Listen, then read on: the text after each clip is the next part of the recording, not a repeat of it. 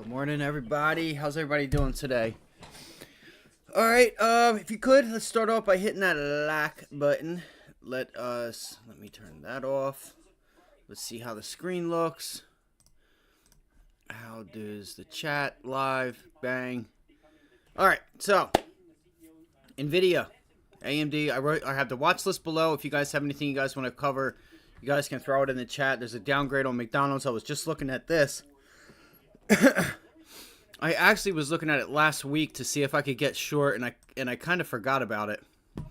We'll see what the Dow does. All right, I'll go over my plan for the day. Just let me get some of this stuff going here. Hold on, why is that?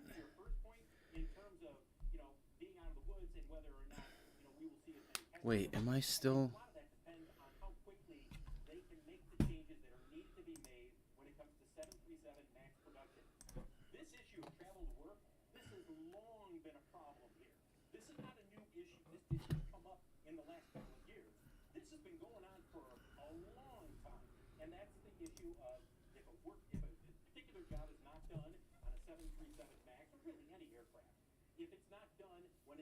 Okay, we're good. It was showing up differently on my screen there.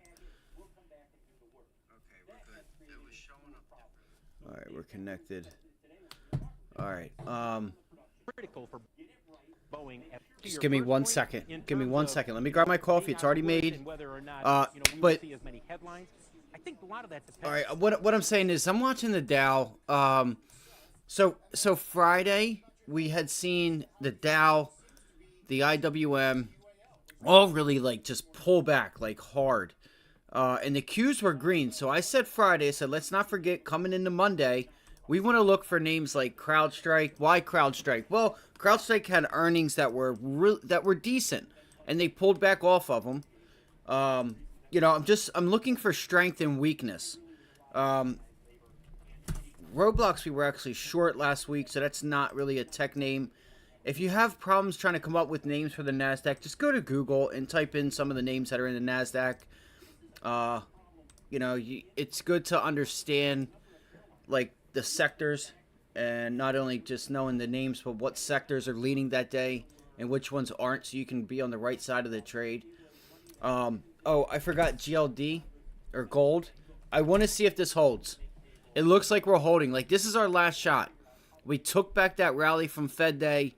So, gold, I'm looking to try and put on a position on GLD to see if it holds here. You're getting a tail on gold this morning. But we'll look at the dollar. We'll see what the dollar does. But anyway, going back to what happened Friday. All right. And look, we're on the top side of that wedge right there. Nice little head and shoulders. Kind of. I wouldn't consider that a head and shoulders, but it resembles it. The Dow. All right. The Dow. Huge down day. All right. Huge down day. Now, what else? Now, there's a few things. Listen, I was not able to make a watch list last night, so I do apologize. But there's something going on.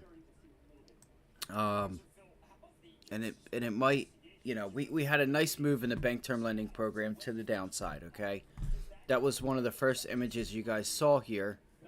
I still have to log into my broker. Or my account.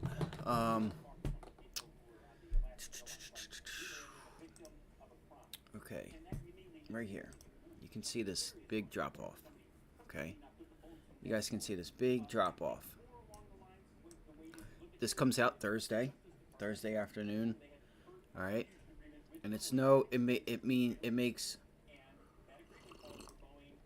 sorry, drinking coffee in the mic. I don't like doing that. But anyway, it makes perfect sense, the Dow, okay? Why is this 15-minute? All right. The Dow.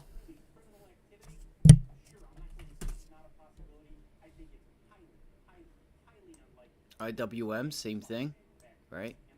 Same thing, nice downside action. What the Qs were actually green on the day. I was looking for this area to become support, just for a scalp long. Never really got down to it. But we closed green on the Qs, not down. All right, so what am I getting at? The SPY was down. Goldman Sachs, down. JP Morgan, down. KRE, way down. Regional banks, down. All right, you guys see a pattern here? Down. So I want to look for banks. If we get a bounce, you know, I don't want to fight the trend, but the Dow's getting ready to come into support. If the Dow comes into support, you know, I want to plan this trade as like going with the market, not against it. So if the Dow, hold on, I'm logging in real quick. Oh, come on. Sorry, guys. I'm just trying to do a multitude of things. If you're new here, guys, welcome. If you could, I know you can, but hit that like button. Subscribe if you have not already done so. We're doing a giveaway at 1,000 subscribers. We get there, we're going to have one lucky winner. Maybe two. Maybe I'll do two. Can't do two without doing three, though. So, I'm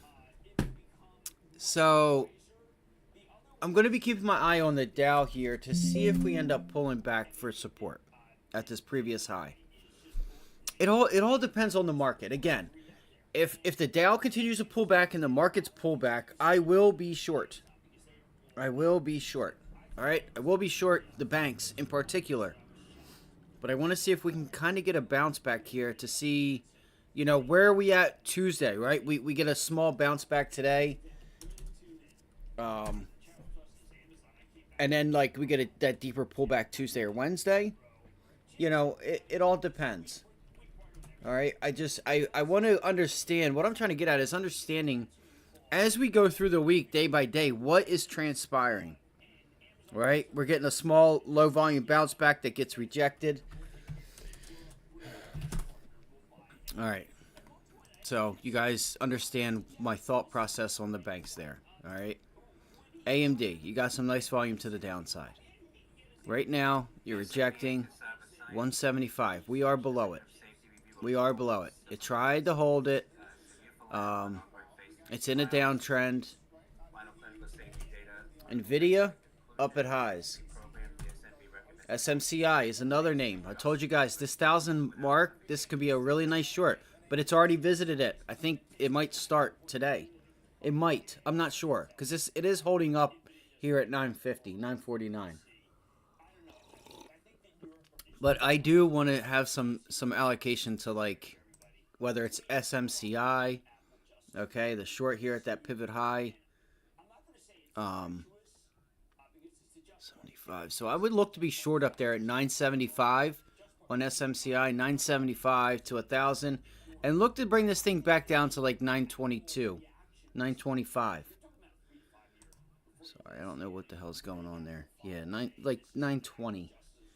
I mean, if you want me to be honest, yep, that's what I'm thinking. I'll pull back to like 920, 925. ARM is another one I have on my watch list. All right, we already went through McDonald's upgrade, downgrade there. I just want to see how these other semiconductors act versus AMD and Intel.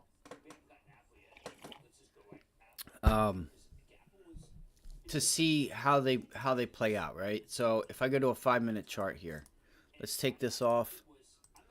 Fuck.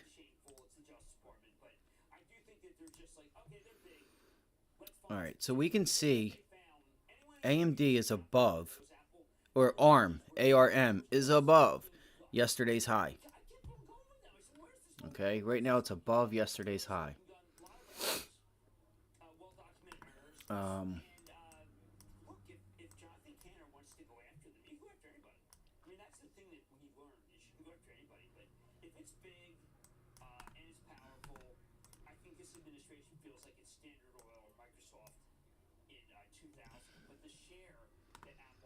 So we can see here, what I'm trying to do is get this up.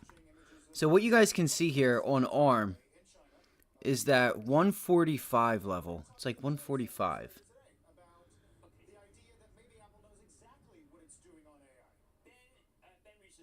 Yeah, 145. 145. You can see we're on the daily chart, we're putting in a bull flag. Just need to see what type of volume we're going to get here. All right, what type of volume are we going to get today? What type of volume? Because the top side of this range takes us back to 145, 150. 145, 150. It looks like it's trying to pull back right now.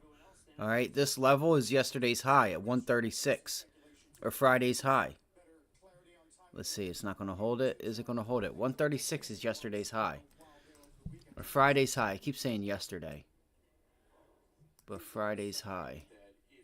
This could be a really nice bull flag here as well. You know, again, I'm going to take this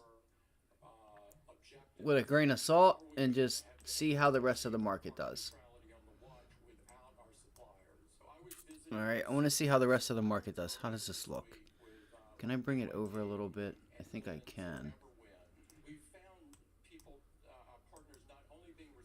What's that look like? All right. See, you guys can't see it. See, this sucks. If I click on it, it goes that way. So that's why I have to do that. Never mind. I want you guys to be able to see the chat. I'll have to run the chats on the screen. It is what it is.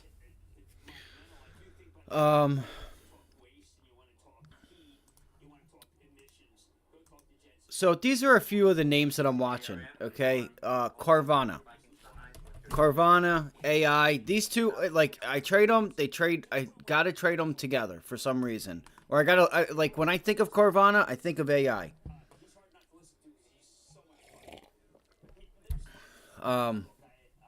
You know, I'm not thinking about it like, you know, I've been keeping my eye on these names like randomly AI, Carvana, Roku. You know, if you guys know me, I've been watching all last week. I was randomly bringing these names up, and just keeping an eye on them. So Carvana, you know, looks like a double top up there. I mean, I think we got to see where this market's the direction of this market's gonna take us.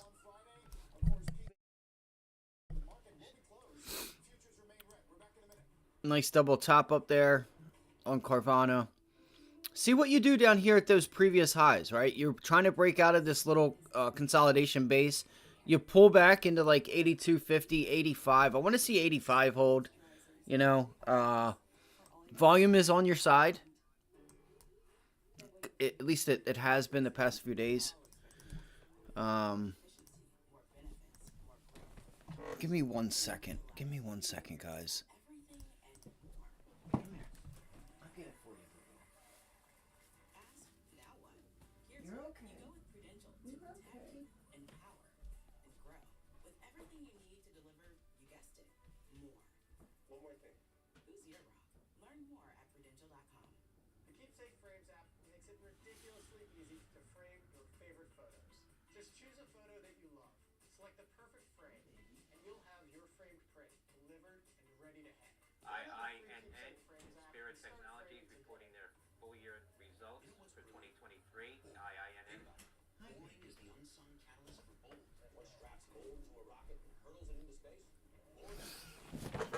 Oh shit, man! Hopefully I wasn't talking the whole time with the mic off, because I thought I can't remember if I turned it off or not.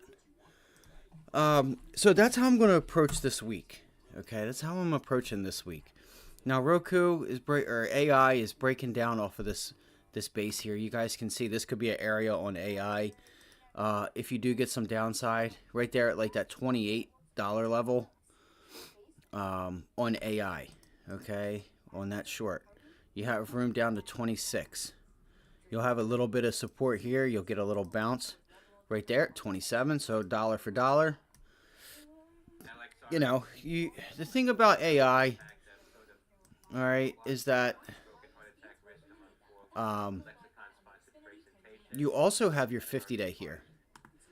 You also have your 50-day right here at Friday's highs. It'll be pulling back down a little bit. All right, but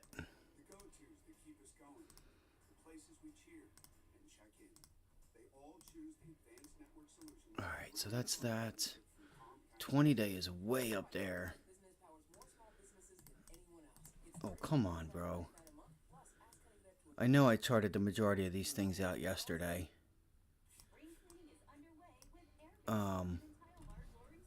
This support level, look at that.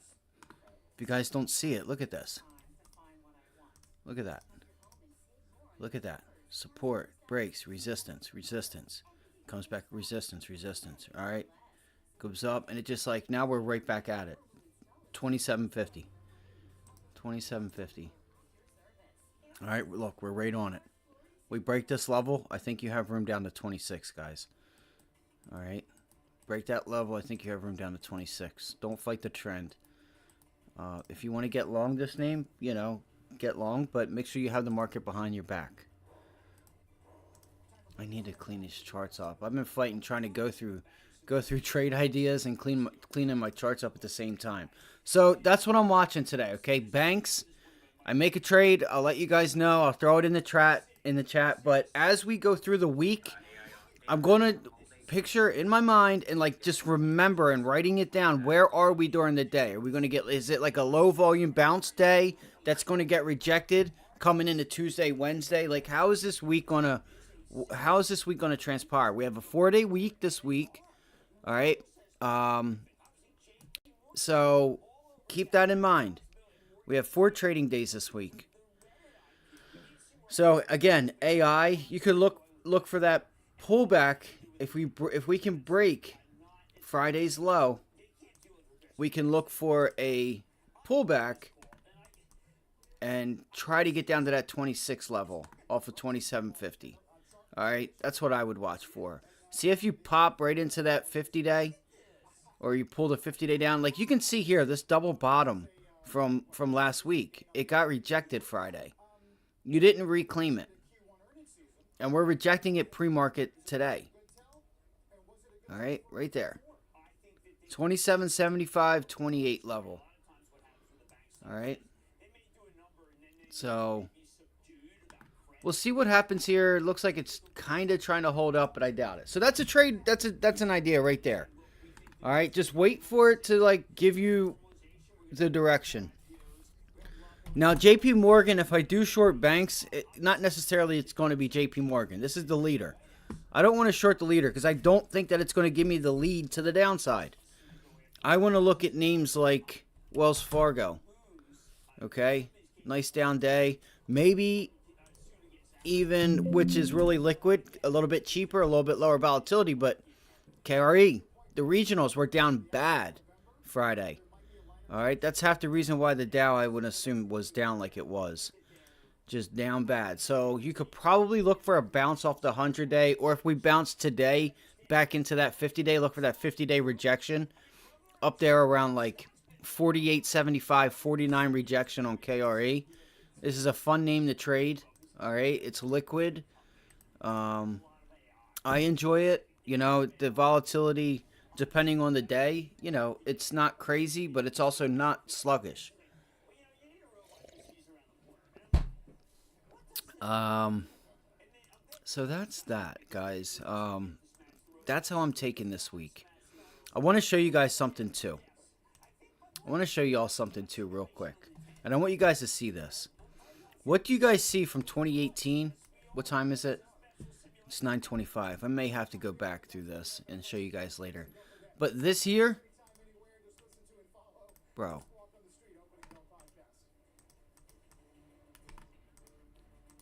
So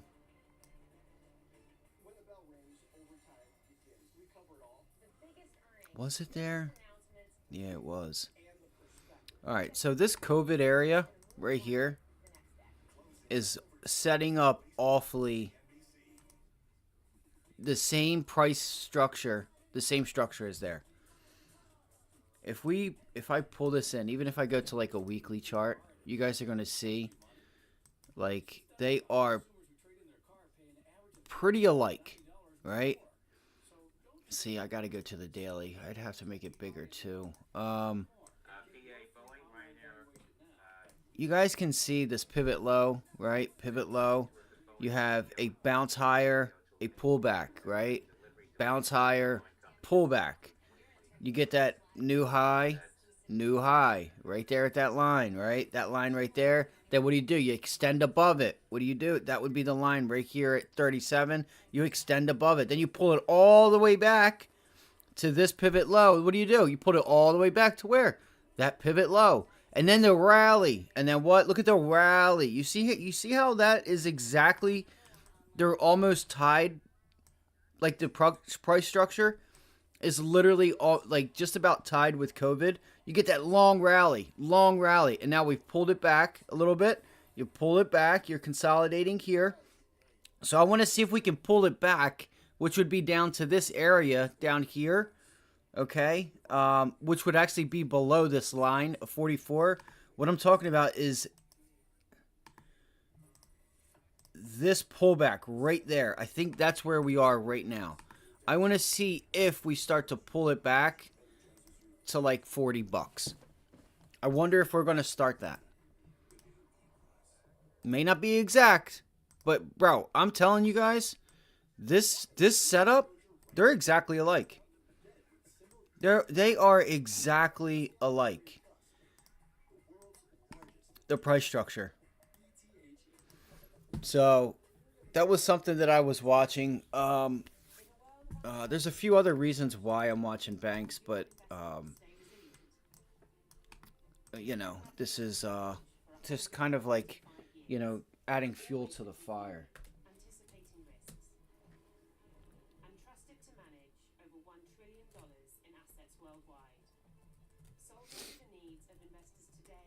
All right, so we have just a few minutes left here.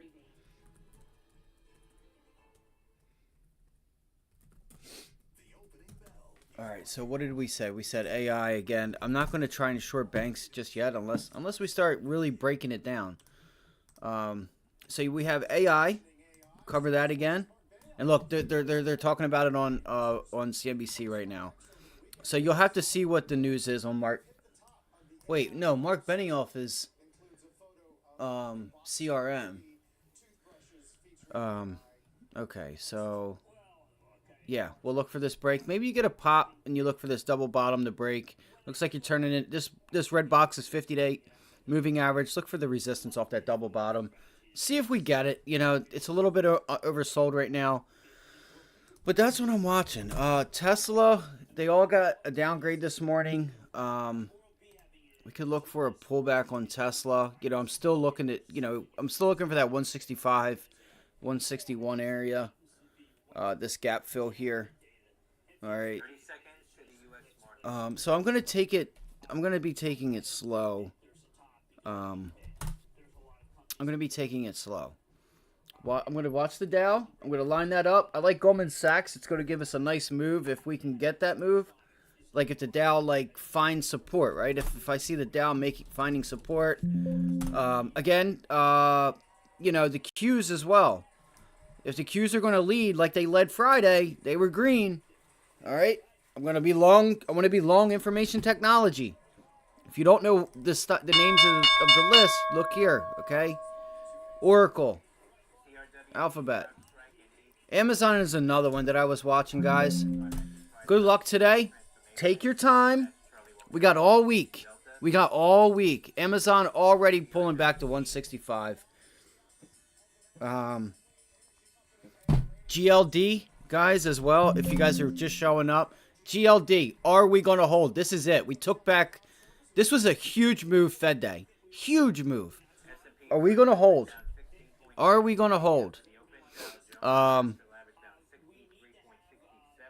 think I might put it on.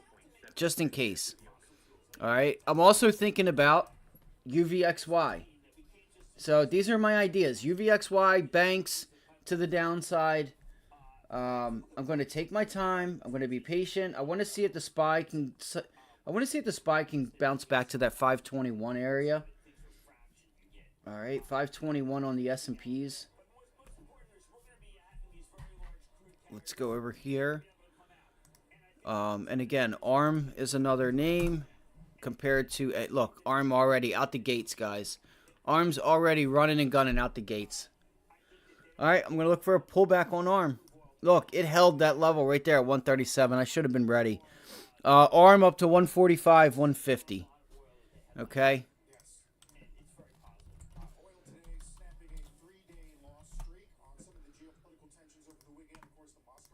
So some of these names have relative strength with them.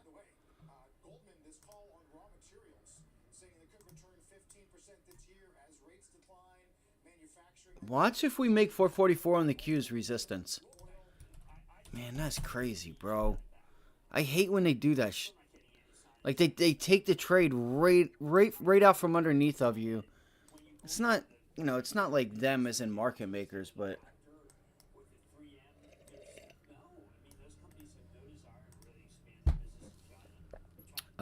and look, you have your 20-day and 9 EMA right here.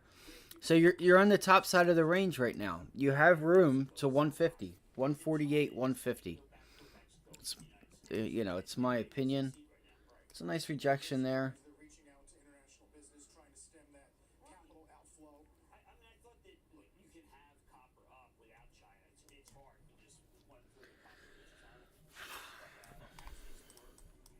That's some nice volume, guys. Look at the volume, man. This is a sick find, bro. Very nice find, guys. That's a really good find. Look at the volume. Huge volume.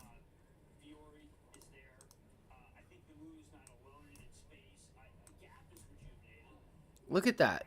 In 2 minutes, you traded over almost 1 million shares. You haven't done that even on a freaking close. So, already, you know, we're starting off good already. At least the ideas are working here. We're in our heads in the right place. All right. Give me 1 second, guys. I want to. You could see that this was going to be that long entry that I wanted there. I was actually going to put a dotted line. Yeah, we should talk about Nike and Lulu. I think there's new competitors to Lulu. And if you guys see anything, throw it in the chat. We're here to eat. We're here to eat together. Not alone and in space. Gap is rejuvenated. I can't rule out Athleta. Look at Gap stores. That's been the hot stock. Yeah. That's been the hot stock GPS. All right, let's see if we can get a bounce back on some of these. Or are they going to continue to be weak on the Dow? I'm not. My Travel Trust mistakenly owns, and I say mistakenly because it's been a disaster. Goldman Sachs is rejecting there at 408. Nike's saying, okay, look, we got to do more work in the wholesale channel, which is Foot Locker. Upgrade today over at Evercore. Yeah, you know, look, I'm thrilled because it's been a very weak stock. But that's about Nike being more aggressive. And my problem with that is that Nike had a really, Nike did not have a good quarter. All right, so I think that there's a CrowdStrike has could have a little support here. Just keep your eye on technology, see what it's doing. You want to find the leader. A lot of people just don't worry. Nike comes back. Don't worry. I felt worried. IWM is really strong this morning. You could look at names like MSTR. Let's go see what. Yeah, look at MSTR. All right, MSTR. Let's go to. This is happening very fast. In the same way that people didn't see Abercrombie, they didn't see. New Balance is being. It's a private company. New Balance taking a lot of share. I think Nike's very worried about New Balance. Look at that, man. Wow. Everything is green. MSTR is up the most. FL is enough. Foot Locker's doing really well right now, guys. I know there was news on that this morning. All right, Foot Locker. Disney's very focused on pulling back. And I think that's correct because they're very focused on keeping Nelson Peltz off the board. I think that. Is this too loud? I'm just wondering. Is that too loud? Developing some strategies with sports that we don't know about. With Jimmy Pitaro, who is loved. All right, Boeing. Boeing obviously pulling back. This thing is. Be careful, Pitaro. No one says that. Everyone says, "Hey, sit down and have a beer." Right, so I'm going to start focusing on some of the names I'm watching here. I did have this up there for a reason. I think it was a gap fill. Yeah, you guys can see that gap fill. Yeah, You're Barclays' pulling point back is into that, the gap. positive See if earnings Boeing holds revisions that are more gap. It may likely to not. go to Or if it 135, turns they were 192 95. into a And rejection. then we have a pretty Let's see if we turn it into a rejection here. You could possibly get a short. You might be able to take Boeing back down to 187.90, but just be patient. But yeah, I think Yeah, the volume. You got the volume on your side, guys. It's not a bad idea. Watch 190. 190 would be your support level. Now we work for Comcast, and Comcast has theme park. You should have gotten short that bounce back. I know it's a little hard to go that quick, but in the absence of having you a know, Netflix business. Yeah. when things The are like new they are, Disney- because I'm trying to that's a figure out break the out of ESPN+. that. This Right, dark box is Disney, the gap and fill. I'm There's a waiting. You gap. mean the skinny bundle? Yes. Yeah. So I don't know. I mean, I'd like to know what it gives me. In I don't terms see of, why we football. can't get back Yeah, down it's to not 190. clear. Well, it may be clear to some, but it's not clear to me. And there's your 9 EMA as This well. is the highest price for Disney since August of 22. Well, look, I mean, is Peltz making a difference? I think that anytime you have someone saying, you guys better start making more money, the tendency is to think, wow, we got to find some ways to make money. You know, they go $5 billion in cost to $7.5 billion. It's like, wow, they have a lot of fat that there's $7.5 billion to find. It's a lot of fat. But then I'm reminded that I wonder if FedEx, 190 is with going its to break Strive today. business, That's its something you could Strive look for going later into the week. restructuring has Watch if found 190 just a huge breaks. amount of fat. All right. FedEx has done very See if well it without any breaks. revenue growth. So Well, this is Mike there's Wilson's that. It's a big nice point, pullback into over the gap. weekend at Morgan Stanley, Goldman Sachs looking at on another operational tear. efficiencies, There was your trying to pullback right there on offset Goldman the Sachs. tightness of front-end rates, All right. which will drive margins higher, which he thinks could Watch lead Friday to and Thursday's higher earnings high. revisions at the index But level. again, Yes, watch I the agree Dow. with The that. Dow's. Let's see if the Dow can start holding up and get going. You know, OPCO raised its price.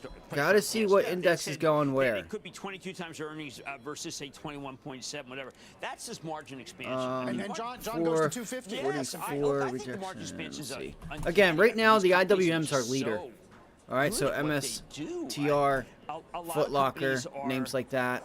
MSTR is actually pulling are back. laying off. I mean, I'm starting could to be hear a also there's pullback another tone entry. which says there's weakness in the economy. Dude, I think every there's weakness day in some my little retail. girl just comes in I and think she the wants one to be follow, by fed the way, right is at Macy's. 9:30. The It reason I say never that is fails. 'cause I Every didn't think day. the Macy's Every bid day. was a serious Like bid. clockwork. And I know 9:30 that bell Tony rings. Spring Dad, gotta just go came get in, Dad and I and thought give me he'd more get a food. chance. And yet the board has said, you know Girlfriend, what? why do you? Can we Let's get have- out of let's this, have them, please? Let's let them in. Right. Where I felt that Macy's had gotten rid of a lot Let me of the go fat make under, sure she's, under Jeff Gannett. So I'm following that one because that's big difference between what If you she's get, ate it all or what. if the buyer comes Again, in yeah, guys, and also gets keep it. your eye I'm on also following it, ARM. McDonald's Because ARM's doing well, and even though gold. AMD Again, there's a and lot Intel going being, on. I know. I'm sorry. Let's say punished. So not all semis are being punished. Let me go Yeah, feed her well, I real think quick. Was it Barron's 2 weeks ago said ARM may be the best Girlfriend, growth if you have tech store food in your outside bowl, of I'm gonna NVIDIA. kick your Renee butt. Haas is incredible, I'm gonna and kick your butt. I regret that I was waiting for I'll be right the back. lockup expiration to buy that stock for the Charitable Trust. Did not get a chance. I think it's a horse. It's doing very, very well. It is this very strong NVIDIA partner. Remember, NVIDIA tried to buy them. And the other NVIDIA partner, just in terms of the food chain, is Synopsys. So NVIDIA designs the chip. Synopsys then goes and puts software in it. It gets it so that there's 200. All right, Fisker's halted for news, transistors. everyone. And then Fisker is halted for news.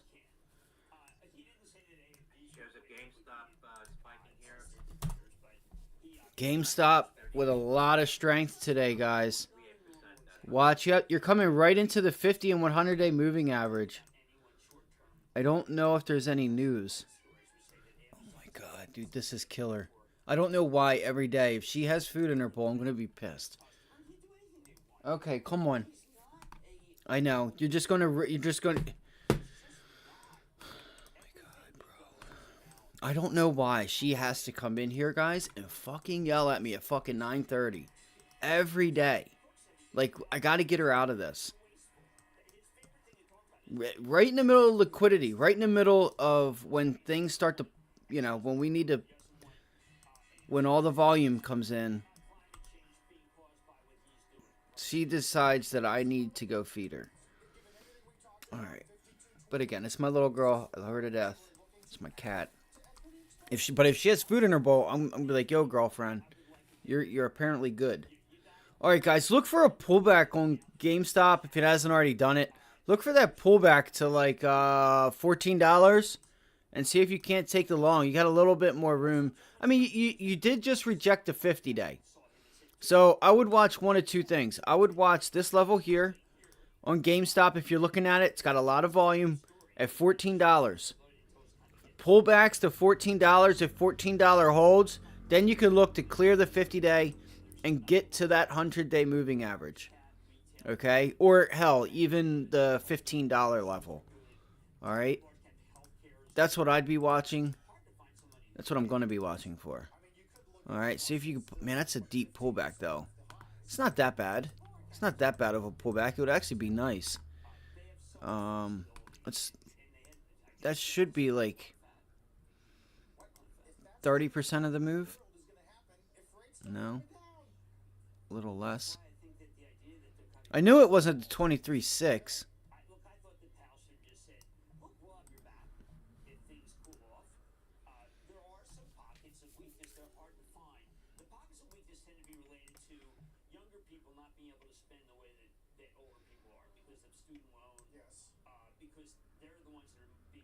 Yeah, I think your real resistance level is up there at $15. So I would watch for a pullback. I would watch to get long a pullback. It may not... Look, it's not even going to give it to you. I think you have room to 15. You're going to need some volume, though. Not that volume there is not going to get you there. That's not going to get you there. Okay? Alright, Coinbase pulling back. So, Coinbase... right up here at 270, 275 area, you could look to start seeing a pullback there at that level. You have a nice double top up there at 275. I know I'm all over the place, but right now it's Monday. I'm just going over some of the ideas for the week.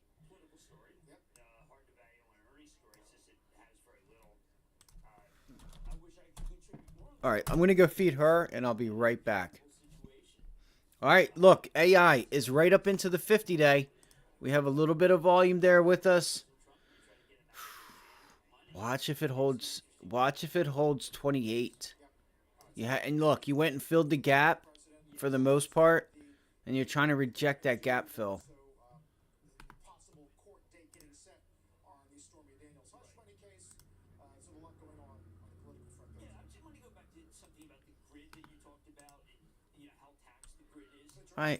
Dude, I hate Carl Quintanilla. Hate is a strong word, but he's such a... He's funny. He's funny. That's all I'm going to say. Alright. If you guys could, hit that like button, subscribe. If you're new here, welcome. If you guys have any questions, want to say hi, hello, something, comment down below. Let's make it a great week. I'm going to make it a great week. I'm getting paid this week. I'm going to tell you that right now. I know I am. I'm going to get paid. There it is, guys. There it is. Just speaking of that. Fuck, man. I don't know what's going on. Demand for electricity has been pretty stagnant for years. And now the 5-year projection of demand growth has doubled in 1 year. Yeah, and now I do disagree with the stories that say it can't be found. There are a lot of companies that are pretty forward-looking and they're not going to have a problem. Obviously, it would be better if we had nuclear power. Dude, this sucks. Damn it. I'm coming, Abby. Damn it, guys. I think they might have just taken that from me. Yo, you're kidding me, bro. You're kidding me. No! No! Bro! Dude, they're taking the trade from me right now. Come on! Dude, what the fuck? Did anybody get it? Did anybody get it? I mean, I'm obviously not going to pay 43 cents when I could have just tried to get in at 28 to 30 on a 30-cent stock, bro. That's damn. You're talking 50% premium there. Did anybody take it? You're up 50%. If you got in, I was literally trying. You got to be kidding me. 50 now. Well, there it is, gang. There it is. Metro Boomin wants some more.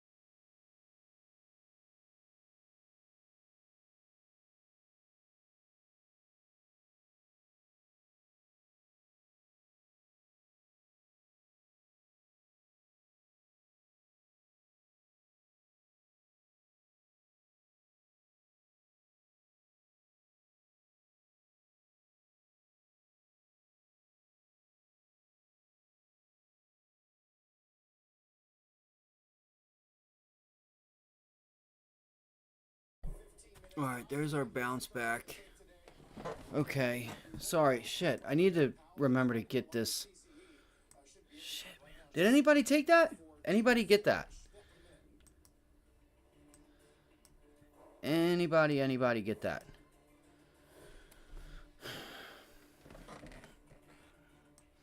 They're still up 53 cents even on the bounce back. I'm not doing it. I can't do it. They've already pumped the volume. They've already pumped up the IV on those. So, I mean, you could try and get it if you wanted to. You just have to understand we just had the opportunity to get short at 28 to 32 cents. And they're 50 right now. Just even on a 35 cent contract, you're paying nearly 45 percent. So I can't. I'm good. I am good. That's a hell of a trade, though. It's a nice rejection there. Man, that's still a lot, man. I don't know if you're going to get anybody to come in here to help you out. That's a nice pullback break test of yesterday's low with a decrease in volume. Man, this is a nice setup. MACD is pretty low on the 15-minute chart. That's the only thing I don't like. If I'm looking at it on a 15-minute chart, that's a long tail. That's a reversal there. So watch out. Let's see if you end up holding, you might have some volume to the upside to come in. But that's a rejection of the 50-day, rejection from Friday's that gap. Nice trade. That's Thursday's low, Thursday's double bottom there. That the low of Thursday rejection, small gap that was there. I mean, that's a picture perfect trade, guys. We gave this one out bright and early in the morning. I still think we have room to 26, but I think right now you may start to have people, because of what just happened, you may have them start to be buyers. And looking at it on a 15-minute chart, that technically is a pretty big tail. I still think 26 doable. I still think you can get down there to like that 25.85 level, 26. But look at the 15-minute chart. That's a huge tail. That's a really quick reversal. See if it starts to go up higher here. We might be able to try out for the long here. That's a pretty sick reversal there. Like a 28.50 or a 28 long. I mean, I'm not pushing any buttons just yet. I'm not pushing any buttons just yet. I know that's a big trade though. I mean, dude, no time. You just had 50% right there. You hold on 1 second, Matt. What is that? Not Verizon. Visa. Yeah, you have to just give me 1 second. Give me 1 second, cause I'm about to bust a move real quick. Here, I just look. There's our first hint at some volume there. There's the first hint of an increase in volume.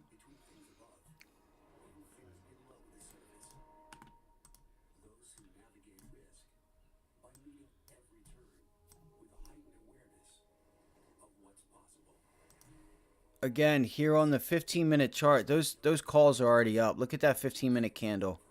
Watch the 90 MA on the 15-minute chart. That's a nice rejection of it. So we're battling two things here. We're battling that quick reversal, all right, off of that on low volume. That whole tail there is low volume. Remember that. It's a low volume.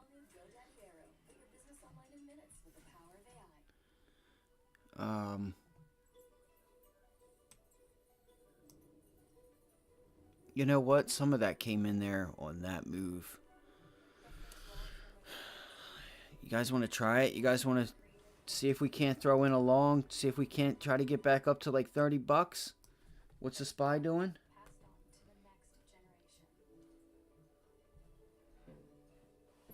SPY's bouncing.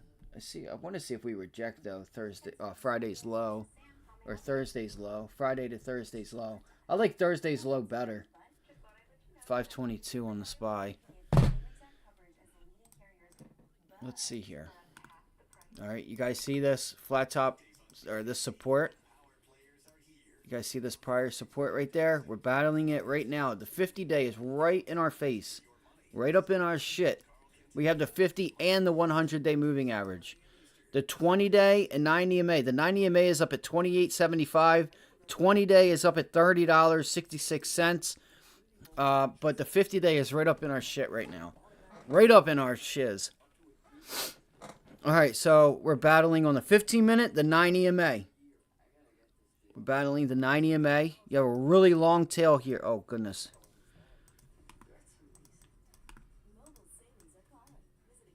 Come on, bro. Sorry, I'm just trying to throw up my level 2 in time of sales. Or level 2. The trend is to the downside. I'm going to make that clear. Fuck. I don't know what to do, guys. I really don't know what to do.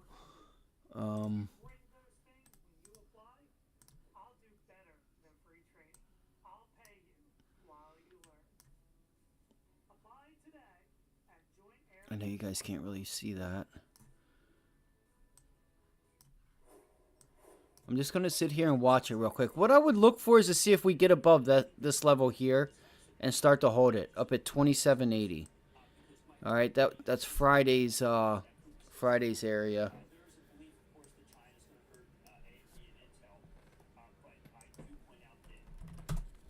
I think AI would be in the IWM. I'm not sure.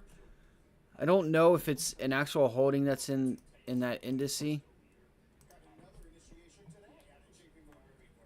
SPY is trying to break out to the upside here.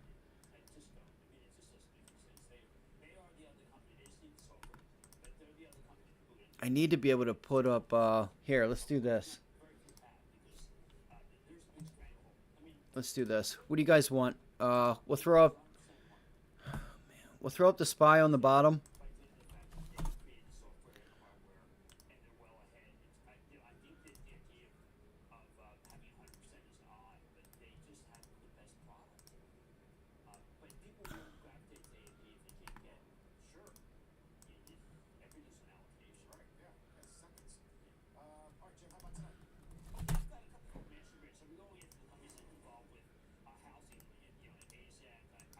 All right, GLD. I'm still watching GLD, man. This could be a nice entry on GLD. It could be a nice entry. Could be. Let's see. You're going to find out here in a second.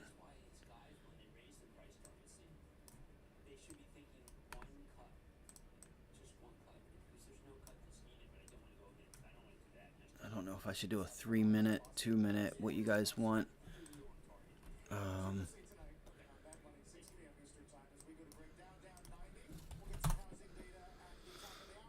Shit. Let me,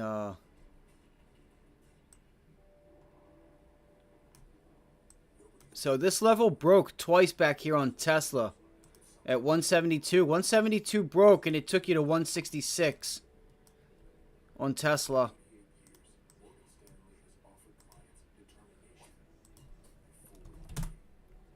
AMD. Trying to bounce back to that 50-day. Let me go here real quick, guys, because I want to see something. All right, 90 MA. We're above VWAP. 90 MA. Rejected on the 3-minute. We're at Friday's VWAP.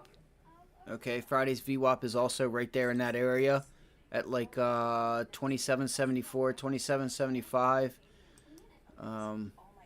Man, that sucks, bro. I was so close to getting in that trade. I was so close. Here, Matt. I'm sorry if you're still here, Matt. Yeah, she's pulling back again. That's a nice downtrend. You're coming right into the 50-day moving average, though. You're coming right up against that 50.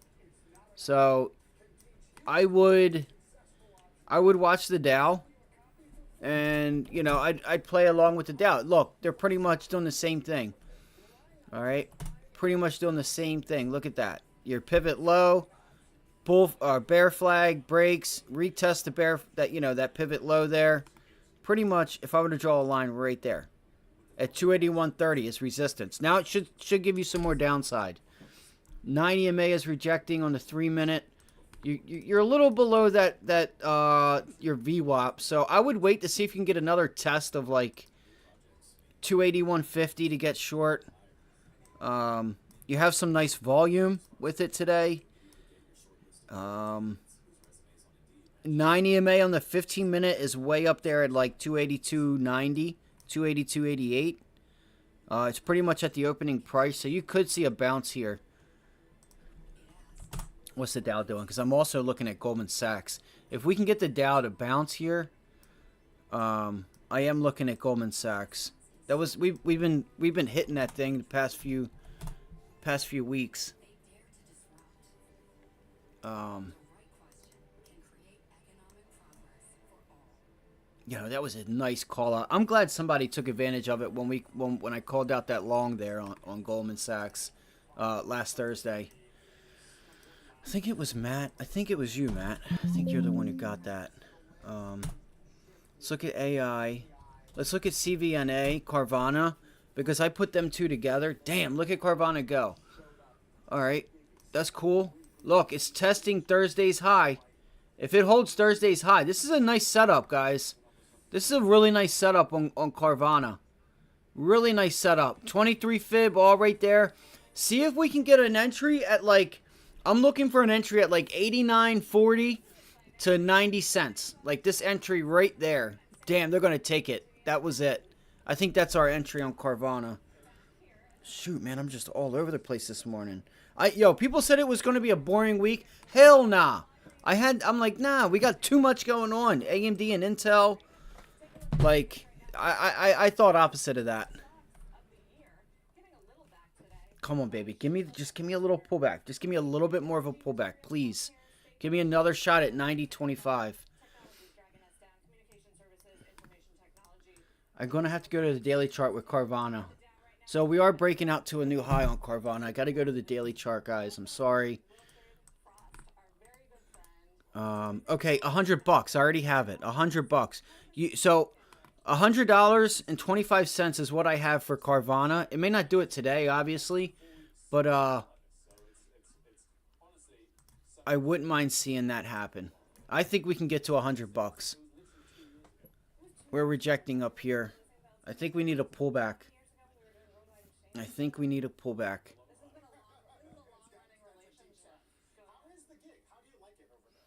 So you have VWAP. Where would my stop loss be? My stop loss would have to be at least a little bit below 88.99. Like, my stop would have to be like anything below the 50% retracement. I'm thinking like that, because look, you have your pivot high here at $89 flat. You came up, you broke through it on an increase in volume.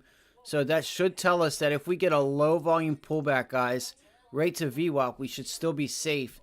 That area right there at the 38.2, 89.40, that pivot high, that break of a high, which had an increase in volume, we should be able to hold this area. So if the 9 EMA doesn't hold, watch for VWAP to hold. See if we can just kind of get a low volume consolidation here. What time is it? 10 o'clock? Maybe 10:20, 10:30. Okay. Just keep an eye on the volume, and let's see here. So we have also our 15-minute trade line also is trying to work itself up. So give it all just a couple minutes for this thing to play itself out. And we might have a nice trade on our hands. I think it did too much too quick. I got to be honest. I think it did too much too quick. As long as it stays above this high, as long as it stays above $90, it'll start to drag that 9 EMA higher the longer it stays up there. All right, so I feel pretty confident about Carvana and AI. I think that's why AI may have had its reversal, because anybody short probably took profits on that pivot low. Again, I don't think of Carvana without thinking of AI. You see how the volume has stopped now? Has slowed down. All right, we just got new home sales, gang. I'll go back to Carvana. Just give me a second. Fuck, I want to get something to drink. I'm going to grab a bottle of water. All right, new home sales.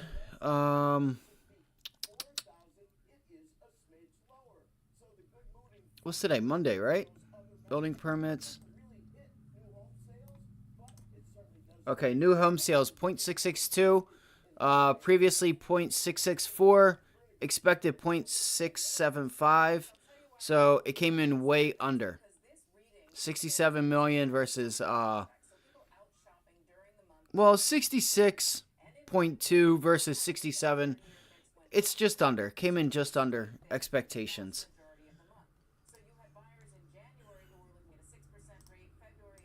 So what we got here, Emma? What did I say with Apple and Tesla? Yeah, I mean, Apple, I'm not sure, but there's a DOJ coming in. It's a good job, bro. But you just don't fight the trend, you know what I mean? It's a nice call. Nice call, man. See if Tesla holds at 171. Just watch out for the volume. That could be a nice hold of, nah, I wouldn't say 171, but I think that's your area right there is 165. I still think we could get a pullback on it. I'm not sure, though, because Tesla has it's already beaten up.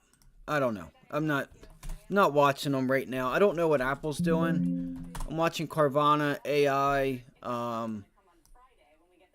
stuff like that. Did you capitalize on it this morning? I'm not sure if you already put on.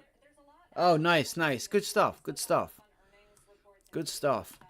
I need to start doing that. I don't like, a lot of people don't do that, so it's like I want to be able to, I don't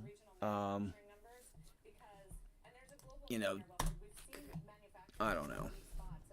I don't know how to say it, but like, if a lot of people are at work and they don't do pre-market stuff, I don't know. Listen, if it makes you money, you got to do it. Whatever is going to make you money in the markets, whether that's buying, selling pre-market, doing spreads, all that stuff. I'm not doing spreads right now because I just don't think that the risk to reward is worth it.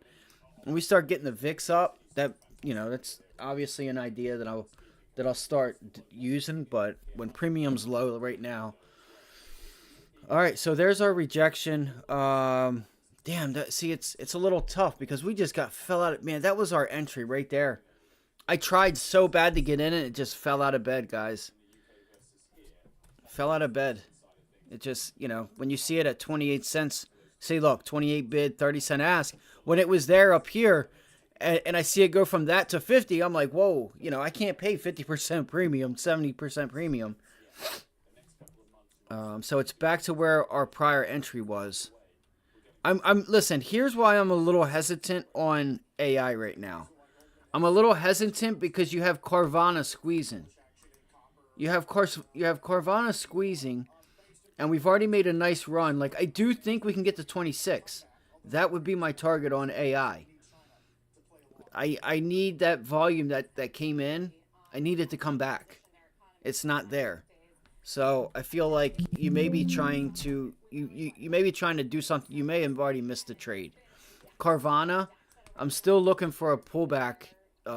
There's your 9 EMA right there. But VWAP is our test. This is your pivot high. I want VWAP. I want VWAP. Wait. That's our previous high. You have 9 EMA there. We could try it. I have $1. I have 125 on the daily chart up here. Is our target? Is $100? $100.25. It's a low volume pullback. Dude, that's a beaut of a bear flag. Or a bull flag. I mean, sorry. Come on, gang. Come on. What do we got here? Look, they're already pricing in a whole bunch on these premiums. Shit. There's no way.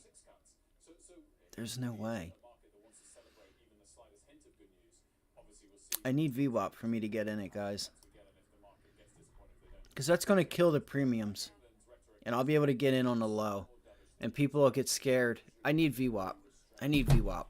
It's proven to be support I want to make sure it's supported. I want to see that it's supported again. Because you could have people trying to enter right now, and then you just get this. I'm not saying you will, but you could just get this whoop, like flush like that, and it'll scare them.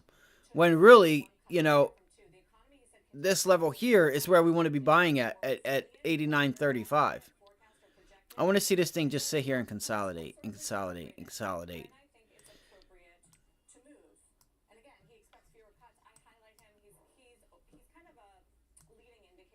Oh shit. See if it goes. See if it tries right now. See what happens right here on Carvana. Watch 90.99.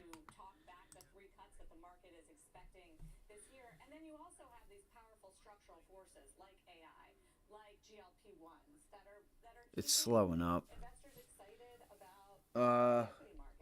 Yeah, I know. I seen that.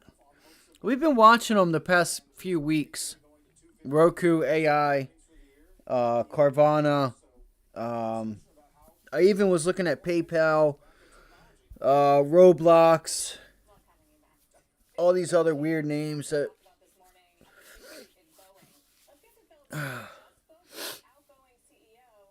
Yeah, AI. I wanted to get short this morning, and I tried. It was just late on the move. That would have paid. That would have been a nice, at least 30%. Even if I bought on the bid and sold on the ask, that would have still been at least 30-40% trade this morning.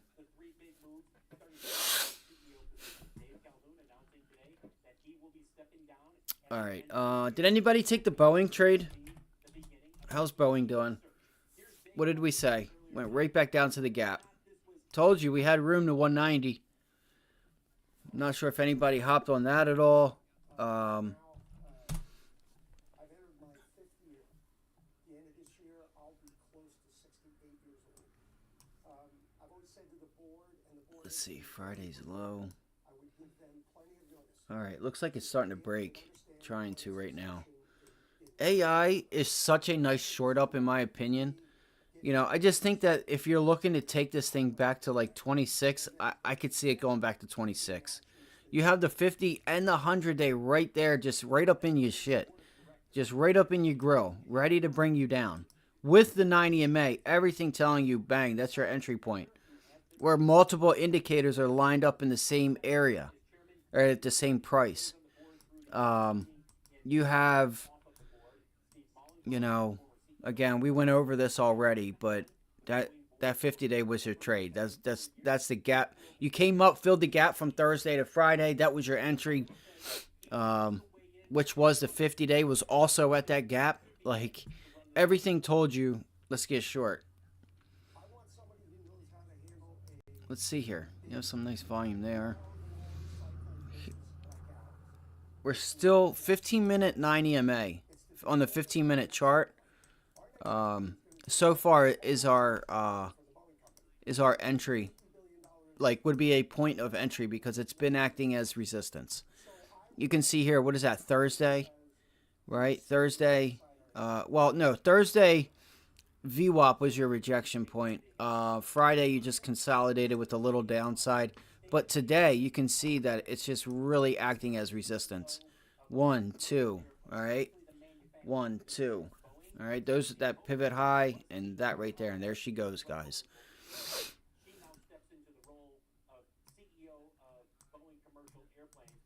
I would also watch Carvana in conjunction with AI because people aren't going to be comfortable shorting AI if Carvana is going higher. They don't want to get squeezed.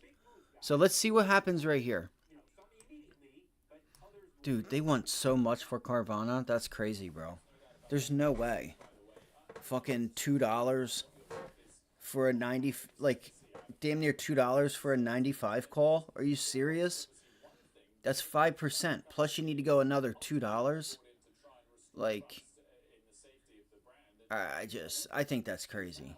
Again, the implied volatility is up. So, GameStop. GameStop is ripping, or was ripping. Let me do this.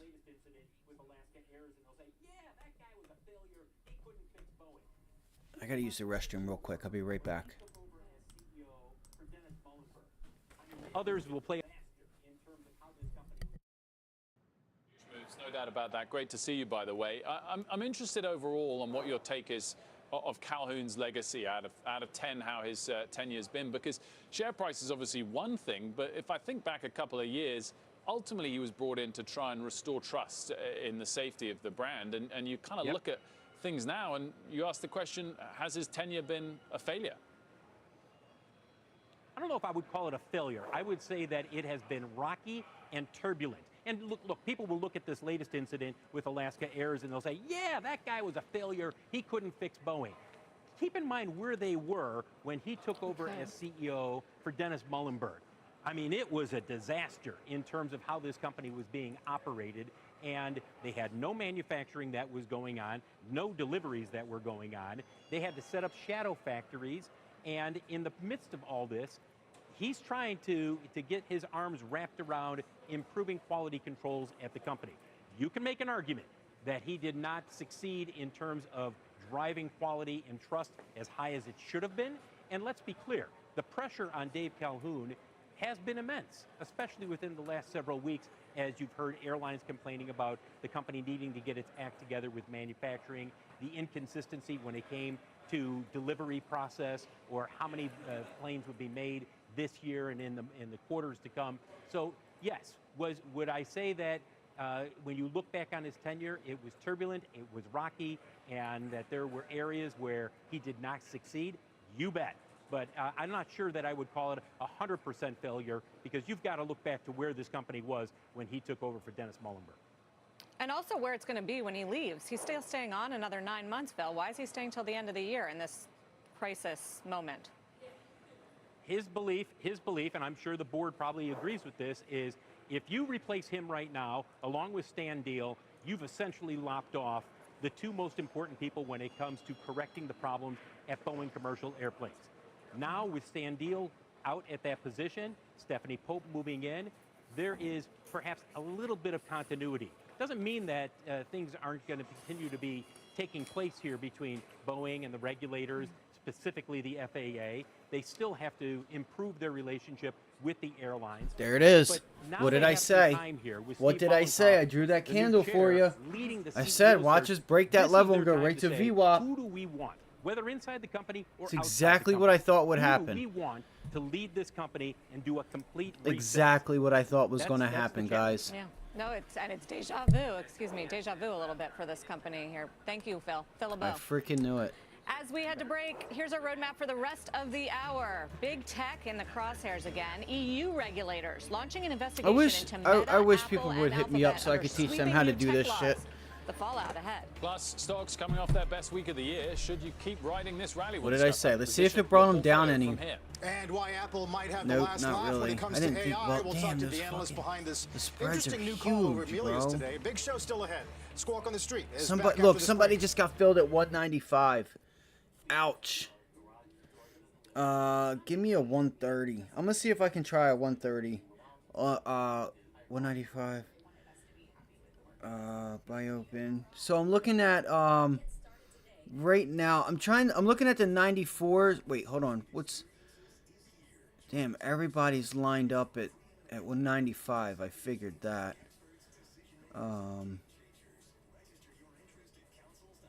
Yo, 211. Somebody just got smacked. Oh no, that's for. Hold on 1 second. Okay, so you want to be in the 90s. So the 90s is where it's at. If you want to buy out of the money, I'd be watching the 95s. That's probably your next best thing. Hold up. Let's do 22 here. Let's see where we're at. Yup, I knew it. They're all at $100. They're all at $100. They're all at $100. Even more so than buying the money. So open interest at 90. 90 would be, would be the area. I want to give this thing a minute. I don't think I'm going to trade it just yet because I need it to, relax a little bit. I need it to consolidate, bring that 15-minute trade line up. like to be able to bring that 9 EMA up, and a bounce right here would do that. If we could break out like right now, start to get some volume in there, we could start to see that happen. I'm just not sure. Carvana's funny. It starts off good, and I'm going back a year. Like this whole time, Carvana's been talked about since they came out with that better than expected earnings, like where they came out and guided higher and said, guys, we're telling you guys we're going to do a lot better. And then ever since it started back from 2023, the beginning of 2023, end of 2022, this thing just has been doing that. You could see it's taken all year, and I tell people that. When we traded GME, we were trading it in October at what was it, like $8? Then we traded it again in November at like 12 to 18 from November to December, and then the breakout happened. What they have it takes a while. We're looking at their compliance report. There will be a non-confidential version of the compliance report available for everybody to see. But Carvana's been taking forever, man. That's crazy. Where Apple can present to us and to the outer world what it is that we're doing. And then we will see if it will open non-compliance cases. It is a really nice consolidation. One of the things we'll look at is, of course, if there this was a really nice consolidation breakout, or a potential breakout to get right the here on the daily chart. Has to offer. That would be one thing. Second is that we have had what we call sort of a regulatory dialogue with Apple, because in that period of time they considered banning web apps. Also, you saw that the Epics were taken off the App Store as well. Don't do it. That was Don't 2 weeks do ago, it. And it was a very strong hint there from Margaret Vestager, the European top Don't antitrust do it. regulator. It's going to go back down to right 88.25. Talking about the focus on Apple, It's it was a strong crack hint it. of what we Nope, got today. look, they held it. EU launching an official probe into Watch the the company fight. alongside Alphabet and Meta. This is the first probe under the sweeping new I gotta get a trade DMA, going, the guys. Digital I gotta get Markets some money Act. going it's the here. tech legislation to rein in big tech. Apple, Meta, they were some of the Look at the gatekeepers SPY. that needed to provide a huge report on compliance, which just came into being like a few weeks ago. Wilfred, clearly she had hinted then, and according to the probe today, has problems with it Apple, broke. Meta, Alphabet. All right, what's that mean for AI? AI is already pulling what's back. interesting here is the timeline. So the law actually was I passed think, November 2022, but they were given, as you said, a lag to allow the big tech companies to fall into line before. Yo, it starts why is this guy officially on applying. fucking And quite CNBC? quickly after it applied, Are you despite serious? a decent period of time for them to work with Margarita Vestager to say, okay, we're all in line. They're coming out and saying you're not What is in this line. dude And doing today's here comment on- from Vestager, she said, had we been able to resolve that, No, I don't- discussion, bro. it would have been solved already. So she is saying, I don't want to "We've hear his discussed it with voice them, and we've like, tried to work with them, no, and they haven't man, fallen this in is line crazy, bro. sufficiently from They're here." really going to start The other having point this on the dude timeline on? from here, compared to, say, the Like, DOJ I'm not a case hater, necessary for but Apple, they've set out today that they'll have a like, decision on go this within stay a year, wherever you were, which bro. for Go all back these to legal wherever it was cases, you're doing. but particularly the EU is quite quick. Oh my So God! I Not think only what- do they what bring we're Carl towards it, but Quintanilla you still get the back sense on, that but they they want to freaking resolve bring this this fucking guy. sensibly going forward, as opposed to bring a fine, bring legal action. By the way, the DMA, the top fine they can give is GLD 10% slowly of global trying to grind revenues, higher. which could be an awful lot We're of going money to find for out at just one 202, regional 201.97 player what to kind happens of hold here. them to account. But you know, 20 to 30% of revenues these three companies have from the EU. You're so they can't reclaiming ignore it. Thursday's But, high. There's a sense here they could work together and get Revenue to a over resolution. what period? AMD is just Last roaring, year, guys. It's a really nice move on to get that AMD. number because it's not broken out. I went on to all of their things by region, roughly 20 to 30% for each of the three of them. So yeah, it's not something they can ignore. The Look other at context, ARM. though, to give this ARM's another name putting in a possible bull flag. It's great to have you here, Doug. And before we get into the DOJ case against Apple on Europe, I mean, it's kind of a pile of Oh, maybe that's why he's there, because of the DOJ thing. the U.S. and Europe be more coordinated here. Well, it is a pile-on, and it would be nice if they were more coordinated. But they have very different philosophies. Dude, the Dow just has no strength at all. It has nothing. Nothing. Yeah. what the conclusion. The conversation. So the Qs are Because leading joining to us the now upside is right Stanford now. law professor Doug Malamed. Doug also Yeah, oversaw look at the Justice Qs, Department's guys. antitrust Just division roaring to as the acting upside. Assistant Attorney General, served as Roaring. Intel's General Counsel. It's great to have you here, Doug. And before we get into the DOJ case against Apple on Europe, I mean, it's kind of a pile-on, and they're going about So it in we very need to different ways. They have this certainly type of check legislation. out, Should the U.S. and Europe be more coordinated here? Well, it is a pile-on, and it would be nice What if they were sector more in the coordinated. queues is going But here? they Let's have very look. different philosophies, Let's have a look. increasingly Let's have a so. look. Have a Europe look. is much NASDAQ more refined 100. No, I want the regulation. The U.S. NASDAQ. proceeds in a case-by-case No, I basis. don't want the I think it's New really Stock important to Exchange, but understand that's that the fine. DMA is a kind of Energy. regulation Energy's in doing the really US. well today. If there's a dispute about conduct, the plaintiff has to show that the NASDAQ particular Composite. conduct was Okay, actually bad, actually Micron. injured Beast. That was on my competition. list too. Under Why the is my DMA, camera off? Because it there's a keeps regulatory scheme, doing what it wants. I that- gotta that reload prohibits, OBS. or has certain Because I turn it requirements on for and then I categories get of frozen conduct. and then I get the frozen question and is then I get whether frozen. the So I'm like, companies fuck have it. complied with the And regulations, it not leaves so whether the everybody can particular see conduct the they're charts. engaging in is actually But that's all, buddy. anti-competitive. And I think that difference in approach makes it Micron. very I was hard dreaming for about both Micron Europe last night, and bro. US before you line in I was there. dreaming about it. This So is a you really sound- good I sense some processor here. criticism. That a hint of criticism. This is a really good process. It's not the camera, it's OBS. I've gotta redo the OBS. You know, it's not my camera's on right now. Like, it's on. I can see the blue lights on and everything. I have a nice camera, but I don't know, man. It's like, you know, if you want to, you guys can send me whatever you guys want. You guys want to send me a shirt, you know, a paper that says F you with a stick figure flinging me out. I don't care. That's cool. We'll open it up, but you know, we'll have a live where we open up the stuff. But I gotta upload the new OBS thing. Every time I open it up, it asks me to, like, if I want to, like, do the new one. So I'll have to do that. And I think also that's why sometimes, like, you'll see like the side image. I gotta refix this. Like, there's just some things that'll look, like if I do this, right? When I pop up Stock Market Live like this, if I have that on and I go to like it's not on when I bring OBS up. Like, it's clicked, the eyeball is visible, it's locked, you got your black box here, but it just won't come up. Like, that black box will not be there.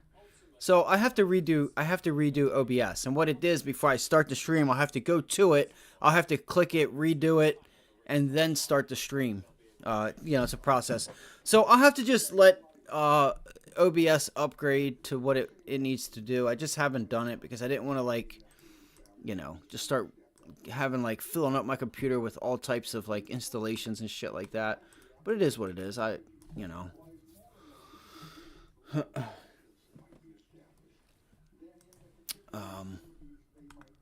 So yeah, I'll get the camera. You know what? Tomorrow or something, we'll get the camera. Like I said, it's on right now. I can see the blue light, but I wanted to work on getting the chat to run down the screen, so outside of this box, so you guys can't even really see it. I don't think you can.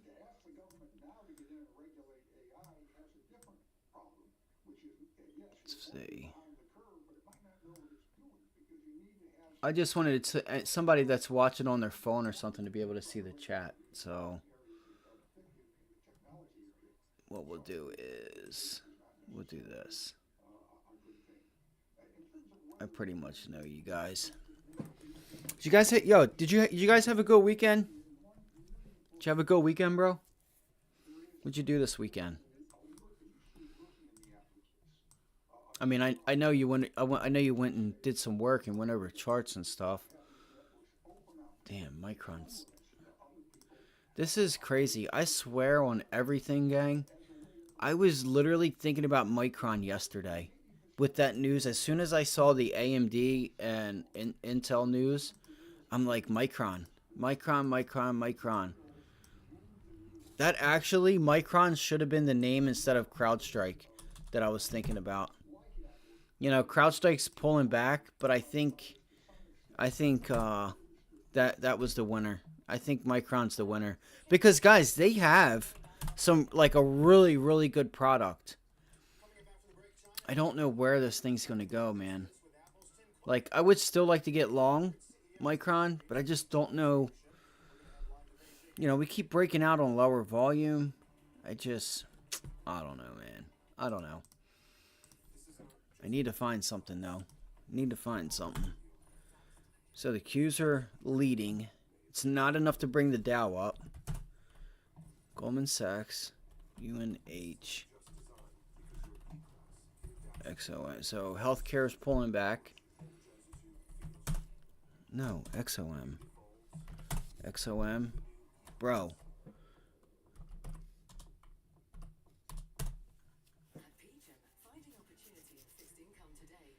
Okay, pulling back. Pulling back here. Pulling back, pulling back, pulling back. Running down the hospital this week.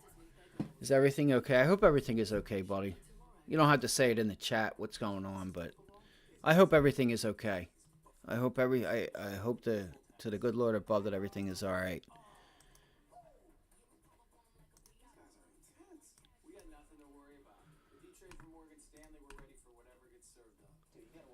Okay.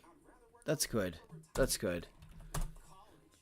Let's just hope it doesn't get worse. I feel what you're saying when you say kinda. So I just hope that it doesn't get worse. You need anything, man. I'm a message away, and you know that.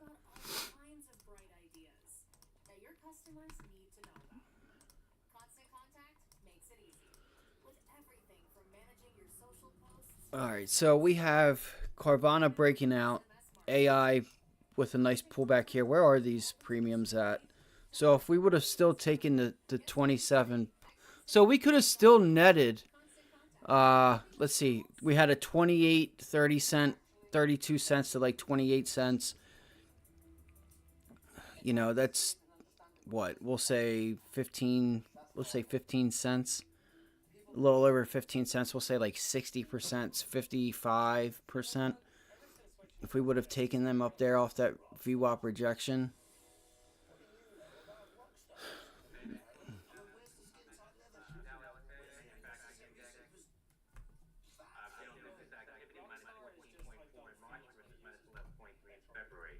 Manufacturing output index minus 4.1 in March versus 1.0 in February. Fed's Cook out with some comments now. Fed's Cook says careful approach to easing policy over time can ensure inflation returns sustainably to 2% while striving to maintain strong labor market. Risks to achieving U.S. central bank's employment and inflation goals moving to better balance. There are risks to easing policy too much or too soon as well as too late. Cook said inflation has fallen considerably. Labor market has remained strong. Path of disinflation, as expected, has been bumpy and uneven. Cook said current low rate of increase on new rental leases suggests housing services inflation will continue to fall. Cook said strong productivity growth could mean faster pace of wage growth is not inflationary. Cook said could be that some services prices still adjusting to increase in pandemic area input costs. Cook said comprehensive measures of wage growth show gradual cooling. Wage growth differential between switchers. Damn, that's a nice short on Tesla. Cook said artificial intelligence, a potentially significant source of productivity growth that will take time. That's from the Fed Governor Lisa Cook.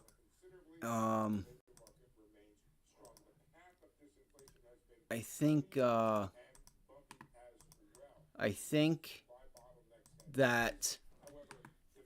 think that it was pretty crazy that when Powell came out and pretty much said, we're good on balance sheet reduction. We're good. We done did what we needed to do. I'm like, what? What? Okay. Whatever you say, bro. You're the man. You know it all.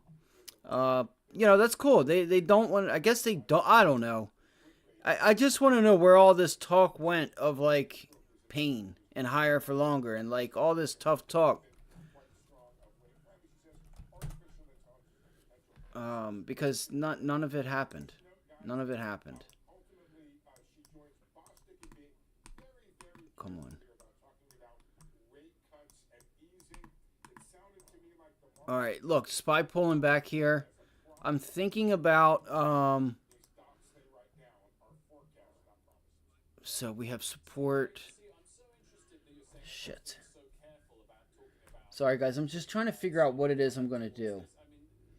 I want to know what it is I'm going to do. We didn't quite get there, but I would consider that a get there at 520.99, 521. I think we got to like 520.90 here. Yeah, 520.89, 520.90. Let's see here. Does VWAP hold? If VWAP does not hold, guys, where are we headed to? We should get down to like 518 on the SPY, that is.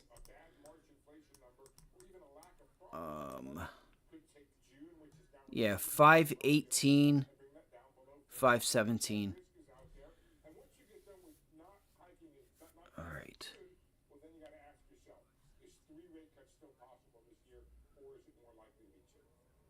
Let's see what happens here.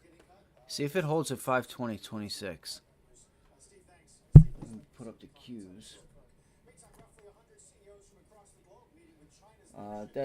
That's your 5-minute trade line as well, with pre-market on. Is right here with pre-market on.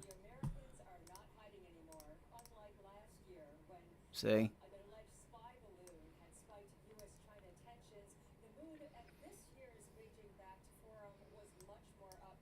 Volume is kind of low. It's pretty low.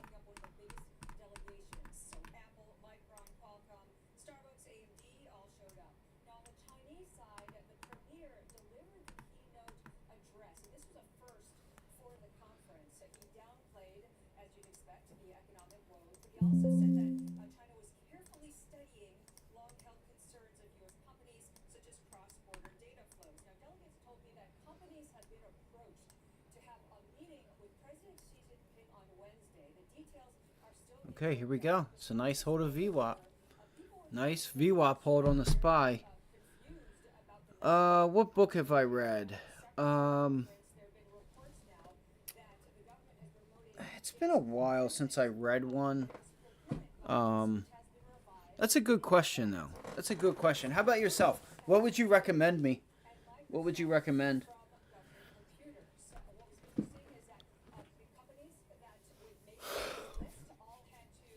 Oh, shit.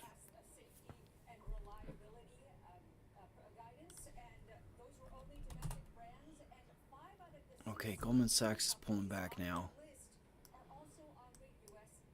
I don't want to take a trade just to take a trade, but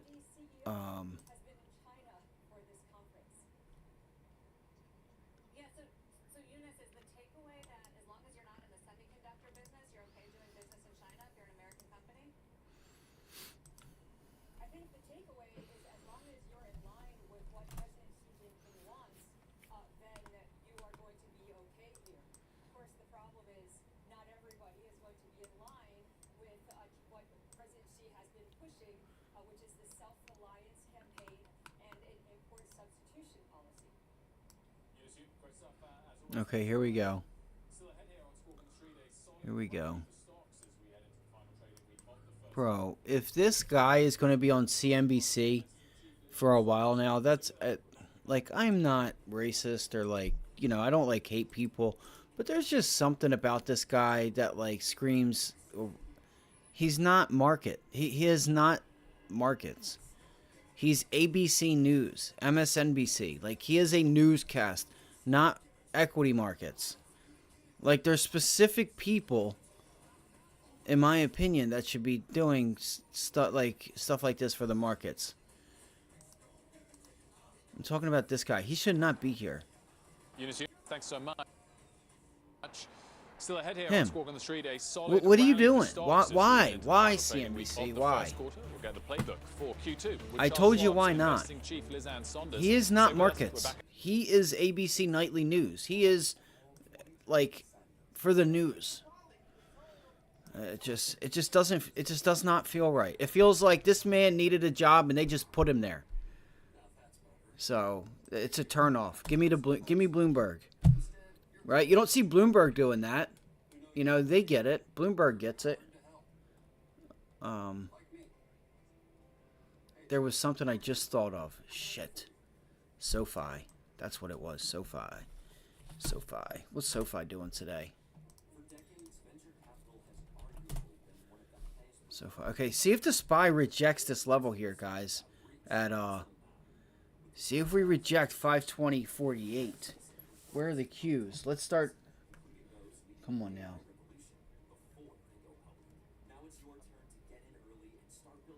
I just think we might have some support there at 444.55 on the Qs.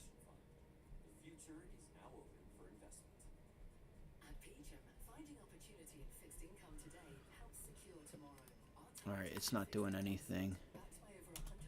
Alright. Whoa, look at Ford!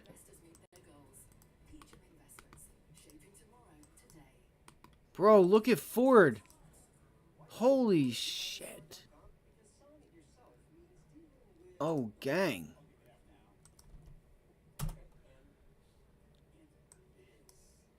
Bro, I feel like the whole sector's getting hit right now. I think Ford's got room. I might put this on. Fuck, I'm going to be buying it at the bottom. Excuse my language. I don't see why... See, Ford's already broken this level here at 1280. If you get a bounce back into 1280 and cannot get back above it, I think 1280's got to be your short on Ford. I'm not sure what's going on in the automotive sector, but this is the start. There's like no volume there. That's weird.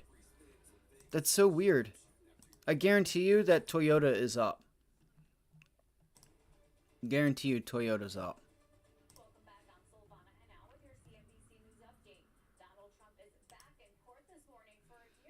Bro, what is going on? Come on. Going up, morning strength is typical. Let's see where we are later. I'm thinking the same thing, Brett. What's old gold going to do? It's giving us our pullback. It's giving us our pullback. GrowGen. Never hit the stop, approaching new high of day. GrowGen. If you guys don't know, MSOS's, your multinational MSOS names have been going up. The reefer names. There we go. That's what I'm looking for. All right. Energy doing really well today.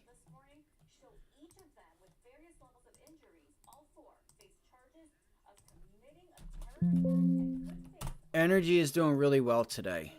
You know what? I'm doing this. I'm done with this, guys. I'm sorry. I keep doing this. Let's put this up right there. Let's go to this right there. So ARM holding up okay. SPY 3 minute. So good to see you. Bro, I think I'm going to be not watching CNBC much longer. You know, I don't want that man to go without a job, but like he belongs on a news station. I'm sorry. Am I wrong here? Does anyone else disagree with me or agree with me? I cannot listen to this guy and his voice and think markets and think him saying we're down 0.23% off news, this, that, the third, and I don't trust him. I don't trust him. Holy month of Ramadan, which ends on April 9th. Wolfert, I'll send it back to you, and welcome back. Thank you so much, Silvana. So good to see you.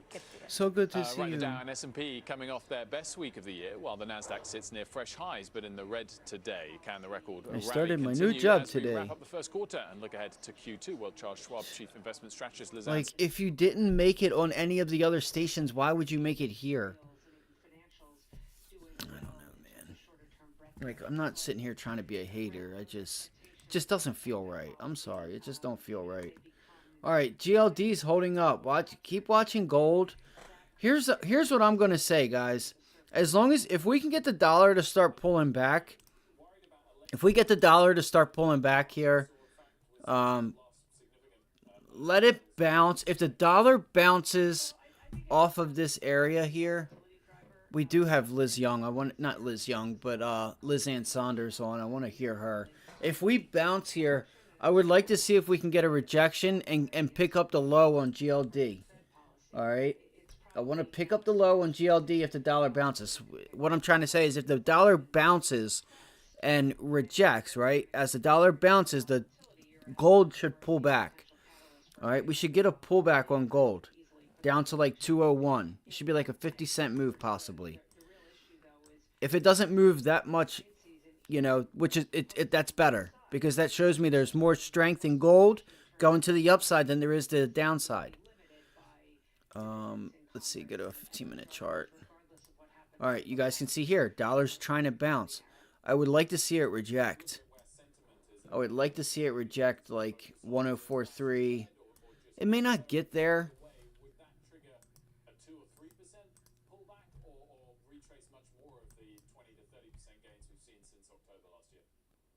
That might be it. This might be the rejection. That might be the rejection. I'm going to turn this on real quick because I want to hear her. The real issue as we go through campaign season, hearing what's proposed on both sides, the likelihood of those proposals actually turning into policy is likely to be limited by divisions in Congress and majorities, regardless of what happens with both houses, that are likely to be fairly narrow. When you look at where sentiment is at the moment and the main indicators you focus on, is it flashing red or just amber? And either way, would that is it trigger just amber? A 2 or 3% pullback, or is it flashing red? Much more of the 20 to 30% gains we've seen since Chuck, October last year. It's not flashing at all. Sentiment is no doubt on the frothier end of the spectrum, but we all know that sentiment at extremes often serves as a contrarian indicator. The timing associated with that is incredibly variable. And I wouldn't suggest anybody look at sentiment, either when it's overly frothy or overly dire, as some sort of moment in time trigger for a contrarian move in the market. It's really Chris, can I ask you a question, bro? That then establishes maybe when this guy comes on here, does it feel weird having him on if you haven't already seen? They must have given this man a job. He started his new job this week. He's telling everybody, good to see you, good to see you. It don't feel right. I'm just being honest. To me, it doesn't feel right. Sentiment can get frothy and stay there for an extended period of time. This is a nightly news type of guy. Perfect example. Perfect example. Acting as a condition for a move down. Which do you think is a bigger risk for the market right now, Lizanne? Oh, it's what's her name? Economy and earnings. You guys remember when CNBC had that goofball ass mother flipper on at 8 o'clock? How long did he last? He lasted 6 months, and they got rid of his ass. He needed a job too. It didn't work. Listen, it didn't work at other networks for a reason, bro. You belong for nightly news type shit. You're the one that sends off the motive, right? You get the agenda out there. You're not in the markets. Right? I might just go back to Bloomberg. Right? There's a reason. If it didn't work there, what makes you think it's going to work here? Look what happened to the last guy. That's all I'm going to say. Look what happened to the last guy. Now they got, what's his name, Brian Solomon, who belongs there. Okay? I feel like he belongs there at 8 o'clock. They got rid of, what's his name. Yeah, that didn't work. Let's scrap that. Guess what? You're going to be scrapping this man too. Like, stop. Come on. Stop playing yourself. A deceleration. It's just not right. I don't think that should be represented as the base case here. I don't know. When you talk about risks for the market, I think they're making the wrong move here. Although, Lizanne, you have noted that the dual mandates in greater focus. We had the Fed chair. Like, I'm not trying to be mean to that guy, though. Like, you know, he needs a job. This is what he does. But, like, just go to, like, MSNBC or something. Not CNBC. I know you thought it was funny, Carl. I know you did. 2 months ago, we had the much hotter than expected jobs report, and that came in conjunction with the first of two hotter than expected. All right, so GLD, look, we're getting that pop now. What did I say? The dollar pull back. Look for the dollar to pull back. Jobs report last month, which quelled some of those look, and it's starting to pull back off of this level. I think the combination so I want to see if we can start getting that. See the with regard to the I don't like where the RSI is. That way down here. I don't like that. It's still got a lot of room to the upside. That's what makes me nervous. We could be seeing a big day on the dollar. If we start to bounce here with volume, well, you're not going to see the volume, but just be cautious of this, right? right? turn CNBC Just be off cautious after of you that see level. those first two payroll And and unemployment rate headlines. Get the this real pulling story. back, You have got breaking to out higher. stay tuned and Hopefully. and Hopefully this use doesn't the happen. fine-tooth comb to look at a lot All of right, stuff. what we could do is we could go to the 10-year. We can look there. This is trying to reject, but maybe is it trying to reject or is it trying to hold 4.2? My question, again, big picture one, is just what you make of seeing some insider selling. I don't know, and man. that kind of picking up the See, ratio this could to be a insider nice buying as breakout this sort of pullback. stretched, It starts to hold to levels it hasn't 4.2, been since 2021. and before you know it, you're back some at of these big highs. tech CEOs are so ludicrously So, wealthy that $100 million sales. I'm okay with here or not there doing isn't that something big, right but now do you because take we're note of about to that sort of find thing on out the what's risk? about to I happen. take more note if you get Right? You guys extremes on see the that? insider Look at buying, that. This end of the could be spectrum versus the a selling. There are so many reasons test why that's actually might take insiders us might be higher. selling. It could be simply because Might not have that much further to go. become significant. Maybe They 4.3. might have other, in some cases, where it's personal been. reasons. So I don't tend to put as So, much weight when it's on the you know, selling end of I the spectrum don't know. versus on the buying end. Lizanne, great to see you. Thanks so much. You too. Still to come, Apple shares deep in correction territory now. Will it have the last laugh when it comes to AI? We'll discuss with one analyst who thinks so. Find out why after the break. He said, the dude said, are your signals flashing red? Like she has a bunch of shit up on her screen flashing red. Like, bro. I don't like it, man. There's nothing wrong with him. I just don't think he belongs in the markets. Just doesn't seem right. It doesn't seem genuine. All right, now what's her name? The girl, right? The girl that's on here at 10 o'clock. She traded Forex. She was a Forex trader. She at least can ask questions and knows what she's talking about when they bring CEOs on and stuff like that. Not that some of the stuff isn't already pre-written, but... All right, so let's get back to the markets. What are we seeing today? Outside of Lucid getting $1 billion from the Saudis, we're seeing energy go higher. That should be good for GLD.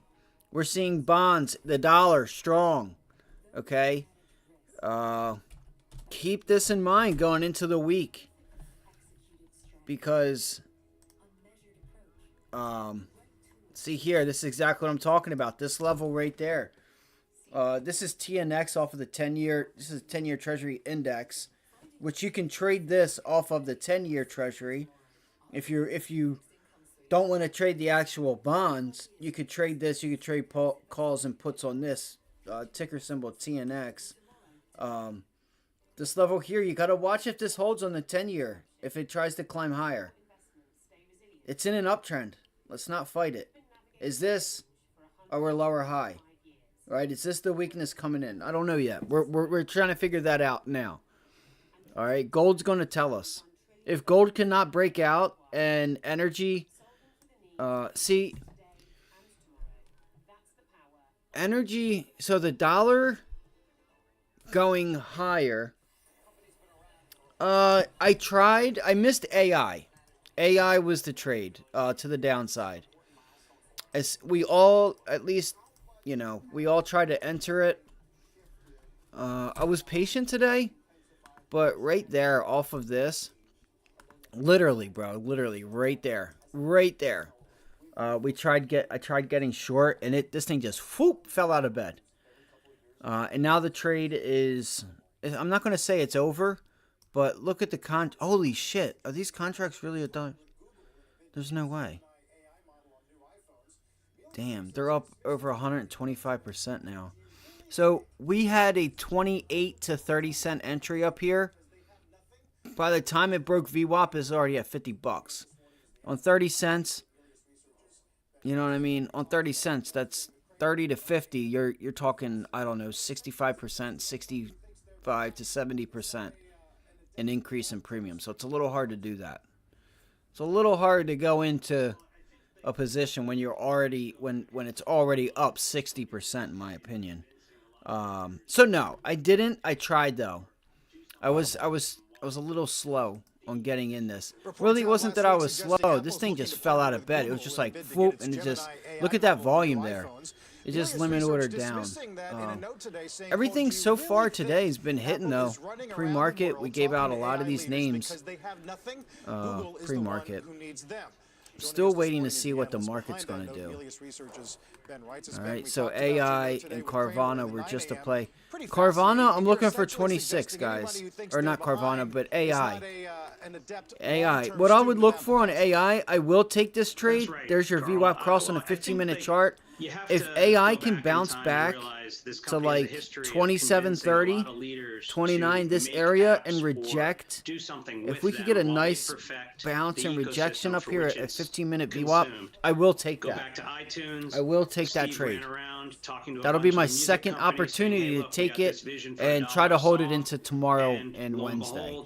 So let's see if we can get a bounce here. His coercion, his convincing 3-minute chart. really helped. This was a nice the trade world though. then. It paid pretty nice. It paid a lot better than I thought it They would. didn't necessarily make all the apps for the iPhone. They made some. It's only down but they made everybody 2.6%, else's so I apps think we better can get a and bounce made it so you can enjoy and still them. take I this think thing they're doing the further same and thing get that in AI. 26 by Yes, tomorrow. they're talking to Google, but they're talking about having Google be one of the Just many keep your eyes on the models options. you have When we access entered to, this so that twice, this new kind of app store they were at can 30 take cents, advantage of 28 AI. cent And I bid, think 30 they're cent probably ask. They doing went it there again. twice. And Tim knows how What to do I do mean by this. twice? Well, after the first move, we begin to get clarity on the end game. shut up, Carl. A little punk ass. BIT, you know what? So when we came off the 50-day, it was 20. It was like 30-cent bid, or not 30-cent bid. It was like 28 bid, 32-cent ask up here. On this bounce back, you got it again right there. You got 28-cent, 30-cent price for those for the options I'm watching. Are going to be 27s. But honestly, here's the thing. You have a lot of volume. Wait, that's the call side. Shit, I'm talking about put side. What am I doing here, bro? Hold up. Yes, 27 put side. All right, 27 put side is the strikes that I was looking at and am looking at. Why is there like no volume over here? Like all the volume is on the call side.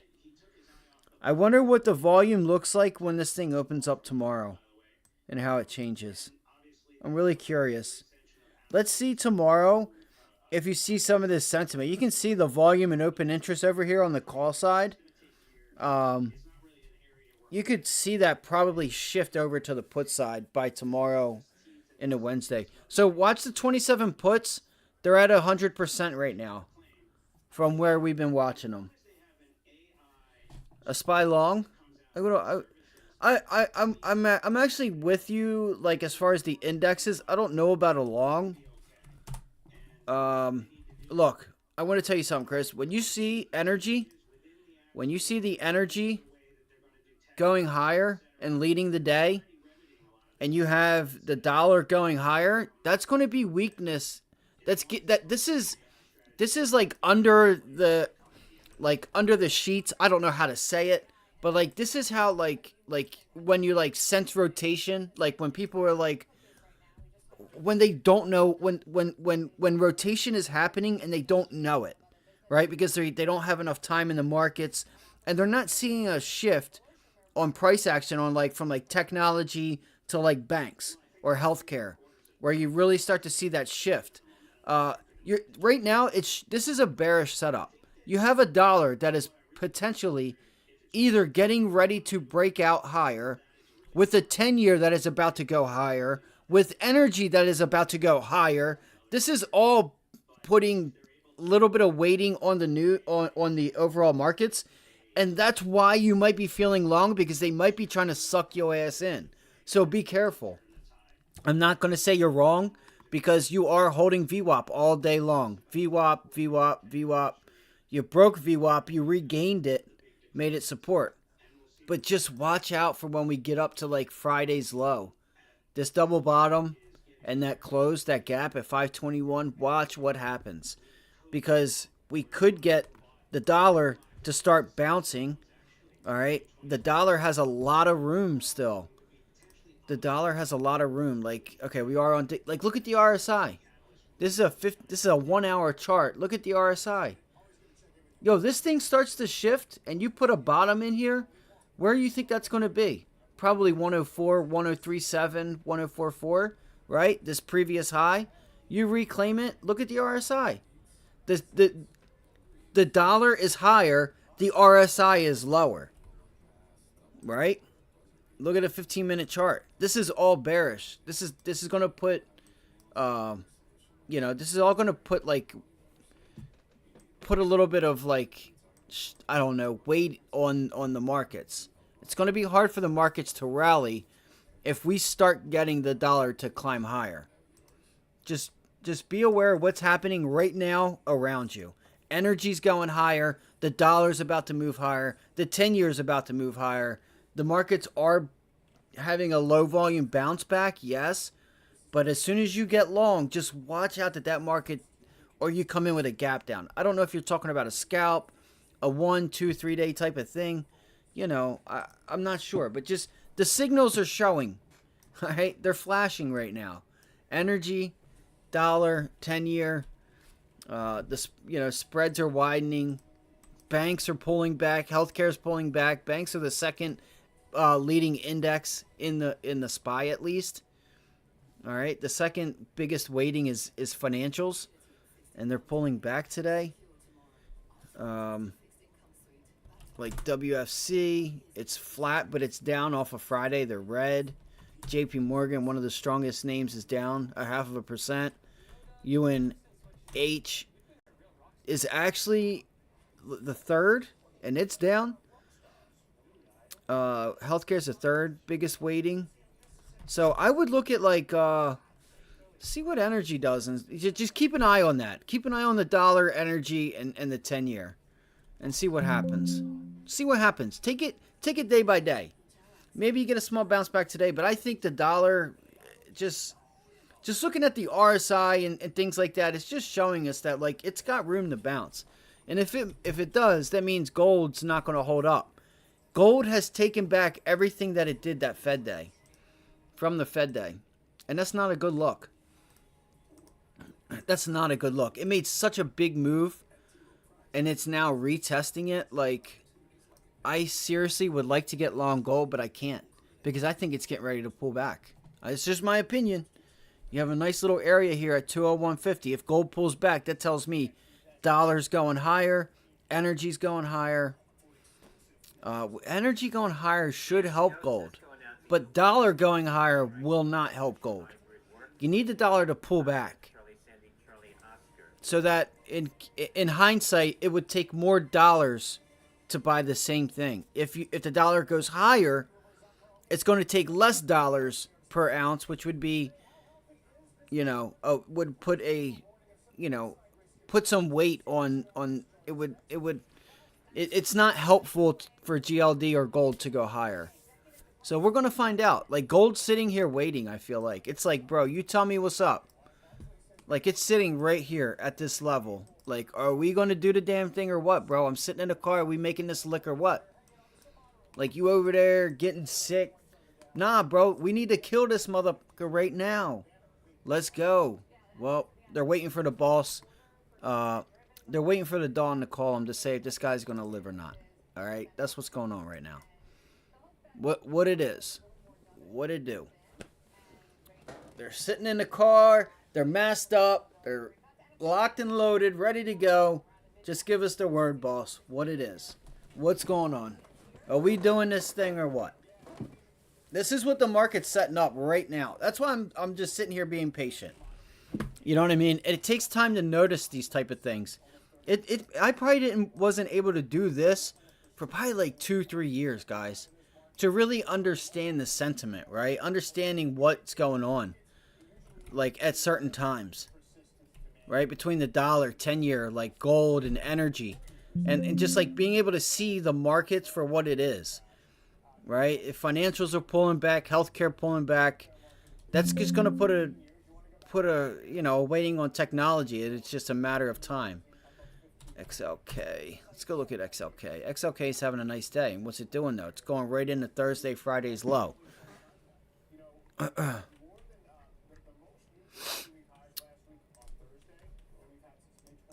go here. They did. Here's the thing. What if the dollar does pull back and break? Let's see. What is that? A 2-hour? Let's go to the daily chart. It is a little higher on the daily chart. I think today. I think the long would be tomorrow for the markets. It's hard to say though, man, because you could come in with a gap up. I don't know. I don't know. Well, I think we're not far from that because we never did have one of these refreshing pullbacks. The leadership, the momentum leadership, this has been flagged for 3 or 4 weeks now. Look, technology's red, guys. We could buy the dip. See, technology's red, energy's green. It's going to put a hurting on some of your names. That's going to help to get this market higher. Look at the world. Let's look at the world real quick. Okay, so red, kind of green, kind of green. Looks like we're headed for this, if I got to be honest. Looks like we're going from purple. You see how this is all like green here in Canada? Consider it the United States. Like a lot of this stuff will move west, right? You can see how this is green, but there's more there's purple and green there. Right, you can see it's going towards red. China, Japan, Middle East and stuff like that, India, they've already went red. Are we going to go in that same direction? Are we going to go from nice and green to pull it back? We're going to find out.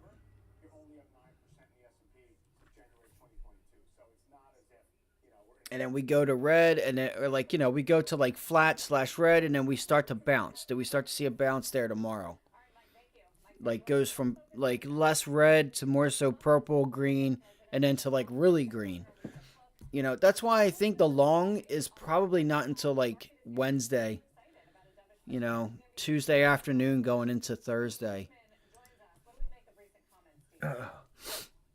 Again, all this stuff is just my opinion, though. Don't. Make your own decision. I just want to show you guys like what it is that I'm seeing. Oh shit, Disney had a nice upgrade today. I forgot about that. Shit. Look, it rejected right at that 120. I knew it. I knew that's where she was headed. I knew it. She was headed for 120 and she made it.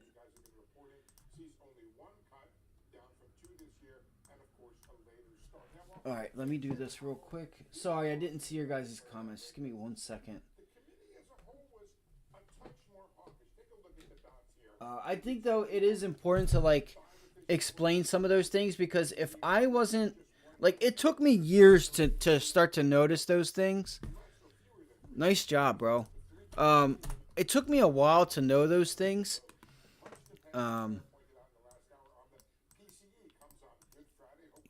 We can obviously see the trend is to the downside. I just think when a lot of these things happen and people just don't see it because they haven't been told or can't picture it, it helps if you're told those kind of things. 521.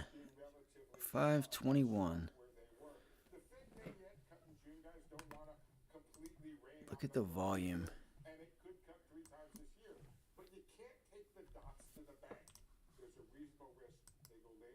I wouldn't mind trying to get short right there. I think it's got a little bit higher to go, though. The volume is just poop today.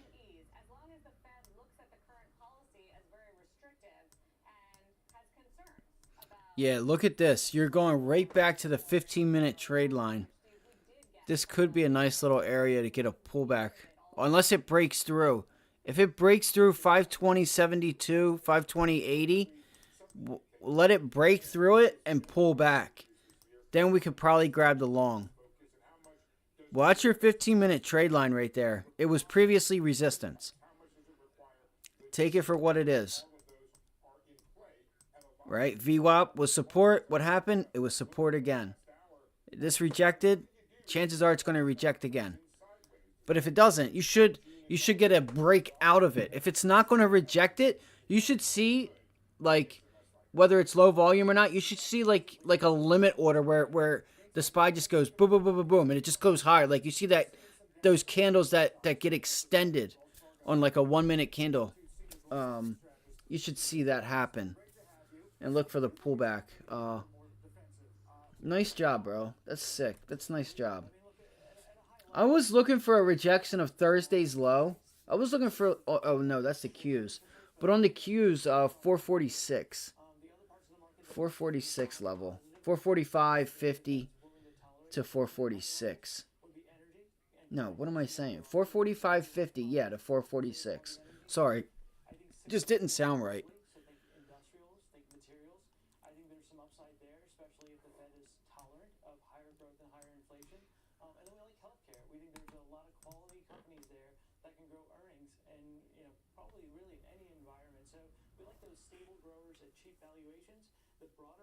Yeah.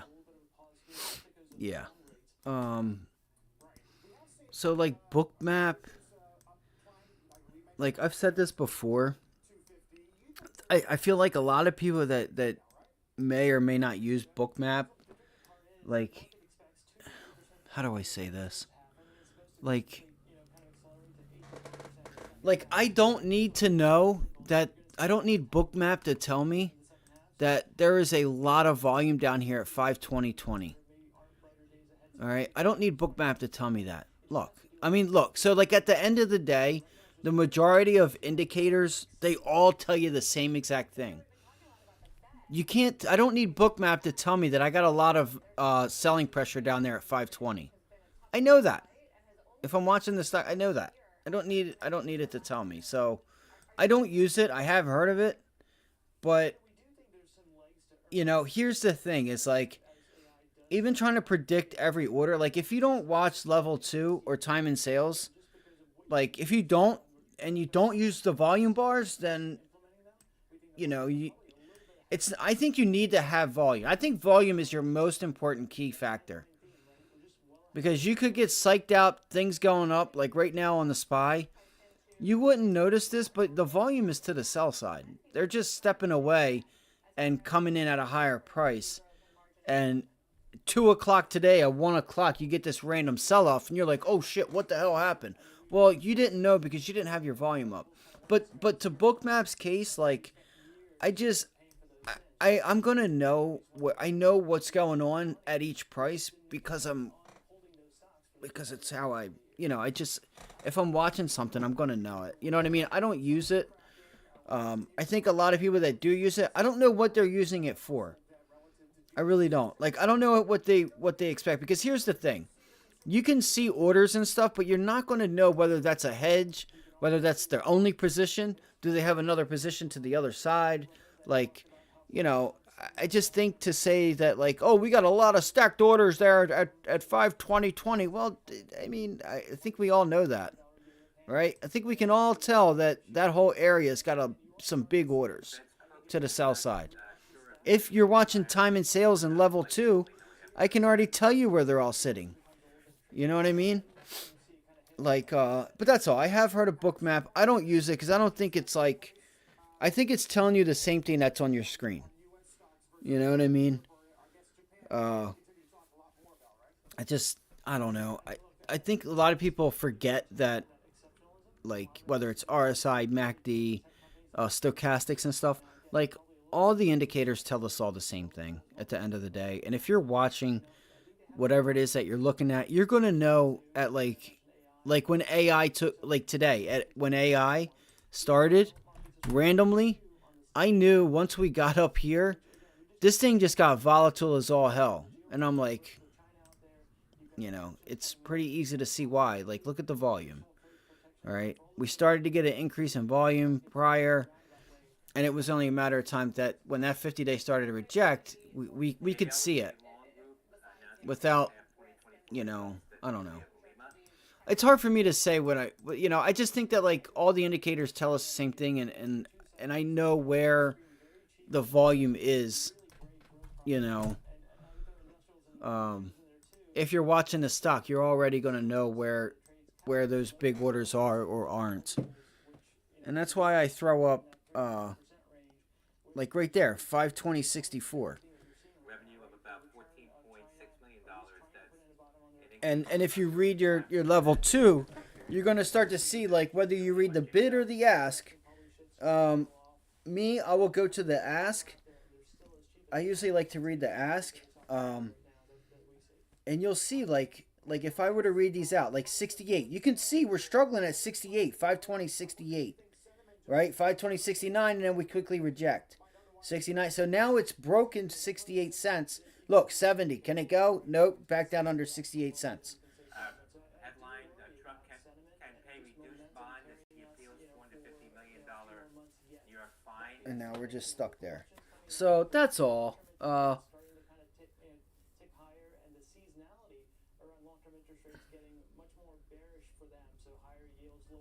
Yeah.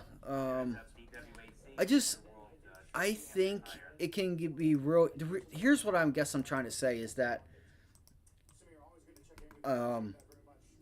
you do too much and you're like it's better to keep trading simple is what is my point. Because if you have like 1,000 things going on at once, you know, you're going to be doing too much than just saying, okay, you know what? Here's my long. Here's my short. Where's my stop? You know what I mean? So, and just understanding that Bookmap is just showing you orders. Like this is pretty much Bookmap as well, right? That's pretty much Bookmap as well. Where are the orders stacked at? Where are they at? You should already kind of know where they're at. Like, look at yesterday's close. You're going to have a lot of selling pressure up here at 522.25 to 522.27 on the SPY if we get there. I already know that. I don't need, you know what I mean? I don't need this thing to tell me that. You know, I don't need it. You know, and you'll also see when you do the, you'll also see, like, this is a nice little double top there. Let's see, here we go. Let's run it. That's what I say. I knew it. I knew I should have fucking went short up there. God dang it.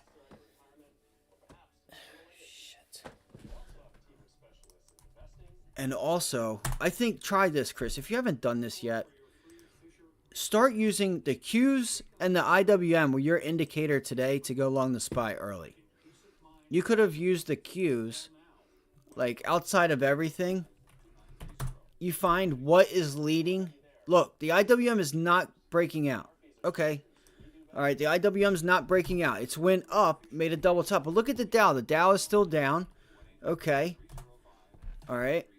If the Qs continue to go higher, okay, if the Qs break out of here, I should expect the Dow to start to bounce. I should expect it. But more so, I know it's probably a little too much. The Qs leading, the SPY will follow, right? So that's the Qs, right? They are coming up on, not Friday's close, but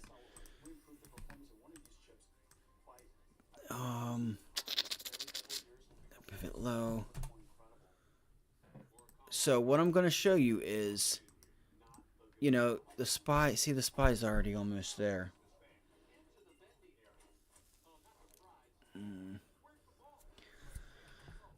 Fuck. I don't know, man. I don't know how to explain it, but like this morning, like you could have just looked at the Qs and said, "Bet I'm gonna go long the SPY." And I'm just going to follow the Qs. I'm going to follow the Qs. Now, the IWM. Okay, here it is. Right here. Here it is, actually. I'm sorry. You see the double top that the SPY's putting in? Possibly right here. Right? There's that double top. Let's go to the Qs and the IWM. QQQ is putting in a little bit of a higher high there. Right? Look. Watch this. Watch this. The IWM flat, double top. Let's see if this starts breaking down. Where's the Dow? The Dow is putting in a new low. Let's see if the Dow starts to sell off here a little bit. Look. Is it going to? Is it going to? It's going to go slow because it's not that volatile. Let's see if it pulls back. And let's see if... See, today is weird. Today's weird. Let's see if this starts pulling back. And see if the Qs or the IWM doesn't start dragging the Qs down. Or the SPY at least. I don't know why the Dow isn't following this thing back up there. That's crazy. There's so much weakness in the Dow right now. Look, see how it's starting to sell off or pull back? VWAP has been support though. I don't know what there are these days. I mean, I do know because I've done it so many times that you can use the indexes. Like you'll find the leader and just use the next one down. Like if the Qs are going higher, the SPY is going to be right behind it.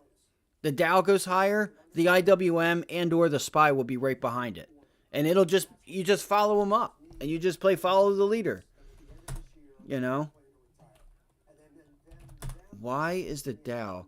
So this is like weird because the Dow is still making lows. And the SPY and the Q, like there's just so much like weird shit going on right now. It's so weird. Normally it's never like that. They all follow each other to an extent.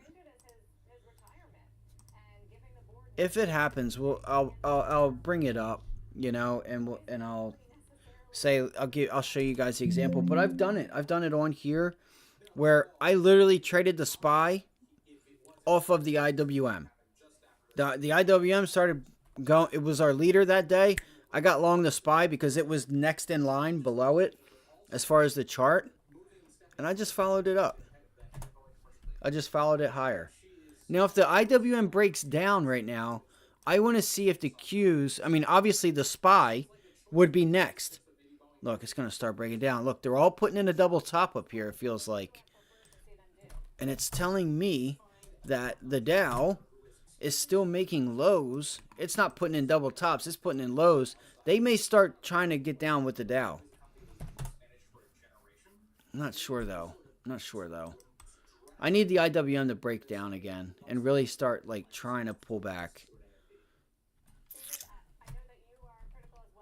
But yeah, Bookmap, you know, if it works for you guys, you know, whatever works for you, and that's all that matters. Our job's to make money. The U.S. Appeals Court allows Trump to post a smaller bond of $175 million within 10 days to guarantee civil fraud judgment. Oh shit. Let's see here. I gotta log back into my broker.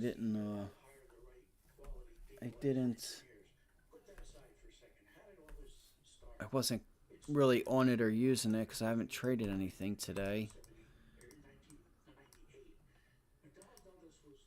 I do want to find something though, I tell you that much. Look, I had a feeling gold wasn't going to hold up.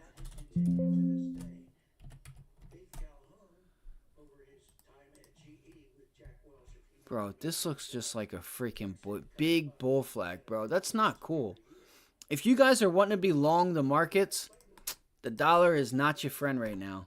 It is not your friend. It's ready to rob your ass. For real.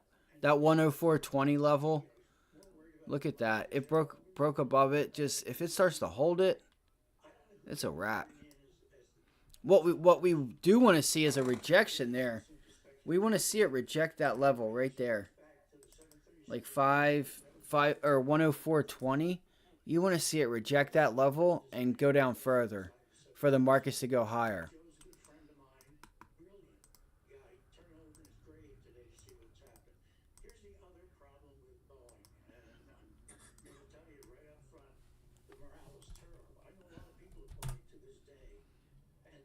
Okay, Goldman Sachs is flat. Come on, Dow. What are you doing, bro? Financing of renewable energy, more of a fiscal matter, not something the Fed deals with. A lot of research that needs to be done to understand the impact of climate change on financial stability. That's from the Fed's research. Well, here we go. Here we go. I knew it. I knew it was coming.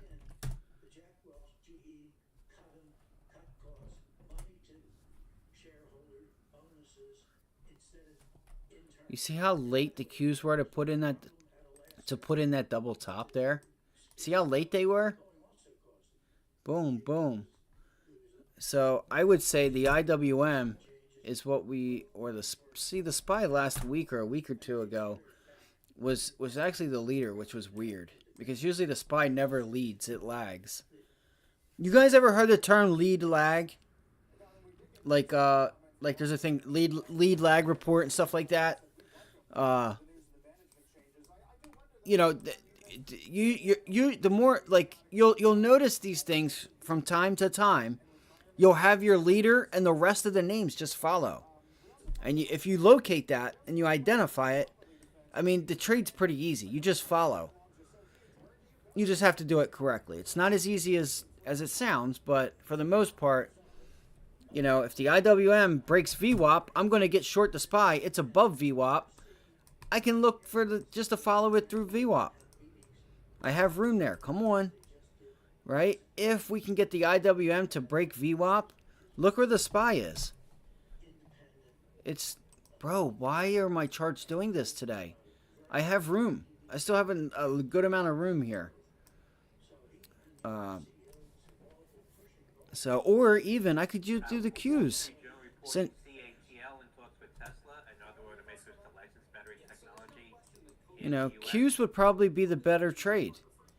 If we see the IWM start to pull itself back through VWAP and it cracks VWAP, I'm going to look to get short the Qs. I'll look to just follow the IWM right with, what are they all following? They're all following the Dow, unless the Dow starts to turn itself around. You guys see what I mean? See how the Dow's making new lows? Well, it's putting in a double bottom here. But the Dow is really weak. And the Dow is Apple, Microsoft, right? Goldman Sachs, United Healthcare. All those names. And usually, the IWM and the Dow will follow each other. Or the IWM follows the Dow, but not today, I guess. I don't know. But either way, let's keep it moving. Let's keep it moving. AI is... Where did we say? Look, we said we could get that bounce back to the 15-minute trade line. It's been acting as resistance all day. This could be our second opportunity to take this thing back to $26. See if we get that rejection here. Again, I'm looking at the 27s. See, that sucks. They're at 50 cents. I need a bigger I need a bounce on it because again, it's hard for me to pay 50 cents when I just eyed them up for the low 30s to 28 to 32 cents. So I need these things to come down, but they're getting closer to the money. The closer to the money they get, you know, they're just going to stay up in value.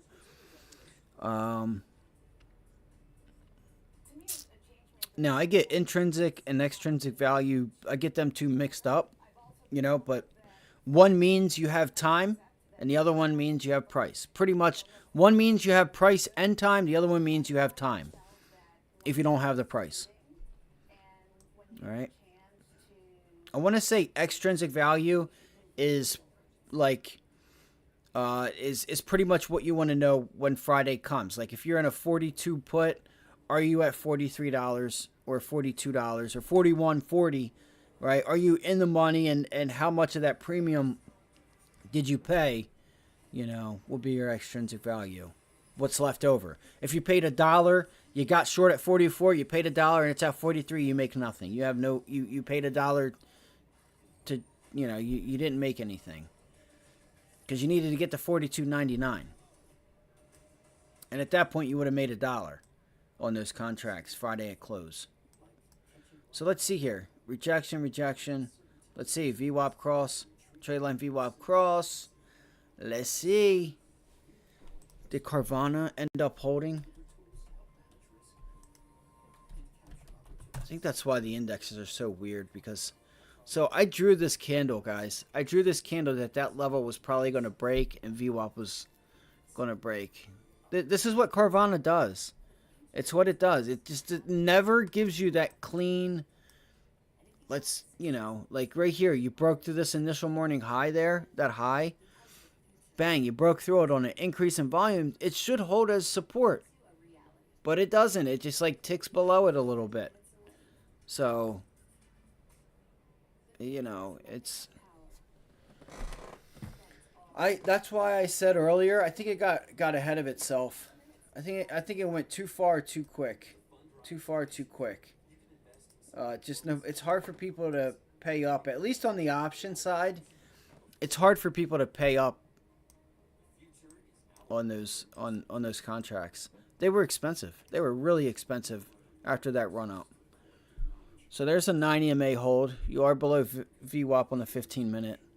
Try to tie all the things you can come up with to be long or short. Let's scan the markets. Ford, Tesla, all down. Oh look, there's the bounce on Ford. There's the bounce on Ford. We said look for that bounce back to get the rejection there at 1285. Let's see here.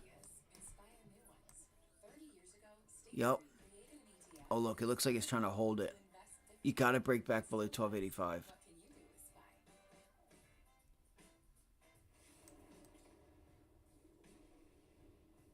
That's crazy. Hold on here.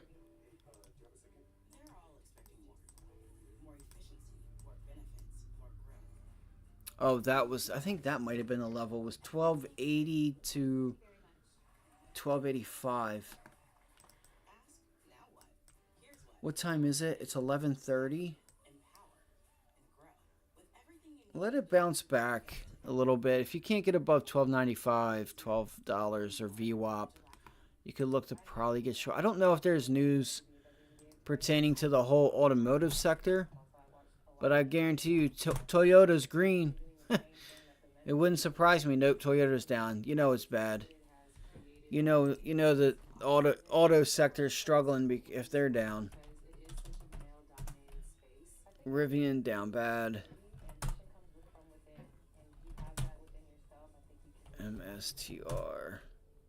MSTR been a monster today, guys. Coinbase, same thing. We called MSTR out very early today. When we saw the IWM going, we went right to MSTR.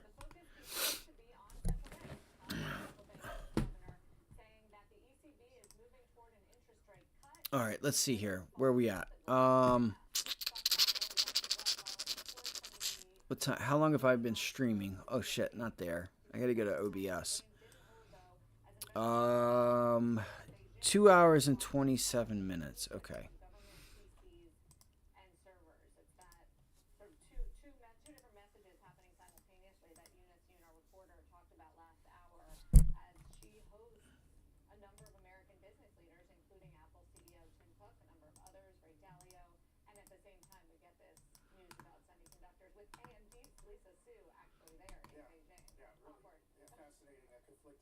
Micron is a beast as well, guys. If you guys aren't watching Micron. Okay, here.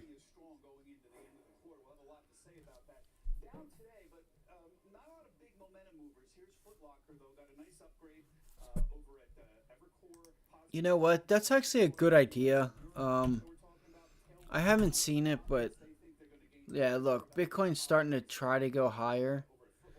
That's also helping the Qs out. Fudge, man. This sucks, bro. Are you okay? You scared me with that. Are you okay? You scared me with that meow. Alright.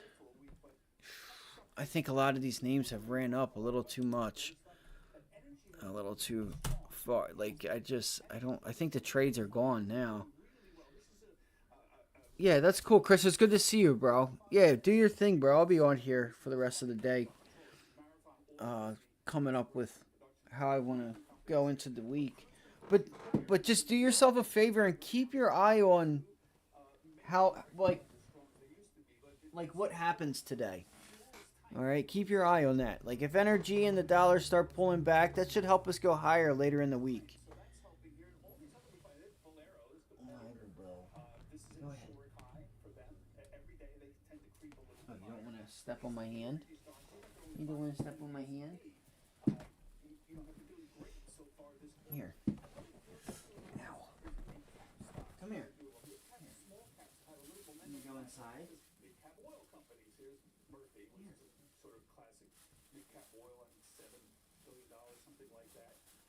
You gotta go the other way, right there. Yeah, it's right there.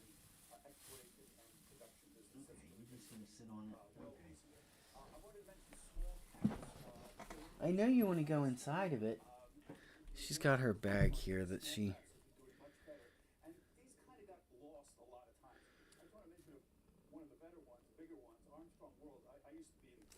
So what everybody do on the weekend? What y'all do over the weekend? Have you guys been watching March Madness? What a game last night with Texas and A&M. Texas A&M, or Houston and Texas A&M. What a game. I was just like, bro, like you could just see the dominance that Houston has, like even like the start of overtime, like just defensively, and like they start losing all their main players, and then it's just like they're good. They were able to just like, it's just like Texas A&M forgot what got them there, and I felt like they should have continued to foul early because it was working, right? It was working. So I don't know. It was a good game. They put up a fight. They came back. I think there were a few mistakes that Houston made towards the end that they should not have made, and they shouldn't have done, like going out of bounds. Just let them foul you, dude. Why are you running out of bounds? Just let them foul you. Get to the foul line. Let them foul you. But he goes out of bounds. It gives them the ball back. They made the threes, which was crazy. You know, that's why, you know, collegiate sports are my favorite. All day long. All day long. I watch collegiate sports over NFL, NBA all day long. Ain't ashamed to say it either. I just feel like the NFL, especially like whatever Roger Goodell has done with it, it's not the same as when I grew up. It's just my opinion. I scan. Let's see here. All right, so AMD's climbing.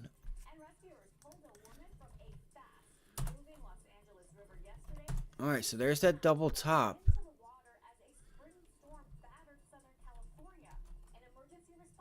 I need to go make something to eat. Shit, I can't turn CNBC on because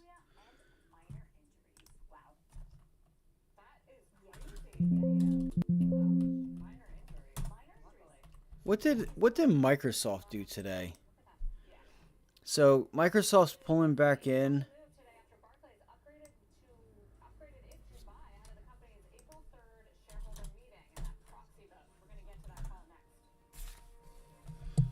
Oh, look here. KRE could be coming in for a rejection.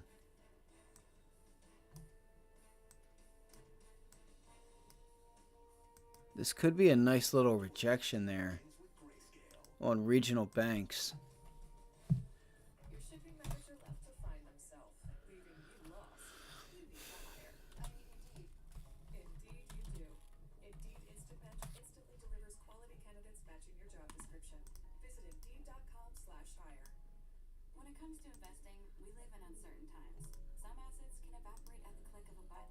Yesterday, Biden and crew came over the house, or they were picking him up or something, or his family, something, I don't know. But the one helicopters that they brought back in, which I feel like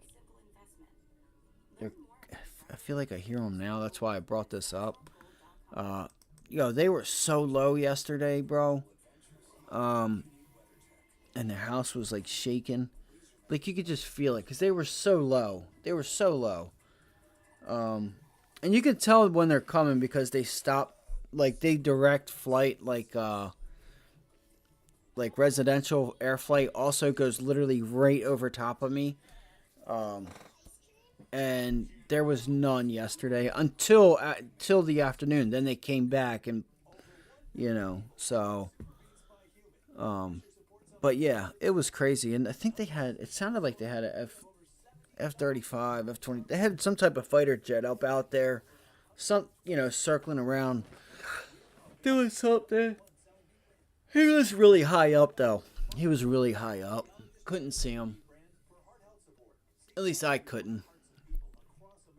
Or they were at the airport, because the airport's not too far from me. It's literally like honestly, it's probably like 10 minutes away, not even. Like, you could, if there wasn't nothing in your way, you could probably see it. You'll be able to, because I can see them like land. When like some of these aircrafters and stuff, when these aircrafts land from like the flights out of like Florida, California, and stuff like that. I don't know if they go to California, but you can see them land. So, but yeah, they came out yesterday. They really low. They flew in really low yesterday. I don't know why. All right, so there's a nice rejection on the SPY here at Friday's double bottom. Just keep an eye on that level.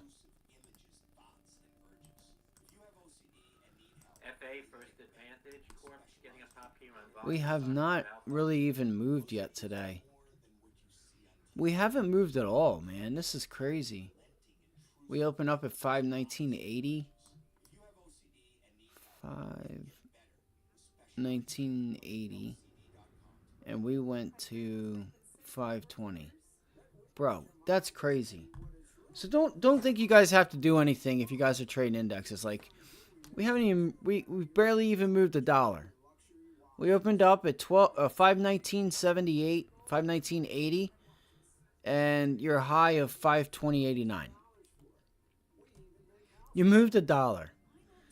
So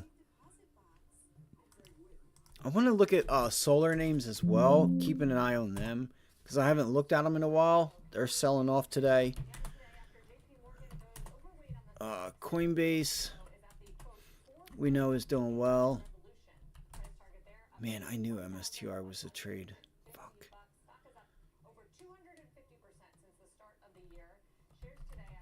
SMCI, we said, damn, look at that. Really nice strength. ARM, it ended up not going to, it ended up not getting up there. Wow. TSM, Disney.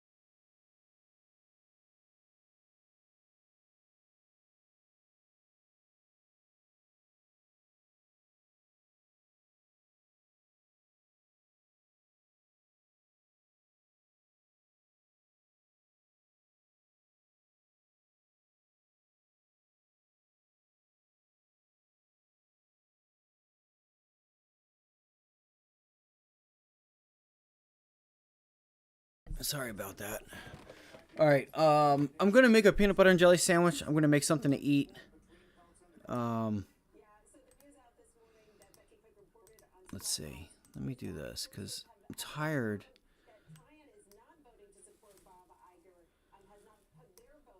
Oh, that's probably why, because of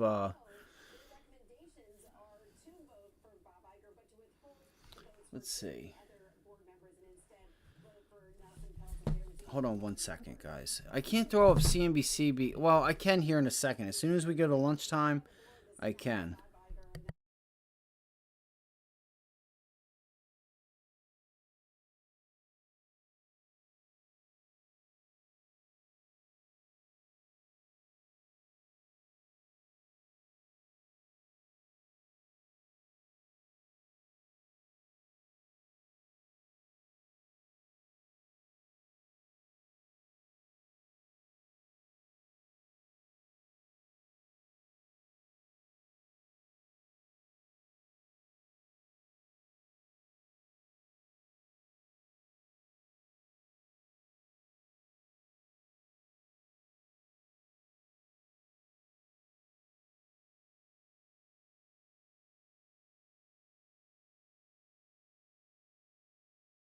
All right, I'm thinking about I might look at Amazon now, guys.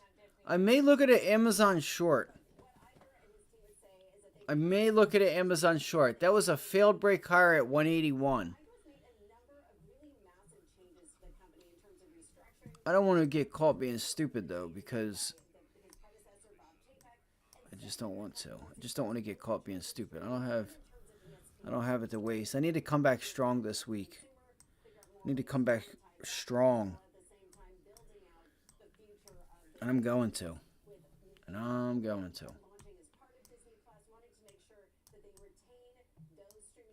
It don't matter what it is. I'm going to be one of the best at it.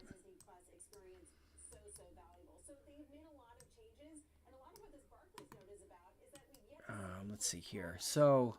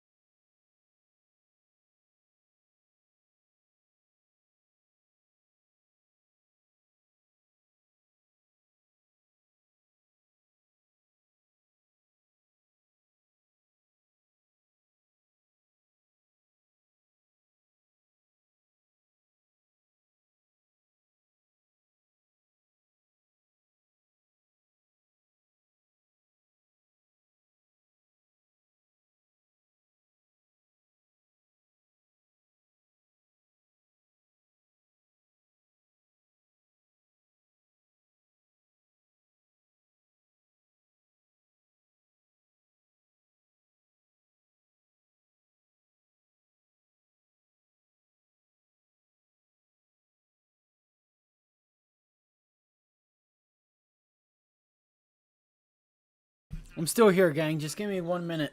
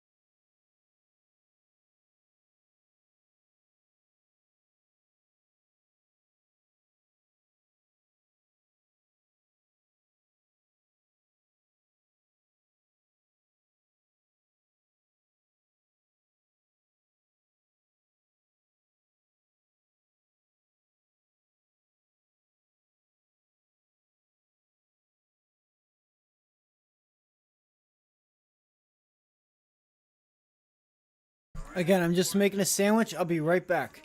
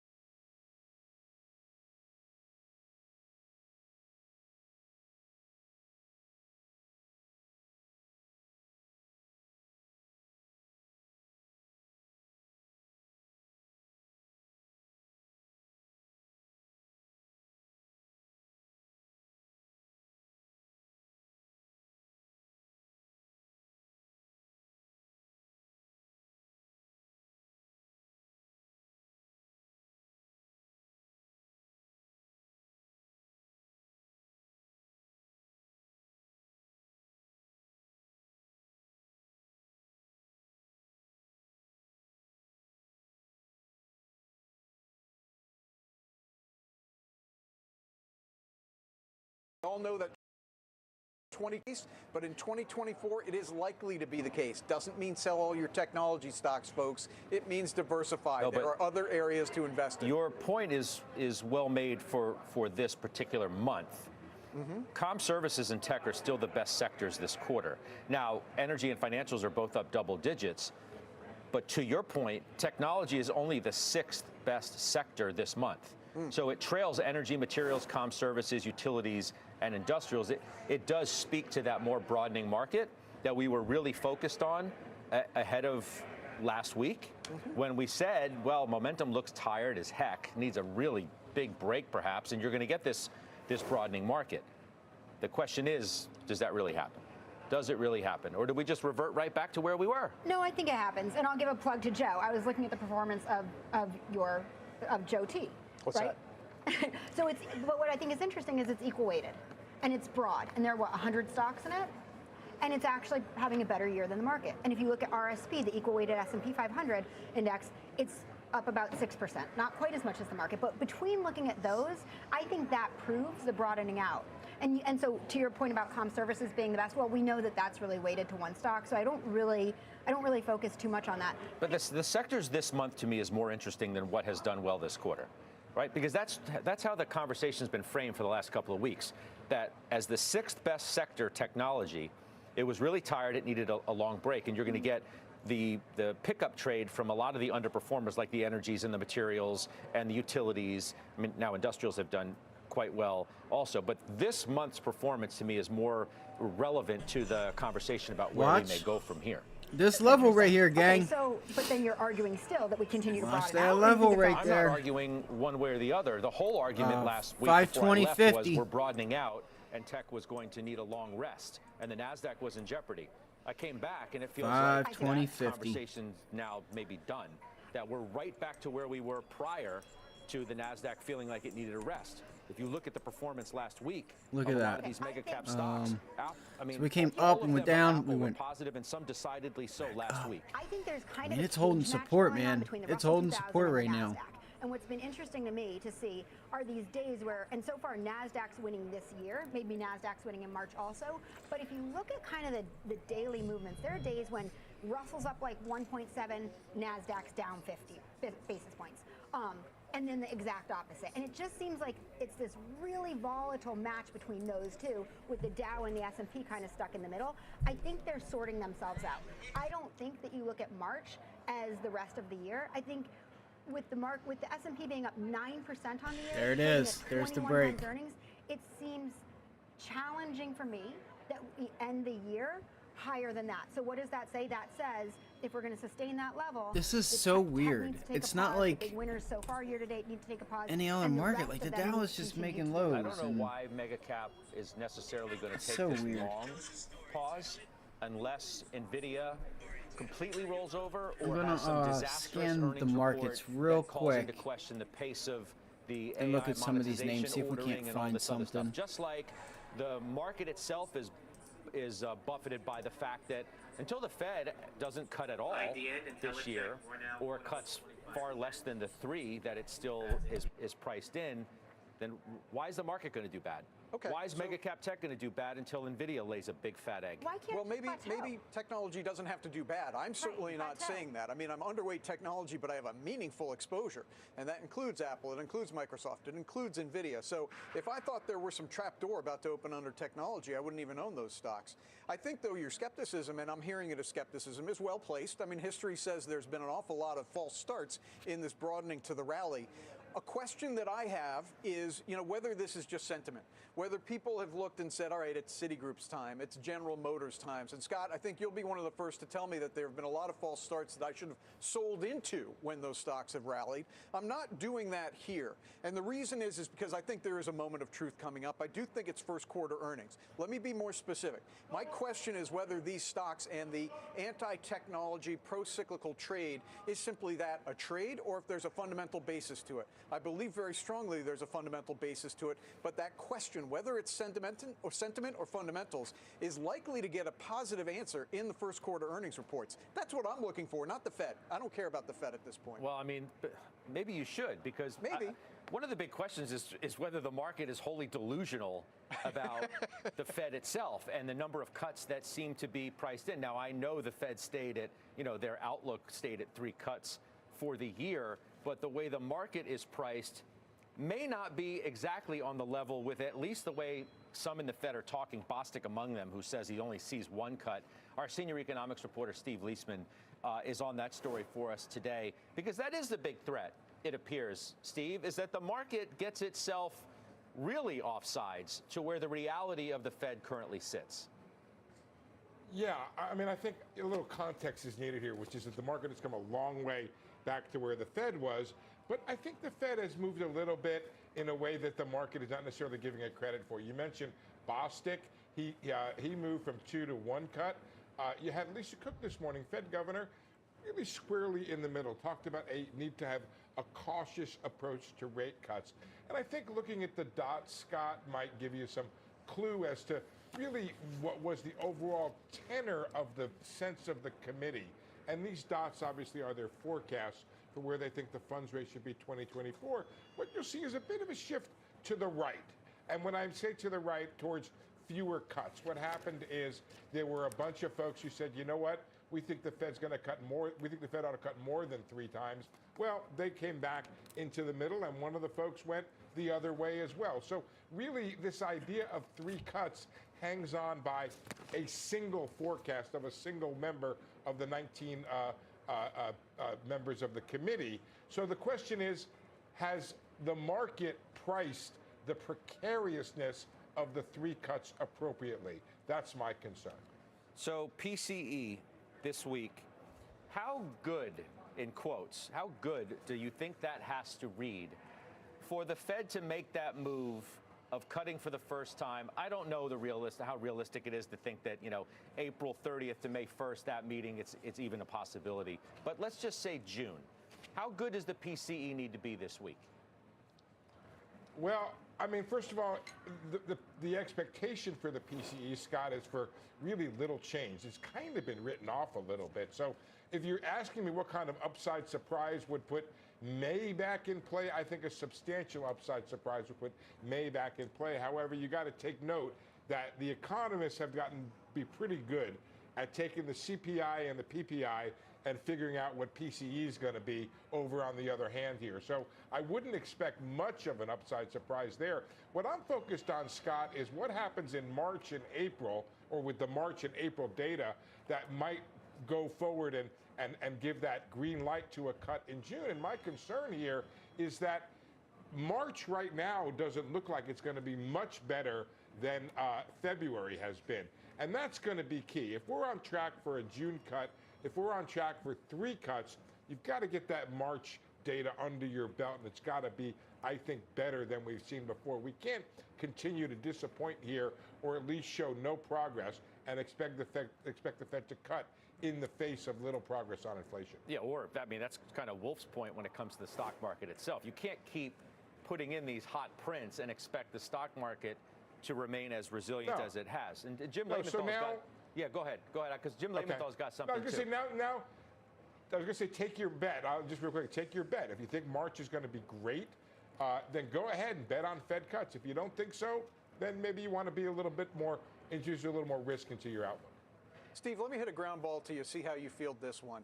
Let's just say the CPI stays with a 3 handle and the PCE stays with a 2 handle and rate cuts are pushed off. There's a lot of data that says long pauses, as we're in right now, are good for the markets.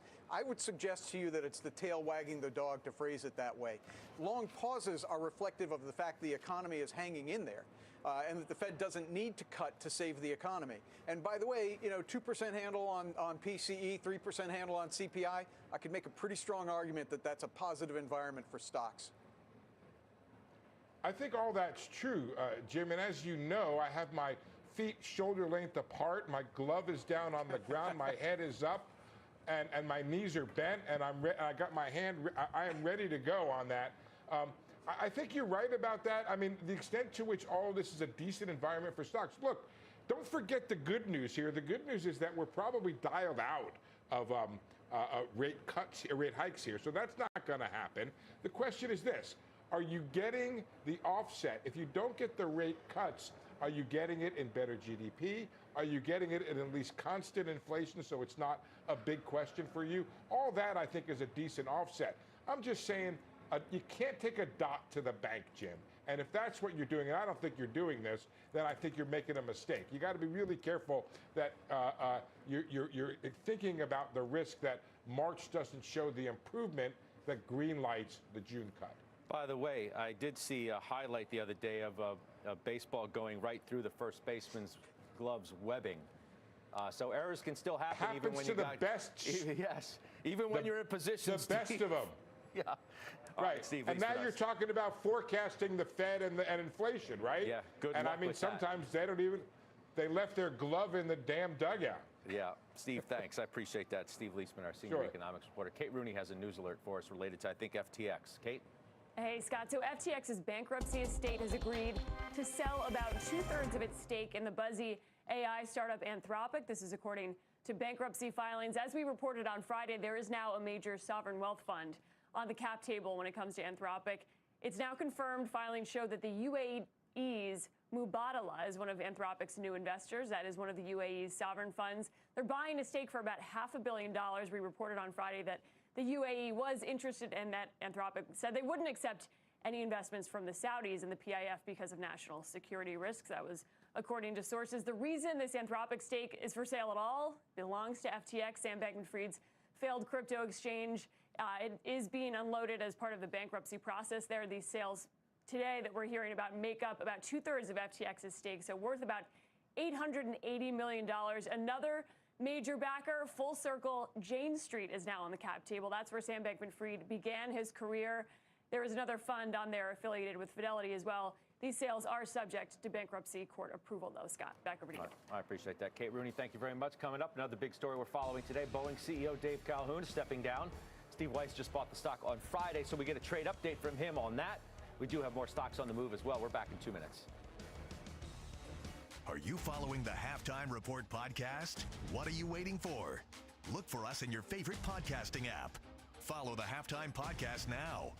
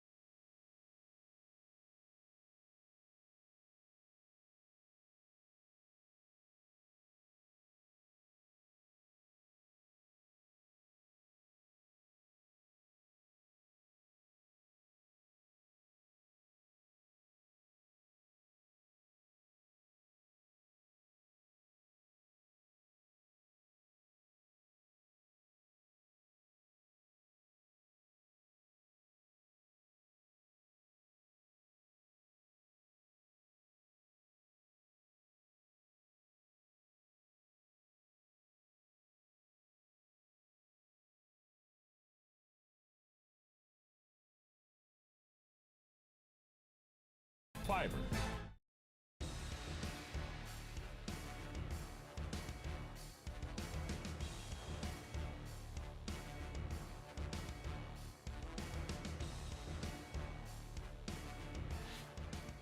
All right, welcome back. Boeing shares are higher today. You see right there, a little less than 2%. That after news that CEO David Calhoun announced he's stepping down at the end of the year. So you bought the stock on Friday? As a final trade. We're just trying to capture something, and are you still in it? I am, only because I have to be, because CNBC rules, but I'll be getting out of it. Look, it was apparent to me that going on the road show, the board, without Calhoun meant that he was out, and that the customers who publicly supported him said enough's enough. Let's make the change. You need some more. You need some more. Well, you look like you're struggling. I'm gonna pass it to Jimmy for a minute. Let you. I'm actually good now. Oh, you're good. Okay, I'm good. Go ahead. So the problem here is they need a new CEO and they need a new board. Some of the board members aren't standing for re-election, but at the end of the day, it's not like a normal company you could turn around. It's got an extensive manufacturing problem and a culture that's got to be reversed. And you've got to look to the outside. Historically, they've looked from the inside. So first you have to identify somebody. No question in my mind they'll get somebody, but I think it's I can tell my now what's better here my cat's a little up because of the that's the default line that medicine we gave everybody her. always comes back to against the negativity on a Boeing. A little more energetic and trying to play around more than usual. You've got their competitor, Airbus, that All right, let's do this. they've got a multi-year backlog. I'm going to, if you guys have questions, throw them in the chat if you could. Hit that like button, subscribe if you haven't already done so. I'm going to go run through some of the news. I'm going to go through Boeing, Disney, some of these names. I want to see where we're at in conjunction with where I want to get an entry and what type of trades I want to put on this week. You guys know a little bit of my mindset right now about trying to be short-minded. You know, again, I was kind of waiting. Yo, girlfriend, you crazy butt. She's going crazy right now. Yo. Hey, ears. What are you doing? Come on. Hey. What are you doing? Was shaking his head, which is so interesting because here's somebody who defended Boeing forever, even amid his anger over some of the other issues that have happened in the past handful of years. Then finally got fed up and sold the stock. So what's your take now? Yeah, the CEO is not the story here. This is not a one-man show. It's not the board of directors. She's seriously going crazy. All right, so yeah, if you guys have questions, throw them in the chat. This, that, the third. Hit the like button, subscribe if you haven't already done so. 1,000 subscribers. We get to 1,000 subscribers. Y'all, we doing a giveaway. We doing the giveaway. We'll get there eventually. In due time. ARM looks like it's wanting to try to pull back here. So I'm going to go through. I'm going to go look at the dollar, 10-year, see where we're at, see if they've decided to pick a direction. They're going to slow walk production increases. They're going to slow walk new plane certifications. So you wouldn't buy the stock. Bitcoin pulling back here. Absolutely not. He's making playing it for a trade. I totally get it. Yeah. Why is everyone acting like it's such a great performance? The stock's up 1%. So DWAC is Supposedly, the solution here, at least in part, is that Boeing buys not trading anymore right now. Okay, so they're going to pay. I mean, I know there was news with this. What are you doing, crazy butt? Come on, go ahead. Go ahead. Building their planes for them. I'll let that hang for a second. At least you're not pulling. There you go, lay down. So I gave her some steroids, and I think she's just got some energy, and she wants to lay down, and she's just got energy. So okay, her one pay. 52-week high today. They announced they won an award negotiations for funding from the DOE on 2 projects. Yeah, you know, this is very interesting. I talk quite often about the economic prospects for Cleveland Cliffs, which I find quite. All right, Amazon. I'm thinking about a short. 15 minute, 30 minute. Where's the 15 minute? That's going on at the company, and this is very bright for the future of the company. And now the DOE sees it, and it's going to help fund their continuing use of hydrogen. I think we could get a short down this 178.50, and then maybe hit the targets of 176. 176.50, 177. It's putting in, you're putting in higher lows with a lower high. I could see Amazon. What about Arista Networks, Joe? Show got removed today from Citi's focus Let's list see. due to I was thinking I could see it putting in another higher low, but or a pennant here like this, something like this, right? Kind of like this for this week. 1, 2, 3, 4. That gives us 4 days too. Maybe we look for a consolidation. Let's see if this plays itself out. Oh no, that's Wednesday. Monday, Tuesday, Wednesday, Thursday. So, you know, that sucks. PCE, we won't. Markets aren't open. Which is exactly where this company is. They're in the AI halo. If you want to build, If you guys have ideas, throw them in the chat or anything you guys want to ask, or you know, like just any random names of stocks. Throw them in the chat. Fill them up so we can run through some stuff here. Let's all have a good week. If you guys need anything, I'm here. Cleveland Cliffs or Boeing. Bertha Coombs has the headlines for us. Hi, Bertha. Hi, Scott. Unsealed in federal court today, the Department of Justice is charging 7 Chinese nationals for conducting a 14-year-long campaign of hacks against U.S. companies for China's civilian intelligence service. The indictment also alleges the targeting of U.S. and foreign officials, including high-ranking White House officials and multiple U.S. senators. Israeli Prime Minister Benjamin Netanyahu canceling a planned visit by a high-level delegation to Washington as a sign of protest against the UN Security Council's vote to demand a ceasefire in Gaza during the Muslim holy month of Ramadan, which passed 14-0 with the U.S. abstaining. By allowing the vote to pass without a condition to release hostages held by Hamas, Netanyahu accused the U.S. of retreating from a principled position. I have more than something to say about this. Construction began, Not only about that, but with Ukraine and Russia too. Something the Biden administration is doing at a certain time to both sides. Once it's finished, the masterpiece, originally started in 1882, will be the world's largest church. It is one of the most amazing structures ever. I love that church, Scott. I've seen it myself. Ever be finished. I've seen it myself, I think, about 9 years ago. So it's nice to hear that news. Bertha Coombs, thank you very much. All right, coming up, a flood of analyst activity. We're going to trade our top calls of the day on streaming, the banks, tech, and more. We'll find out how the committee is positioned on all that next.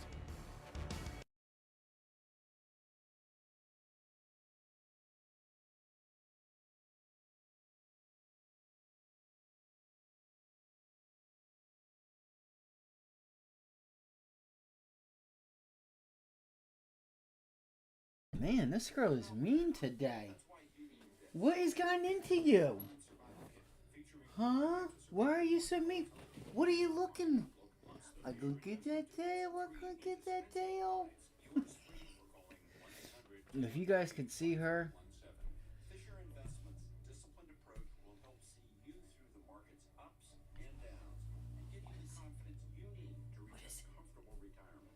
You were just ready to kill something, aren't you?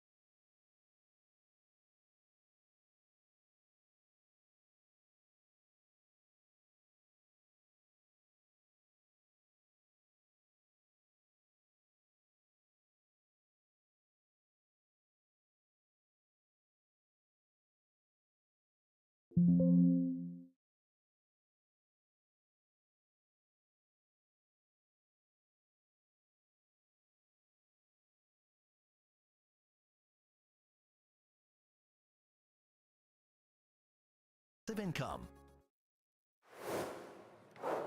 All right, calls of the day, Jenny. Oh my starting with God, Disney, this girl is which got a nuts. price target raise today at Barclays, Oh my 135 for gosh. $95.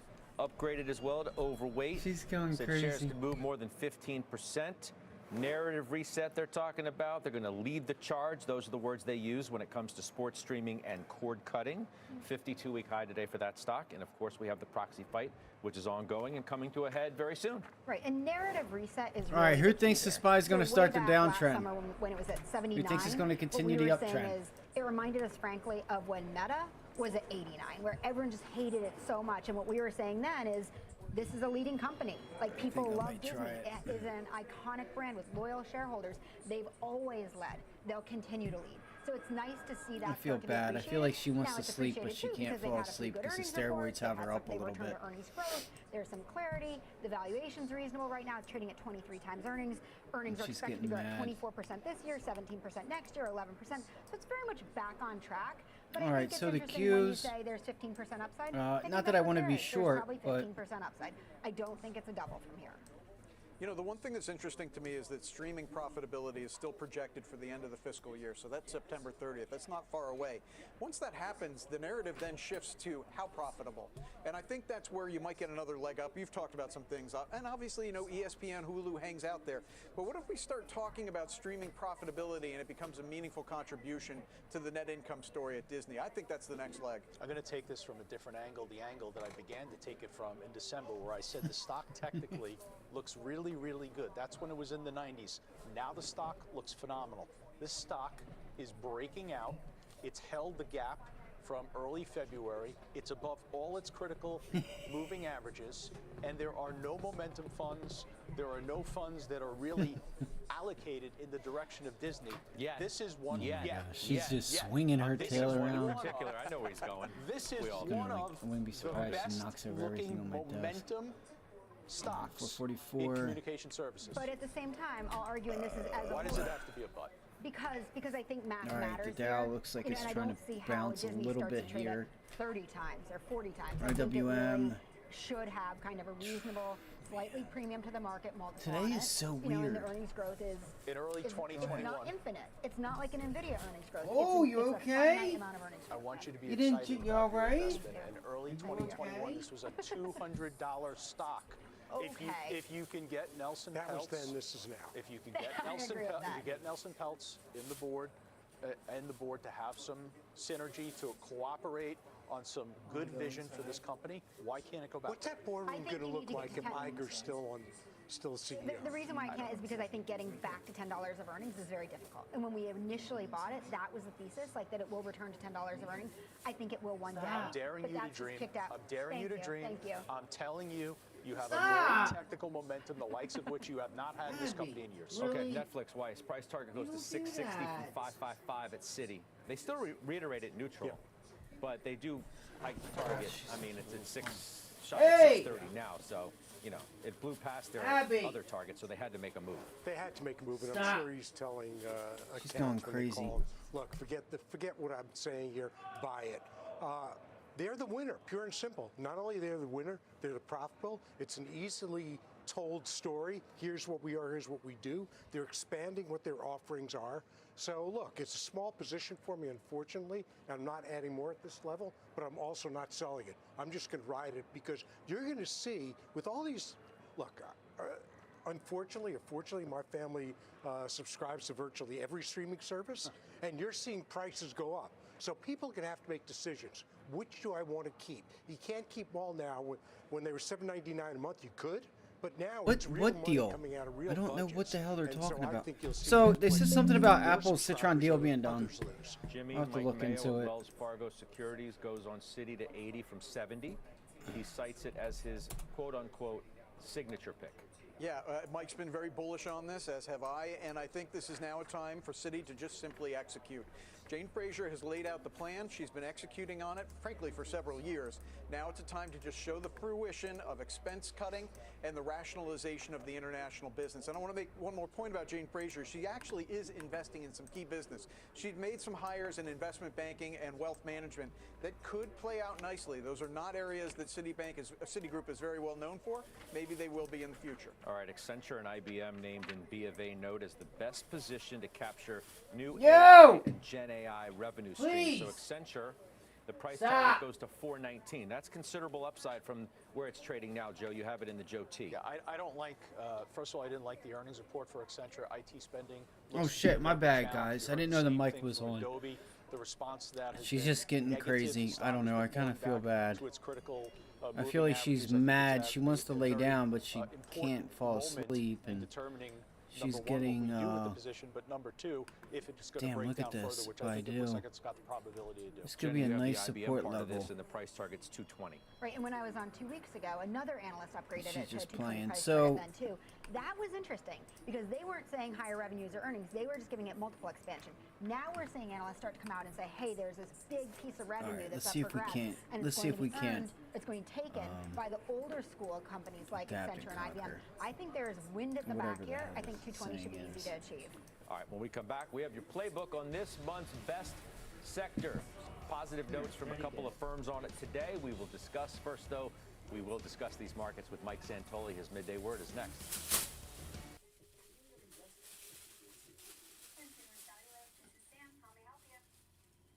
Oh, dang, girlfriend. You're okay. I know, baby. I'm sorry. I know.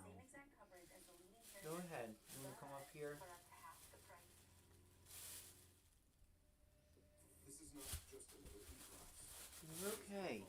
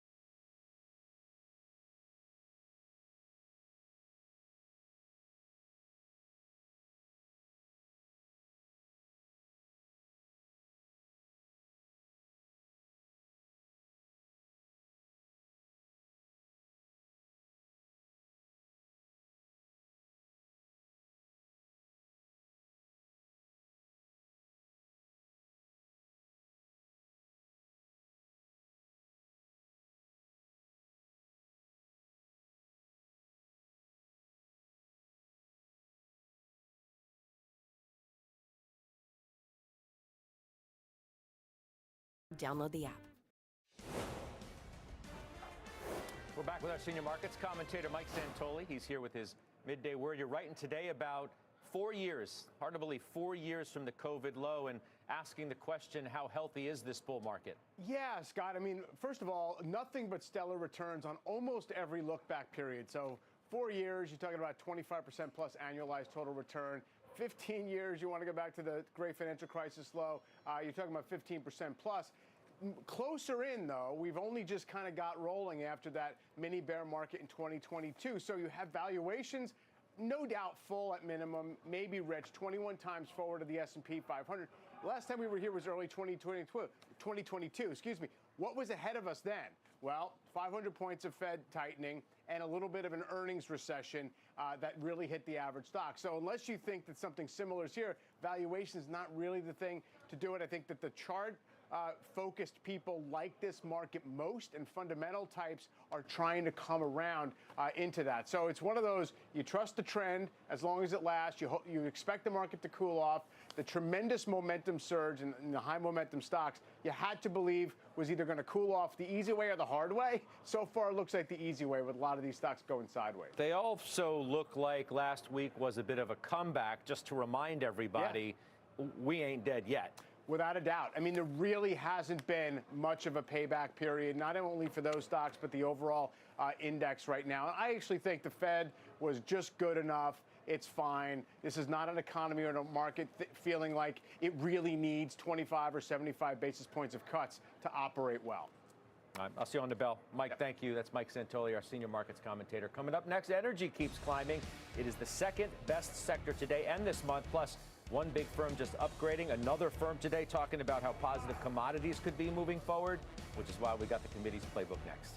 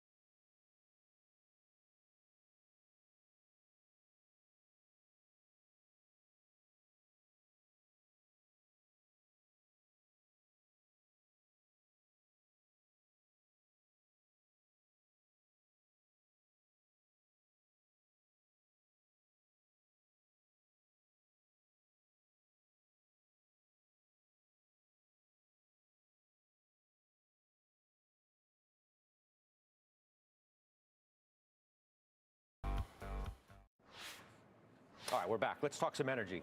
Why? Because Jenny, Morgan Stanley today upgrades energy to overweight, and Goldman says commodities are going to gain as central banks cut rates. Copper, aluminum, oil products are forecast to see the best returns in terms of what Goldman sees. I'll come to you first because you've got some pretty big exposure in energy in general. One Oak, Shell, Williams, Pioneer, Total Energies, Kinder, Energy Transfer, Enterprise Products. How are you thinking about the space? So most of our energy concentration is in the midstream space, and I like that because to me it's a safe play on the continued use of fossil fuels. I think it was interesting the way you framed it, Scott, talking about both commodities and oil prices, because I think there's a big difference there. So when we think about iron and copper, I think those are really demand driven and there's limited supply.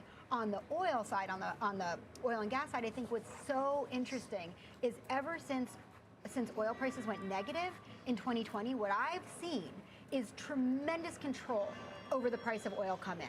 And no one's really saying it, but you can see that the major oil producers are really trying to keep oil in a range, I think, of like high 60s to low 90s, because they know that that's a sweet spot of profitability. They never want to get so crazy again as to see things go negative.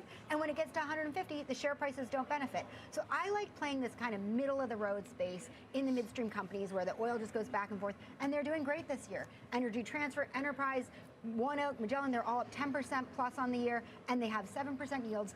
That, to me, is a really good place to be. Joe, Diamondback, talk about momentum. It's trying for its 15th straight day of gains. That'd be the longest rally since mid-2014, so a decade. You have that in the T. So energy, and I absolutely agree with everything that Jenny said. And in the MLPs, one other name you didn't mention was Targa Resources, TRGP. I mean, that's, you want to talk about momentum? That's to the moon. But energy itself, Scott, I think you focus on energy equities right now.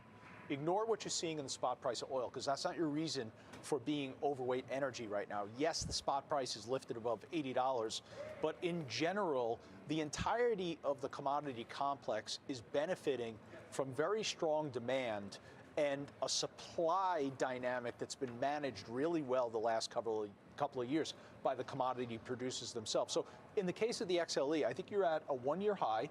The XLE is about to challenge its November of 2022 high.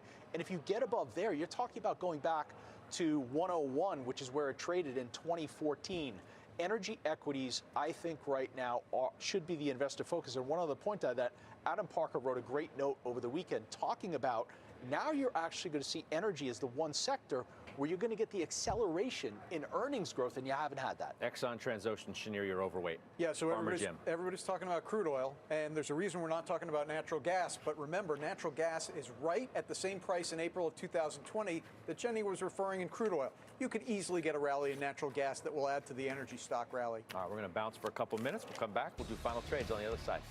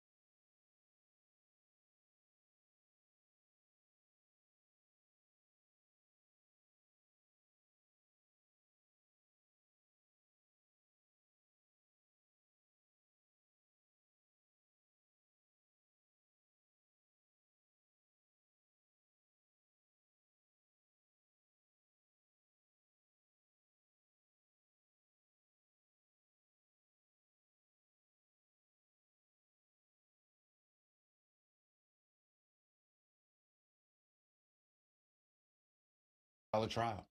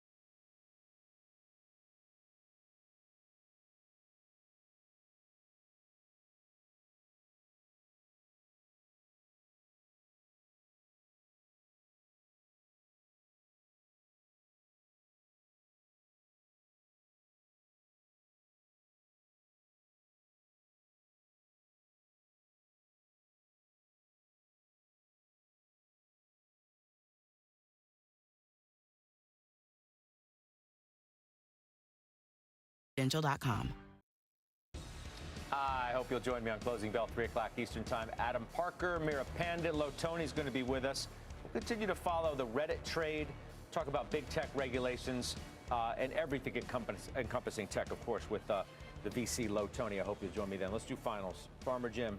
Yeah, if you're what looking, you got for me? If you're looking for one stock that is on the verge of breaking out, the momentum looks good, but there's still runway to run, John Deere. All right. The tractor. You buy one yet? Oh, that hurts. No. No. Weiss? He bought a Komatsu. ASML. ASML is just a great story. It's really under the radar. Yes, a number of buys on it, but they will be the lead in the second half for AI. Okay. Jenny Harrington. No breakout here, just a solid 8.4% dividend yield on Sabra Healthcare, which is a solid, very well managed healthcare real estate investment trust. All right, Joe T. Got a reasonable valuation stock that is breaking out. Steel Dynamics, STLD. All right, look at it there with a nice little move today. All right, see you at Closing Bell. The exchange is now.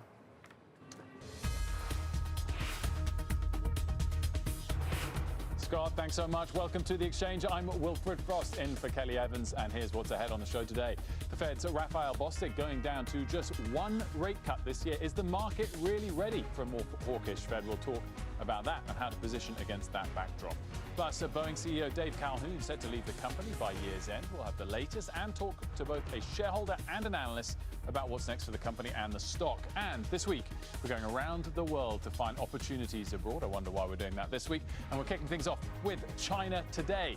CraneShares CIO is here with where he sees the biggest returns from here. But we begin with today's markets here. Dom Chu, as ever, with the numbers. Dom. All right, so Wilfred, let's start on the domestic side of things before that international conversation. Here in the U.S., we have the Dow, the S&P, and NASDAQ all decently in the red so far today, but we're pulling back from record highs. We're just about 1% away from with the S&P 500, which currently sits at 52.24. It's down roughly 9 to 10 points, about 0.25% decline there. At the highs of the session, we were still down roughly 6 points in the S&P, but we were down about 18 points at the low. There is your intraday trading range. The Dow Industrials down about 1/3 of 1%, 136 points to the downside, 39,339.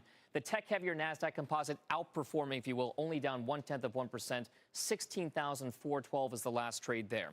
Within the electronic vehicle theme, there is one developing here because we are seeing a bit of a mixed picture overall, but generally speaking, some interesting moves. Lucid shares are up 8%. That's well off session highs after the company was able to raise money from an affiliate of the Saudi private investment fund to the tune of $1 billion in convertible preferred stock. So Lucid shares surging on that. Tesla, Rivian, and NIO, a mixed trade there, but generally more to the upside right now, even though analysts at Mizuho have downgraded each of those three stocks in the EV space, given some changing dynamics with regard to EV demand, the rise of internal combustion engines back again, that sort of thing. So watch the electric vehicle space there. And then another stock to keep a close eye on, of course, is what's happening overall with shares specifically in Chinese-oriented, at least right now, tech stocks on the semiconductor side. Advanced Micro and Intel, two U.S. producers who are moving towards different directions right now. This after the FT reported this weekend that the Chinese government may look to phase out or try to limit the use of American-based chips from AMD and Intel in some of their government servers and computers. So that dynamic, very interesting to watch play out as well. Wilf, I'll send things back over to you. Dom, thanks so much. We're going to discuss China, as we mentioned a little bit later on in the show. But first, we begin with Boeing. Moving higher after the company announced that CEO Dave Calhoun will step down at the end of the year in the wake of the latest 737 MAX crisis. Well, shares are down more than 40% since Calhoun became CEO back in January 2020. And despite today's move, Boeing remains by far the worst name in the Dow, falling nearly 30% since January. Well, Phil LeBeau spoke with the outgoing CEO, Dave Calhoun, and joins us now with more. Phil, my sort of top-of-mind question is the timing of this. Were you very surprised, only slightly surprised? Did shareholders want it sooner or later? Not surprised. Once you heard that the airline CEOs wanted to meet with the board chair and directors without Dave Calhoun, without Stan Deal, the former head of Boeing Commercial Airplanes, I think it was pretty clear that the board was feeling pressure. It was going to have to make some decisions. And when we talked to Dave Calhoun this morning, he talked about that. We'll hear from him in just a little bit. His departure, his impending departure, he leaves at the end of the year, one of three moves that were announced today. So first of all, you have Dave Calhoun. He remains CEO through the end of the year. He retires at the end of the year. Larry Kellner, chairman of the board, he resigns immediately. And Stan Deal, the CEO of Boeing Commercial Airplanes, he is stepped down. So you've got three major jobs that have changed quickly. Here's Dave Calhoun talking about the focus now being on the board of directors and what it does next. This is a long, very long cycle business. Nobody is more aware of the mountains that have been climbed and the remedies that have been put in place than the board. They want to go at the right pace, and they want to do it the right way, and they want to do it with real foresight, and they want to see people demonstrate their capabilities in position. So that set of moves that we've just talked about, in my view, puts them in the very best position to make those decisions over the remainder of this year and be ready to go in the beginning of next year. All right, so who's the new CEO or who's the new chairman of the board for Boeing? It's this man, Steve Mollenkopf, who has been a director since 2020, former CEO of Qualcomm, has an engineering background. He is tasked with finding the next CEO of Boeing. He'll obviously be leading a search committee. It won't be him by himself, and they're going to put that search committee together in the weeks and months to come. As you take a look at other important people who have moved into jobs here, Stephanie Pope, she goes from being COO, former CEO of Boeing Global Services. She now moves into the role of CEO of Boeing Commercial Airplanes. That is effective immediately. Take a look at shares of Boeing versus Airbus over the last year. Remember that MAX production, it is currently capped at 38 per month, Wilf, but it's important to point out they're nowhere close to 737 MAX production of 38 per month. They are deliberately going slower than that. And that's because they want to make sure that A, they eliminate the problem of traveled work, which is where a job is not finished in one position on the assembly line and they just send the plane forward and do it later on. They want to get rid of that. They also want to make sure that they have new safety protocols, quality control protocols in place so that they eventually can say to the FAA, look, we have learned our lesson.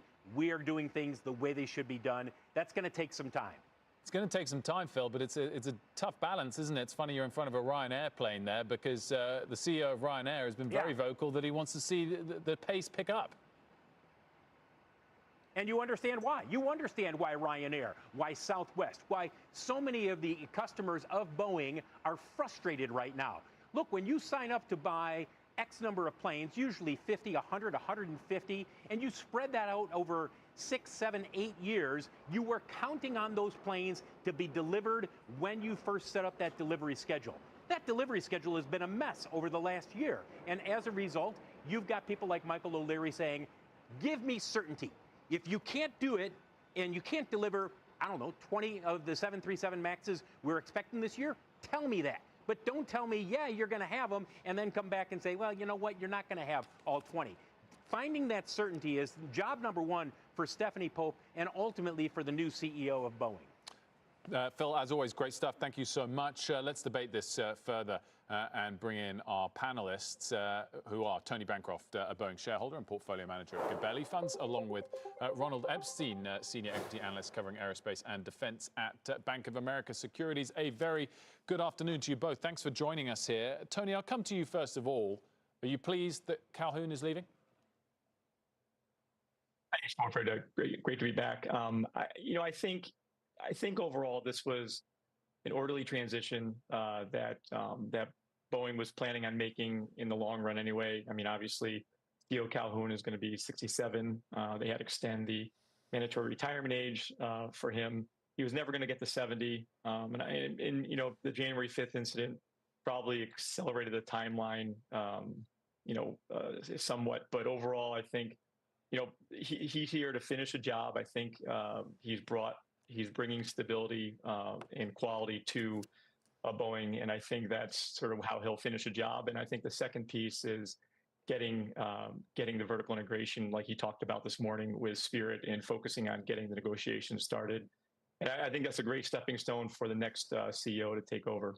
Ronald, the stock's up, what, 1.5% as things stand? It was up a little bit more in the pre-market. Does that make sense to you? Will it build on these gains?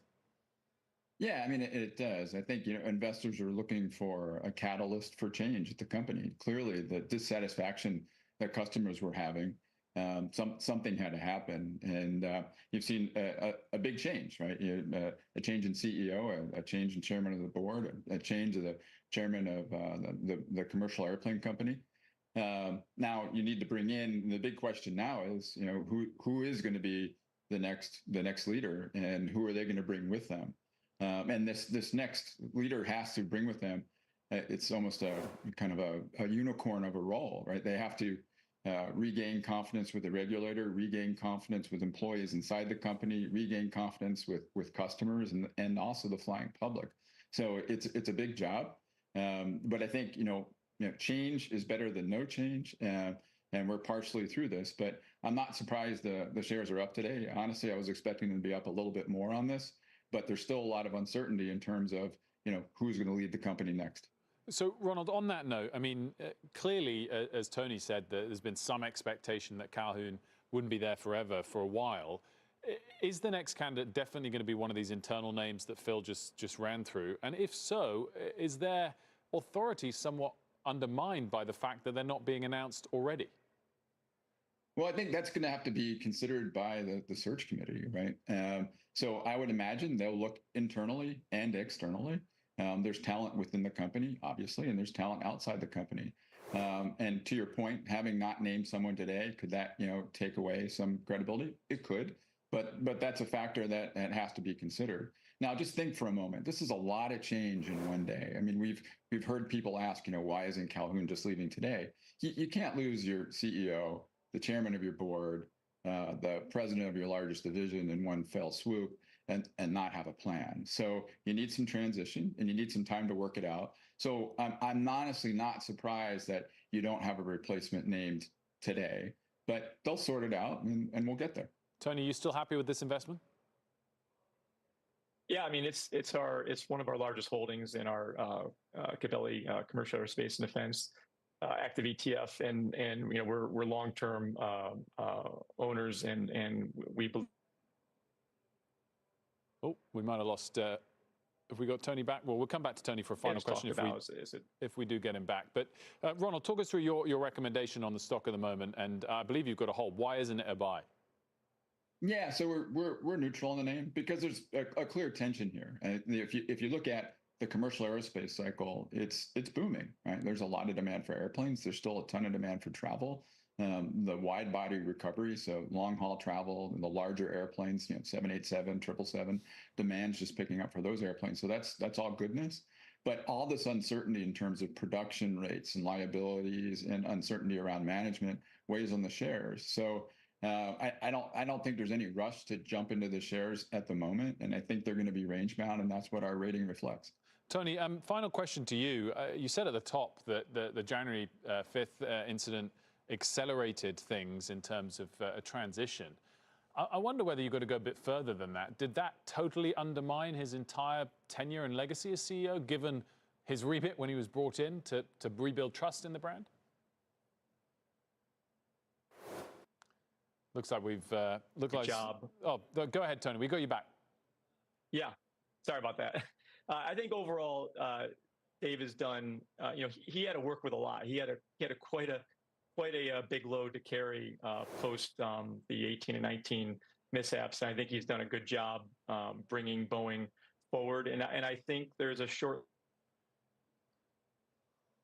Well, with that, it's like being on a plane. You got a not perfect Wi-Fi connection, but there we go. Tony, we got the gist, and we appreciate it. Ron, as well. Thanks so much to you both. Right, there was a two-year auction, two-year note auction that took place just moments ago. Rick Santelli, as ever, has all the action for us. What were the headlines here? Well, Wilf, the headline is that all the metrics for this auction were pretty good. Let's go through it. 66 billion two-year notes, the biggest two-year note auction in history in terms of size. The yield, 4.595. The one issued market was trading 4.59, which means it had a half a basis point tail. Tails are never good. You'd rather sell it, of course, with a lower yield than the when issued market. But having said all that, all the metrics really, other than pricing, were pretty good. So I gave it a C+. You had 65.8 best since June of 23 on indirects. Also best since June of 23 were dealers because they only took 13.4% with a 16% auction over the last 10. So all the metrics were pretty good. Now tomorrow we have 5 years, 67 billion, and guess what? That's the biggest 5-year ever as well. We finish up with 43 billion 7 years for a package of 176 billion. And Wilf, as you see yields fall, we've seen two-year note yields fall about 1.5 basis, as you saw on that intraday chart. As you looked at the chart going back to February, we're still hovering very close to the high yield closes of the year, right around 4.72%. Ultimately, the metrics really proved pretty good on a day where yields were mostly rising, and that, in my opinion, was probably one of the issues that made the pricing a little messy. Back to you. Very quick, Rick. I mean, I'm looking forward to this 5-year tomorrow as well. But given the elevated supply, which is just going to keep growing in the months ahead, is a C+ sort of the best we can hope for at the moment? Is that a good grade? You know, C+ isn't a bad grade, Wilf. And, without taking a direct stand, in my opinion, any of these auctions that go off average or even slightly better are a good thing because, as you pointed out, as the Wall Street Journal has a big article today, as we've talked about on CNBC a lot, the debt issuance is going to remain large, the auctions are going to remain large, and the question everyone asking is, are foreign entities going to continue to step up to the plate, or domestic buyers like mutual funds and insurance companies going to have to stand up to some of the shifting demand of those foreign interests? Rick Santelli, great stuff as always. Thanks so much. Now Atlantic Fed President Raphael Bostic scaling back his rate cut forecast to only 1 this year. following the stronger than expected economic data and inflation concerns.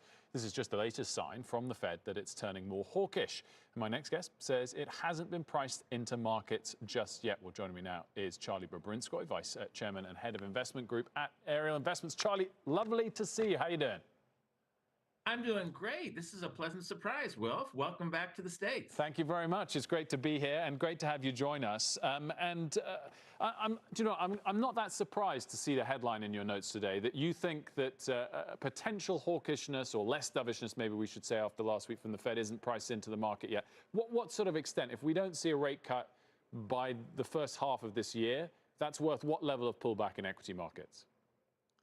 Well, we're going to know actually something on Friday. Friday's a big number. As you know, it's the PCE number, which is the Fed's preferred inflation guide. Everybody thinks that number is going to be benign, sort of 2.8% year over year. If we get a bad number, then I think we could have some immediate cause of concern. I think right now the market is still taking a lot of comfort from what Powell said last week with the dot plot that was very dovish, that was very optimistic about cuts. If we get an ugly number and we get more Bostics out there talking about one cut, I think that is not priced into the market right now. I think would have rates going higher, and some of the more cyclical rate-sensitive names could get hit. So it's hard to put a number on it, but I think we're going to know a lot on Friday. Now, as you know, the markets are closed, so we don't get a verdict until Monday. But I think this is going to be an important week. Yeah, that said, I mean, one could point to the fact that markets have continued up to all-time highs in recent years with higher rates, but also just since the start of the year, Charlie, we've gone from expecting 6 or even 7 rate cuts in the marketplace to 3, and yet we're up 10%. So when will the higher rates narrative actually derail stocks? I think when the direction changes. So you're absolutely right. But in the long run, looking 3 years from now, it's not going to matter when the first rate cut came, whether we got 3 or 6.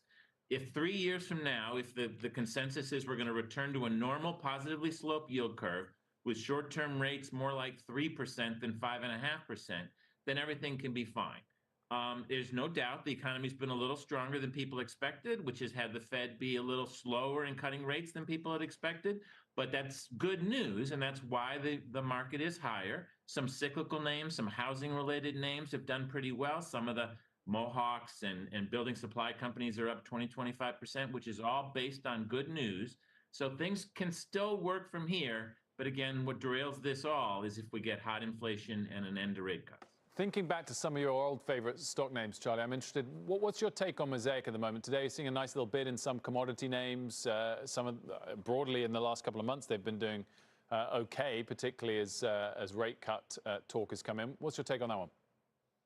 Yeah, so people have the fertilizer companies have not done as well as we would have expected. We believe long-term, we got population growth still. We have a decline in arable land. And so fertilizers are a very good technology to increase yields.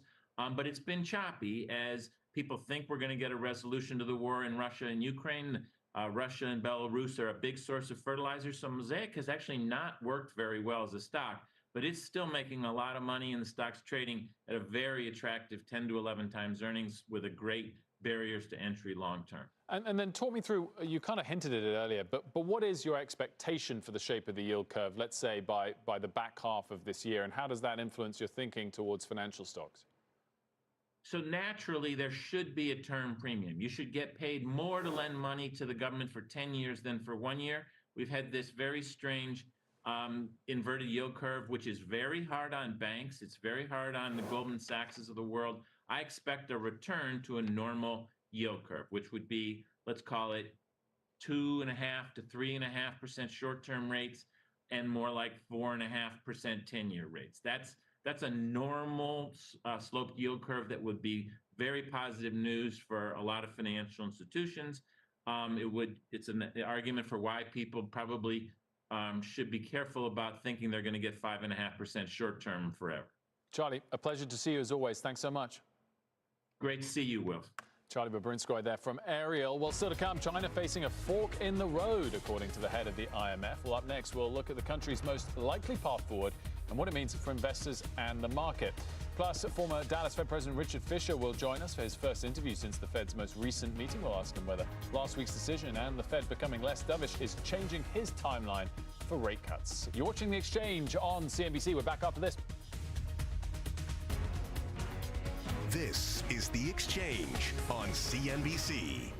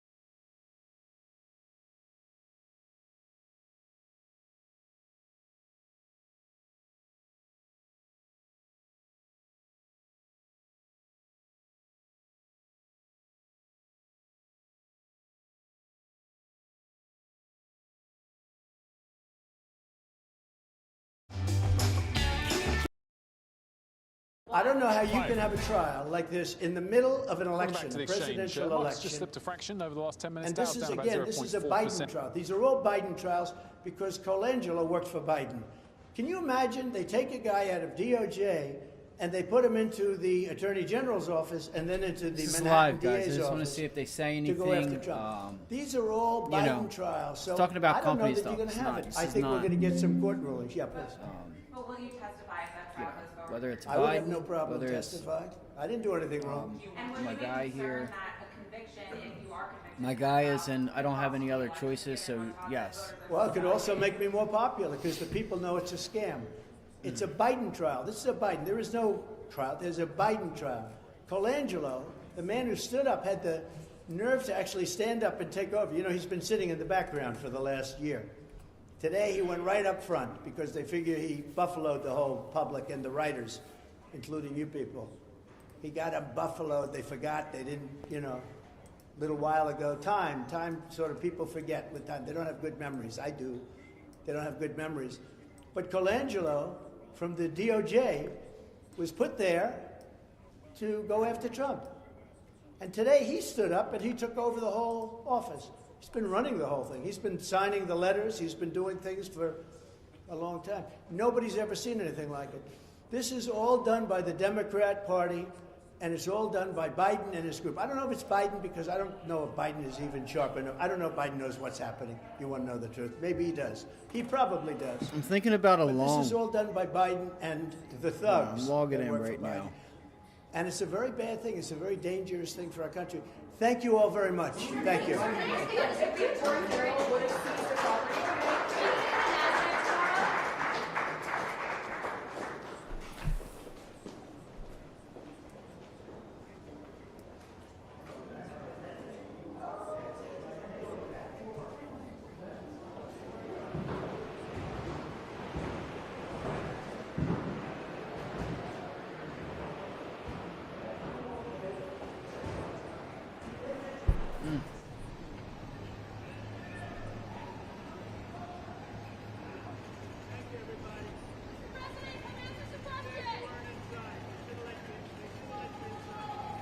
That's your president, folks. And there is an attorney general. And some stuff going on inside where they're attacking.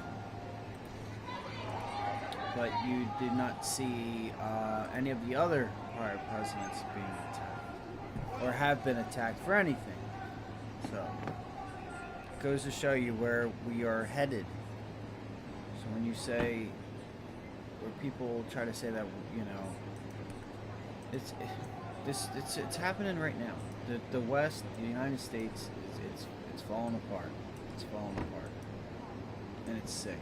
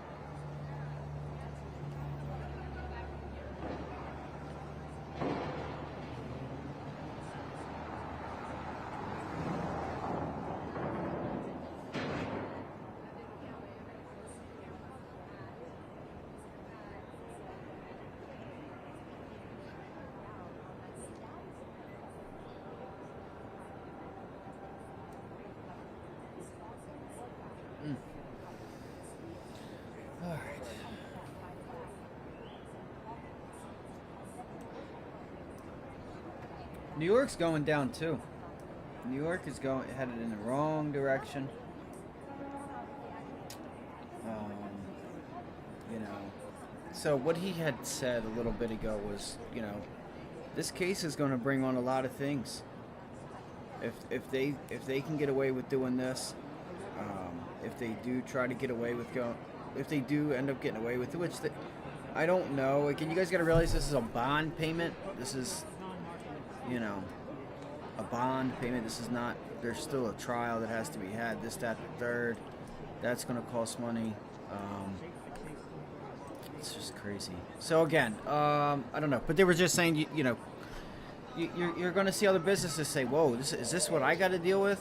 Could I be potentially attacked for whatever reason? All right, I think we might try to take this long on the SPY. I just don't think the volume is there, guys. I really don't.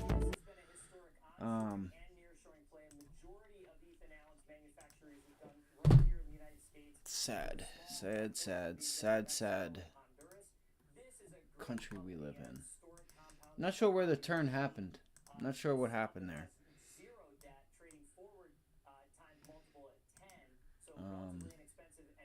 Didn't really start coming out until when Donald Trump got elected. None of this was a talk of the town when Obama was president. That's probably because half of them were still kids, and then they grew up to be teenagers 8 years later.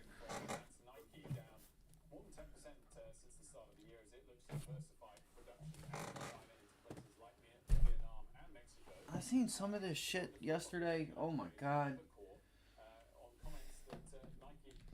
I feel like, and it was crazy. Like, listen, I don't think people are ugly, but this video I seen yesterday.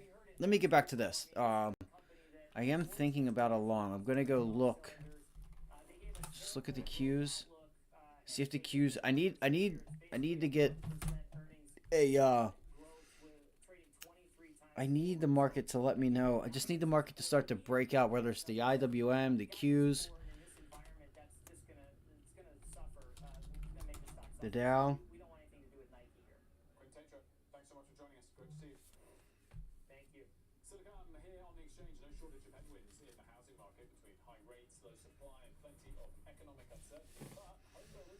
I don't know.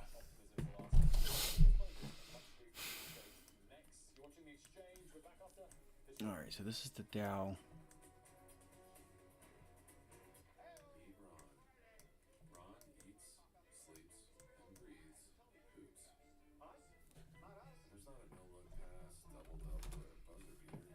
Look, Goldman Sachs starting to fall out of bed now. JP Morgan, is this where's the 3-minute? See, I hate when this happens. Dude, JP Morgan is getting smoked, guys. It's down another % right now.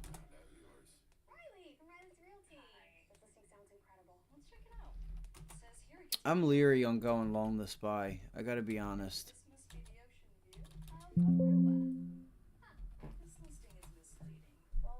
Alright, there it goes. Looks like this is it's going on now.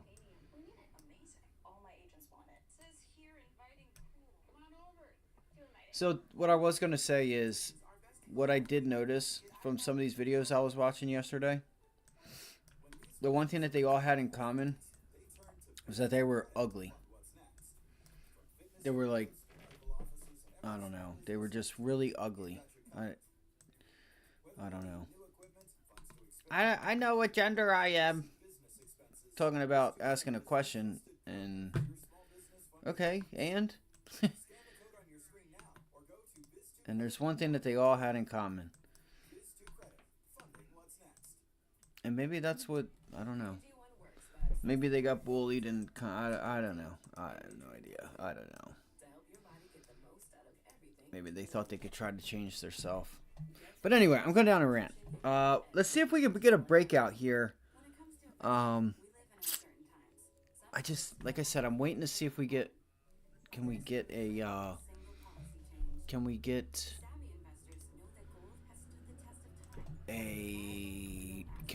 heads up, like an IWM or Qs? Yes, this is what I'm talking about right there.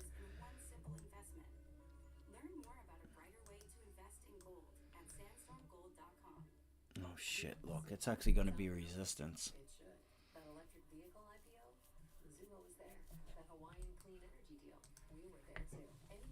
Gold never broke out, which I didn't think it would yet.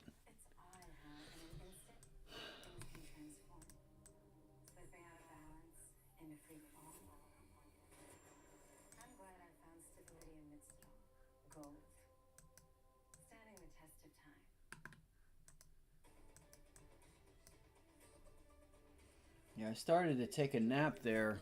I ended up getting a little tired. I'd been like last night I got a little bit of sleep, but I was up back and forth. It sucked. My cat woke me up. She's been taking her medicine, the steroids, and she's been getting hungry, so she was really going after me at 3 o'clock, 3:30 in the morning like that. I'm starving. You gotta help me, bro. So I got up and then got up again at 6. So my sleep schedule's a little off, but it's all good. What's up, Wiz? I'm over here just talking.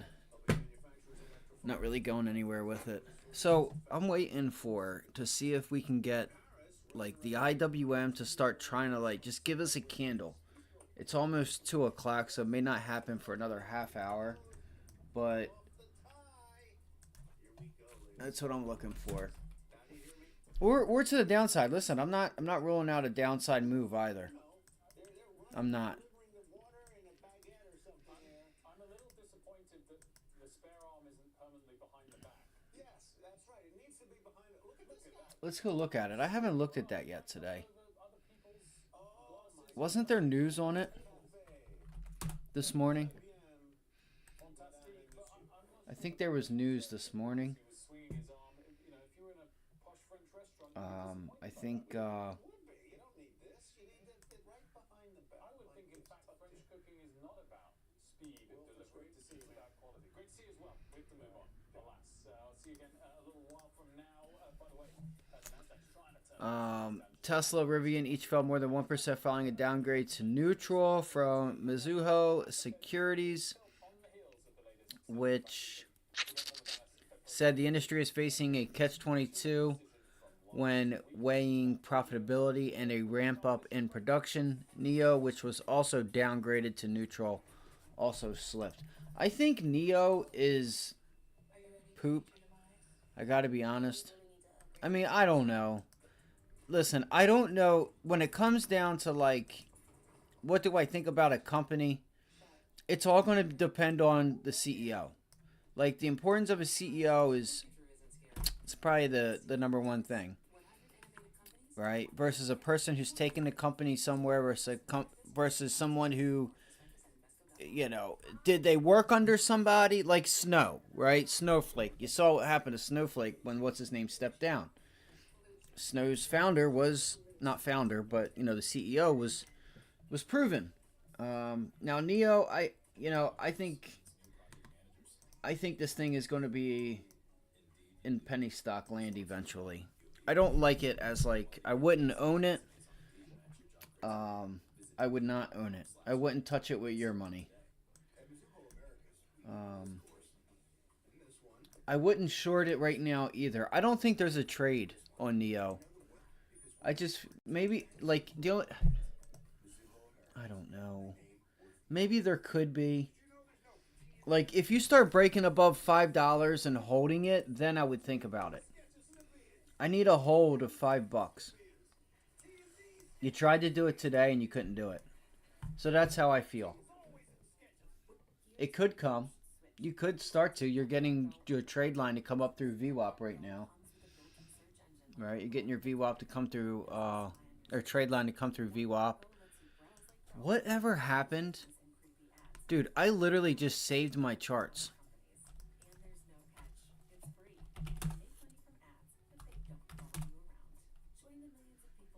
I saved my charts, and here we are. What is it? I don't know, 4 hours later, 3 hours later, having to fix them? What the fuck?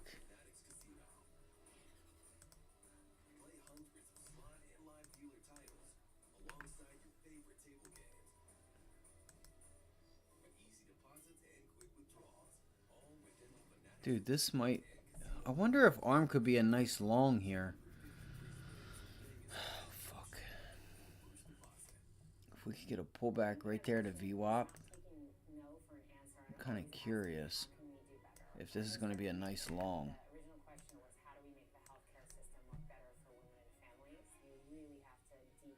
If ARM holds 140, I might try it. And I'm looking for... I'm looking for 145, 150.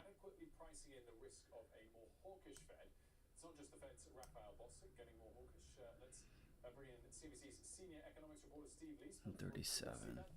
Sounds like you're very hawkish, but I don't think that's the case. You want to sum up the fact that, in fact, the market was a little bit too quick to say 3 cuts are coming after last week. Sorry, I had to fix all this stuff.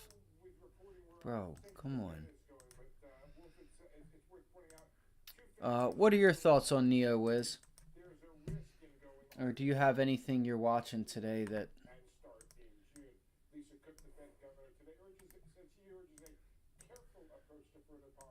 I'm going to go take it over to the big screen. Here, 1 second. I wish we could listen to music. I might try and take this stream over to Kick or somewhere and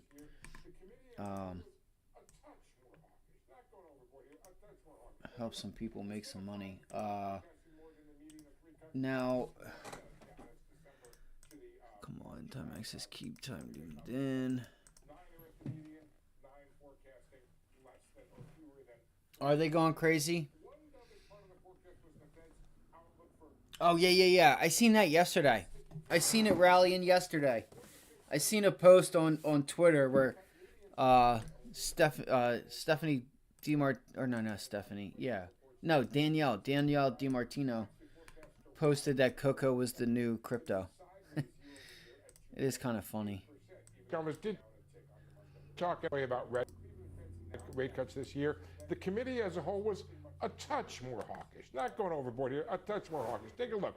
Instead of 5 officials forecasting more than the median of 3 cuts, just one What does that mean for Hershey? December to the March Summary of Economic Projections. 9 are at the median, 9 forecasting Look, are we starting it right now? 3 cuts. That said, one dovish part of the forecast was the Fed's outlook for more inflation, but sticking to the average for 3 cuts. Don't get too excited about that because the 3-cut median survived by only 1 single vote. Now, much depends on inflation reports that are coming. The PCE this Friday actually forecast to rise, and the core is expected to move sideways year over year at 2.8%, even though it's down a tick on the month over month. Meanwhile, the Cleveland Fed's now casting inflation index, not expecting much improvement in the March CPI, which comes in April, either in the headline or in the core. You can see right there. The Fed may yet cut in June and cut 3 times. That's the overall average forecast of the market in the futures, but you can't take the dots to the bank. There's a reasonable risk they go later and do less unless the inflation there was the breakout. I knew it. Unless you have perfect vision, Wilf, on the future, you shouldn't have an all-in bet on that uncertain future. Although at least you get the dots. You know, I have to cover the Bank of England a lot more these days, and you don't even get the dots to play around with and debate all day. But we'll come to that in a moment. Let's focus, obviously, much more on the Fed, first of all, and bring in former Dallas Fed president and senior advisor at Barclays, Richard Fisher. Great to see you, Richard. Why is it way up here? Is your take something similar that people kind of what do you think or something? What are you doing? Based on the dots? Why is the chart way at the fucking top of the screen, bro? Rush to that judgment a bit too fast? Wilfred, I'm a retired dot. Okay, I was a dot for many years, and I think Steve is correct. Don't take it to the bank. Don't take me to the bank, although I advise a bank. So, yes, I mean, look, we've gone from the silly expectation of 6 cuts, and now we're bopping around 3, 2 to 3. I think that will impact the bills market, but I think here's the key point. We're looking at the smoke. I don't know who owns it. In other words, what you see first is what goes up.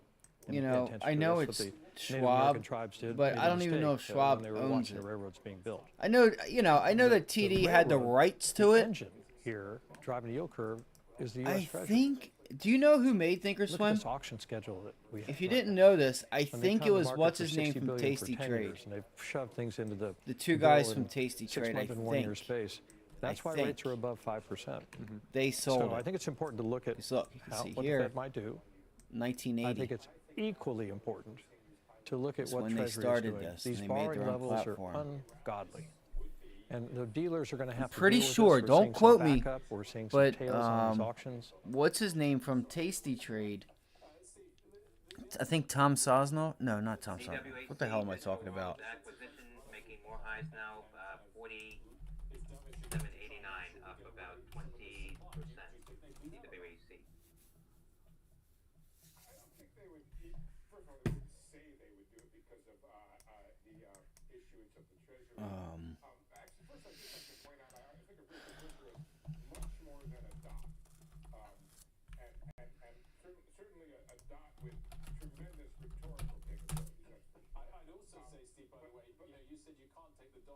Yeah, we still got that. Still, I think I don't use it, but it's still there as an option. Last year. Shit, that's so loud. My bad. Him right there. I think him and the other guy that's with him. Not her.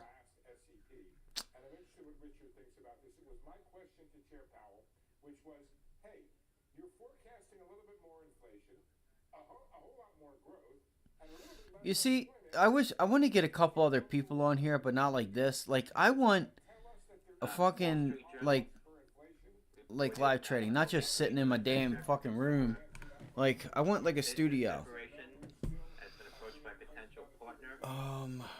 I can't find him. That's so weird. We need to get her ass out of there, too. She's another problem. Even her mom asked her. Why are you doing this?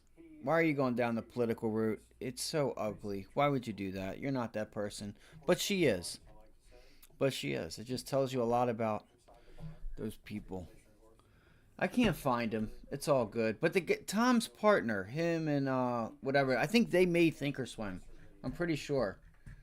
Exactly. Something like that. Exactly. How has nobody done it yet except them? I will point out that Powell did not answer that question. You know what I'm saying? Nobody has done it yet. Like, come on. Why do we not have it? Cable is going. Cable is done. CNBC, you're done.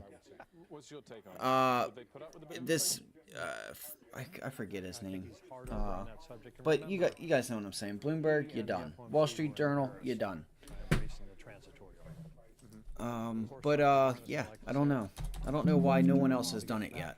And I'm trying to step up to the plate. I haven't made any phone calls yet, but I'm still, like, I'm there. I'm on the edge. I'm on the edge of reaching out. Has to be a sustainable movement to the 2%. I don't see them abandoning that at all. Particularly with unemployment at 3.9%. Do you realize how low that is? Historically, 4% is low. 4.5% is actually. So I don't see them giving in early and adopting a higher target. Steve. Yeah. Steve. I just want to be clear.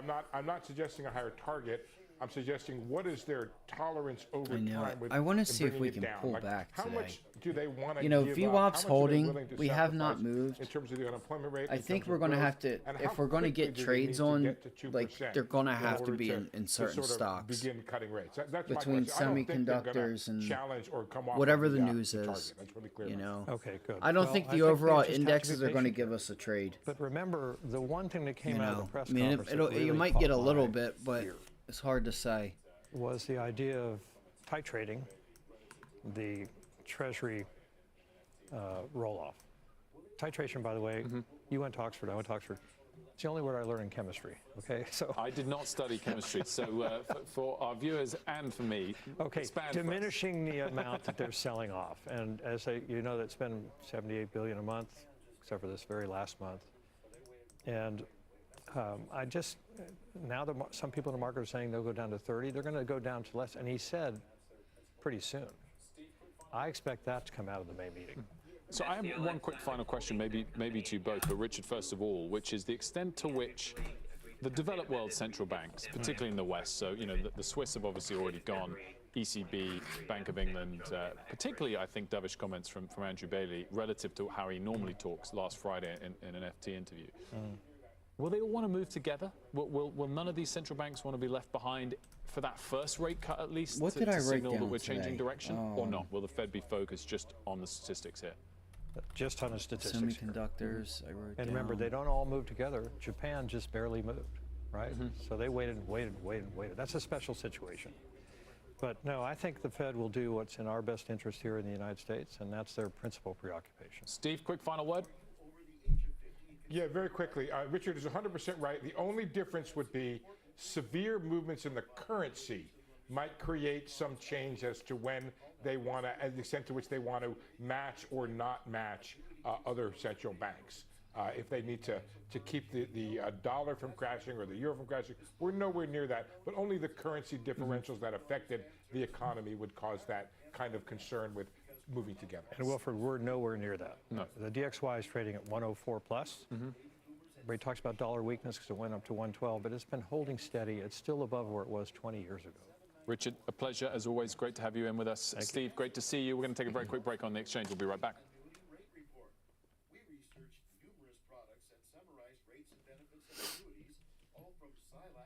Yeah, why did GameStop pop? Shares popped 12% a day ahead of the video games company's fourth quarter earnings. Flipbush on Monday maintained its underperformance rating on meme. Said GameStop's continue and mix shift toward higher margin software likely supported its profitability during the quarterly period.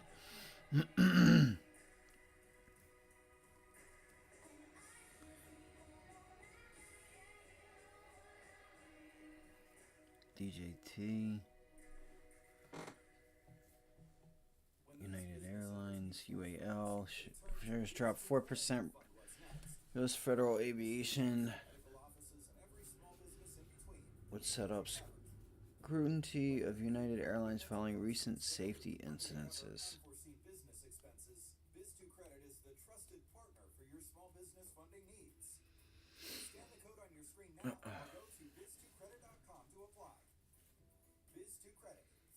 I think this is the stupidest shit every time I see it. Excuse my language. Artificial intelligence to signals traders in advance of upcoming moves. Motherfucker, I don't need something to tell me what an upcoming move is. Alright? I'm going to tell it what that upcoming move is going to be. Not you telling me. AI ain't telling me shit. The only time I think you should be using this AI stuff is if it's a scanner. And if it's going to scan through the entire market and bring you setups, not like, hey, this is going to do this or this, it's, I think this is the stupidest stuff. Like, this is so basic, like, no brains. Like, oh, we're using AI for our signals. They got scanners for that, right? You want cup and handle signals? They got scanners for it. Wedges, ascending wedge, descending wedge, they got scanners for it. I think, they're just trying to shove AI in anything that they can, and half the shit doesn't even make sense. Like, people that talk about, oh, my AI signals, like, you should be able to look at the chart and know what for the most part is going to happen next. It's just my opinion. I just think it's fucking stupid. Every time I hear AI signal this, AI signal that, I think it's just stupid.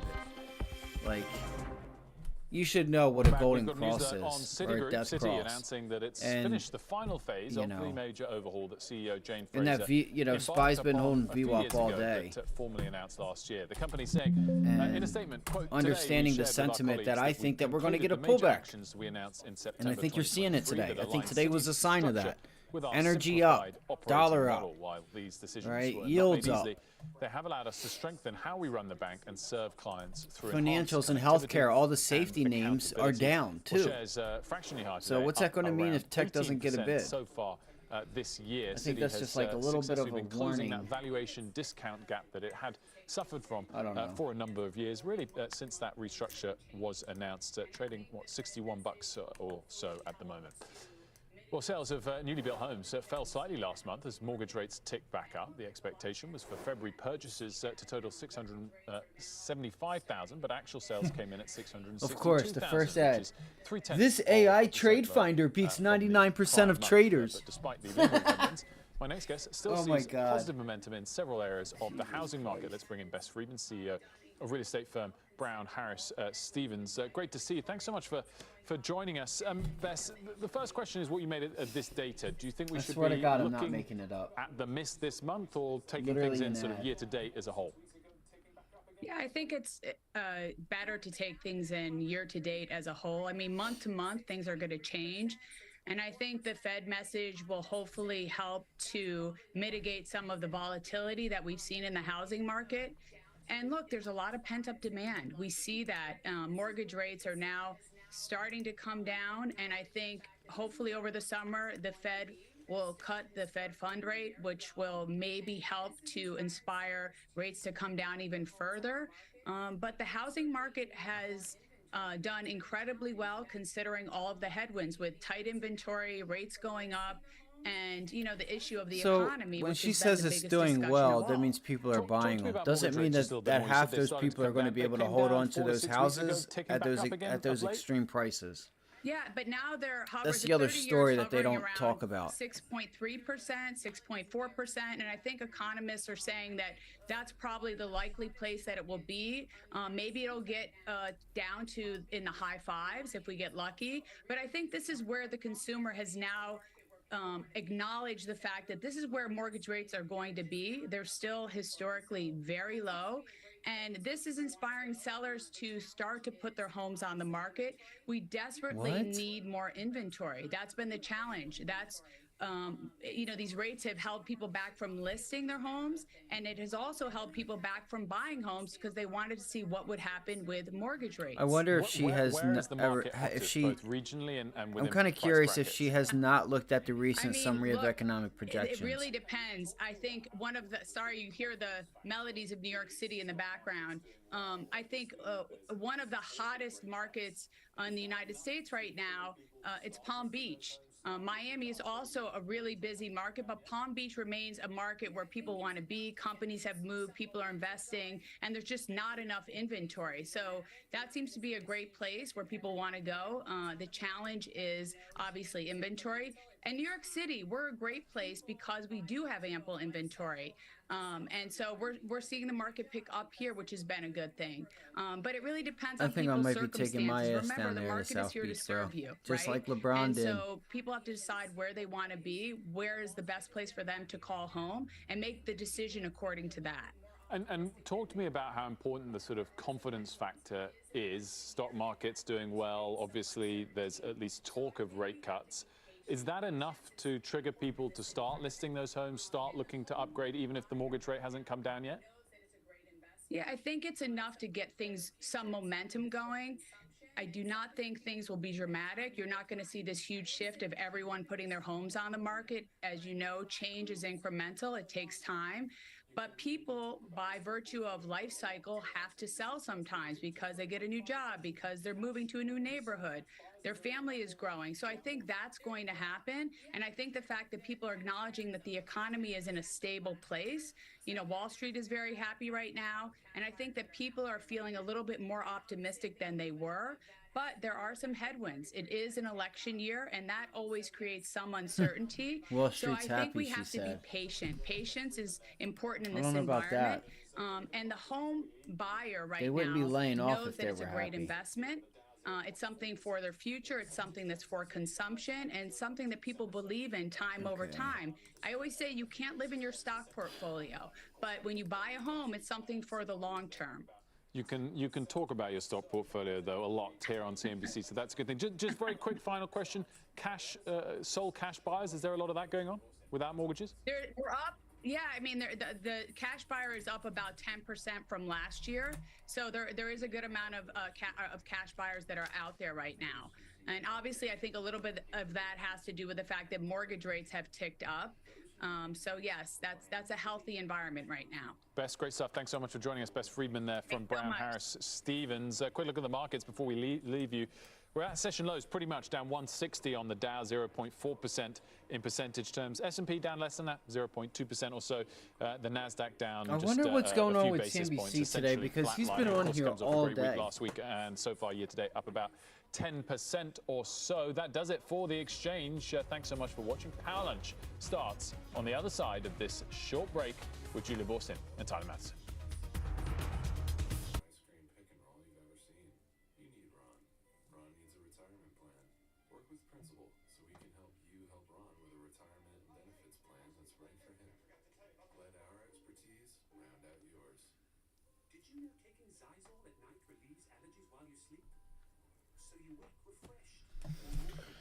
All right.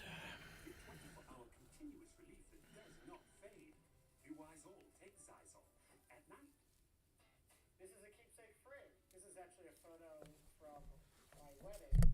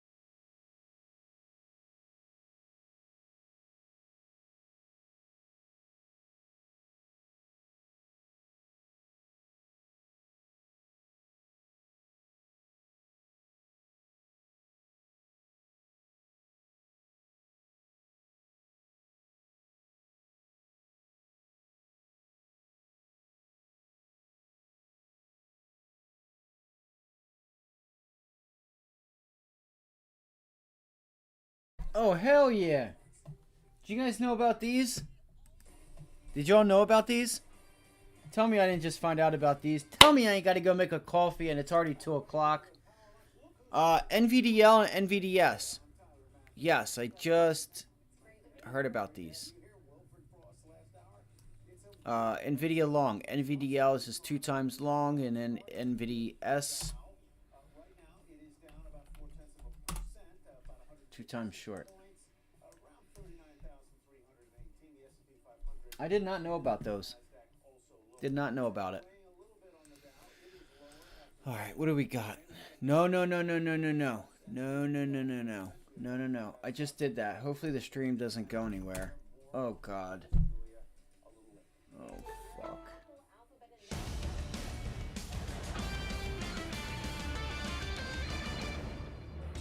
Hi, everybody, and welcome to Power Lunch. Look who's here, Julia Borston alongside Julia. I'm Tyler Matheson. Glad to have you in town. It's great to be here. Great to have you here. Wilfred Frost last hour. It's a week of special guests. Lots of news from around the world to tell you about, starting with the Dow.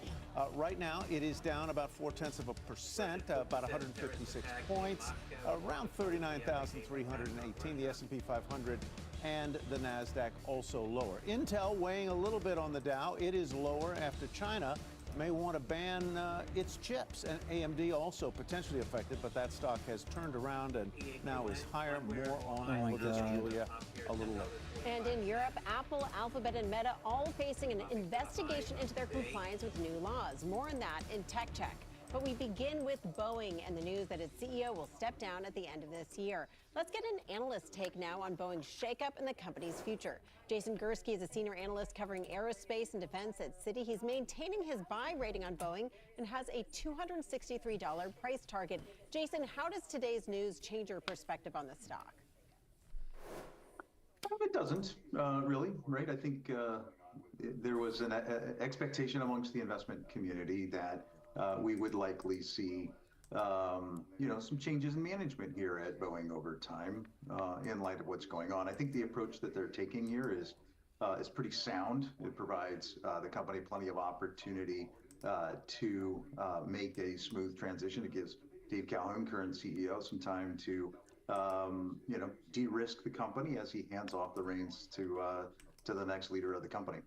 Yeah, and certainly some time here for transition, the question of whether they'll bring in an outsider. What if I'm going to make my video not. copyright? But as you look at the various areas of execution risk, what do you think the biggest challenges are right now, given that they've just announced this new executive submit shakeup? podcast?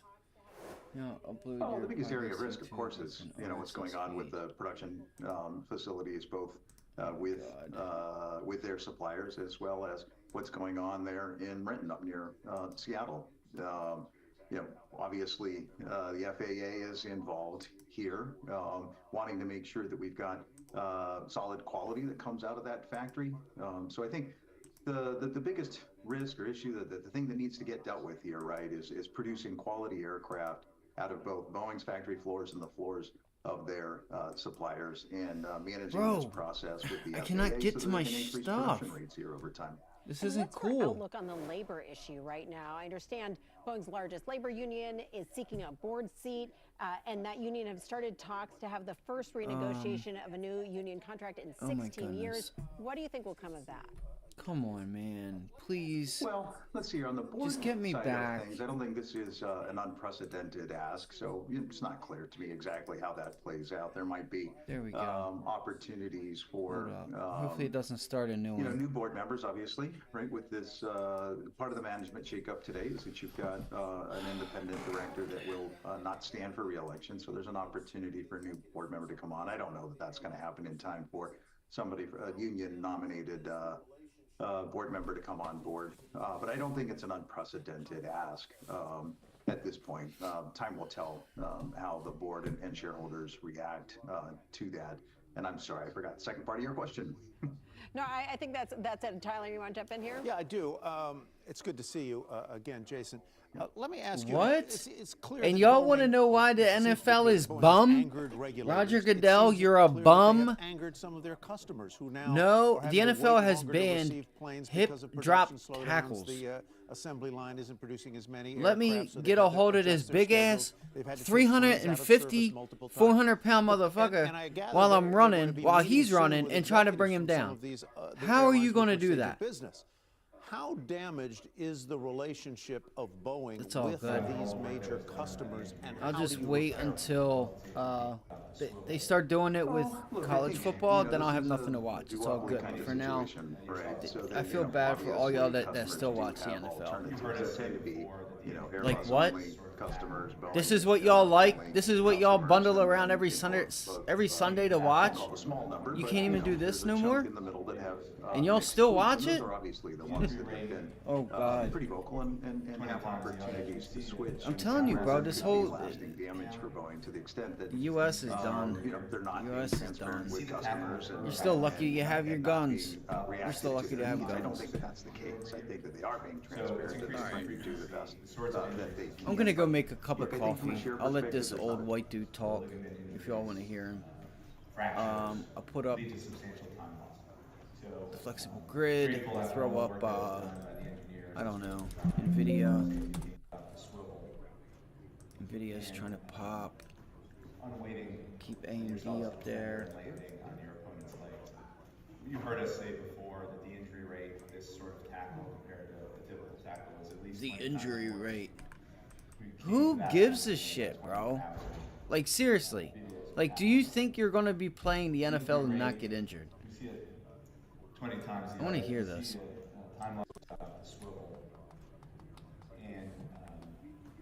Yeah, I could see his leg getting messed up there. You heard us say before that the injury rate for this sort of tackle compared to the typical tackle is at least 20 times more. We came to that from reviewing about 20,000 videos of tackles. The injury rate, we see it 20 times the others. We see a time loss injury about once a week now, which is an increase year over year. We see the tackle occur about once a game, which is up 65% year over year. Wait, what? Once a game? The sorts of injuries, as you can see. Yeah, right. You know you see that shit more than once. The ligament injuries, fractures, lead to substantial time loss. So, grateful after all the work that was done by the engineers and certainly by the health and safety. Engineers. Oh, Jesus Christ. Unweighting yourself as a defender and landing on your opponent's leg. You heard us say before that the injury rate for this sort of tackle compared to a typical tackle is at least 20 times more. We came to that from reviewing about 20,000 videos of tackles. The injury rate, we see it 20 times the others. We see a time loss injury about once a week now, which is an increase year over year. The last person I want to talk about is Steve Mollenkopf. He has been on the Boeing board since 2020. Why is he important? He now moves into the position immediately as chairman of the board. He will lead the search for a new CEO at the company. And they're expecting this to take several months. It's not going to be an overnight decision. They will look at candidates internally as well as externally. As you take a look at shares of Boeing and Airbus over the last year, remember that MAX deliveries, that's the bread and butter for Boeing. They are way behind Airbus's A320s in terms of the competitor, the narrow body market. They've only delivered 42 this year, but that's by design. They are purposely slowing down production. They can build it and produce up to 38 a month. They're nowhere close to that, guys. May not be close to that until the end of this year. Job number one for Stephanie Pope and the people at Boeing Commercial Airplanes, stabilize production, put the quality controls in place. Guys, back to you. What is the early line? Is Stephanie Pope the front runner, or will it be more likely to go outside to find a CEO? I wouldn't call her a front runner. I would say she will be looked at. I mean, she's just now moving into the BCA president position. So she has a chance here to show the board, look, I have what it takes. And she's well known within the company. But they will look externally as well, Tyler. This is not going to be what we've seen over the last couple of CEO selections here at Boeing, where it is definitely an internal person. It could be an external candidate as well. All right, Phil, thank you very much. Phil LeBeau reporting. Our next guest says Boeing's problems extend well beyond Dave Calhoun, and the company is in need of an entire overhaul. Herb Greenberg is editor of Herb Greenberg's On the Street and a CNBC contributor. Herb, always good to see you. So your view is that Dave Calhoun, who will be leaving, this is not really his mess, is it? It predated his, or the seeds were planted before he came in. What a mess. This thing has been going on. Mismanagement of this company, you could say, goes back at least 20 years, probably more than that. Because remember, you've had a revolving door of CEOs here for 20 years. And during that time, which was actually a cleanup from aisle 5 over there when the company acquired McDonnell Douglas, you know, this is a company that at some point, and I would say, if you go back and look I'm going to go make some coffee, and I'll be right back. You guys tell me what you guys want me to put up here. I have the Qs, the SPY, AMD. We can throw Tesla here or NVDA. NVIDIA is getting ready to pull back. AMD still climbing.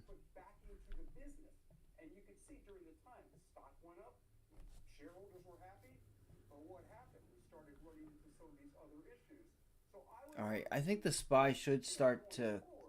So the Qs have made a new high now. Let's see if the SPY ends up breaking out to a new high now.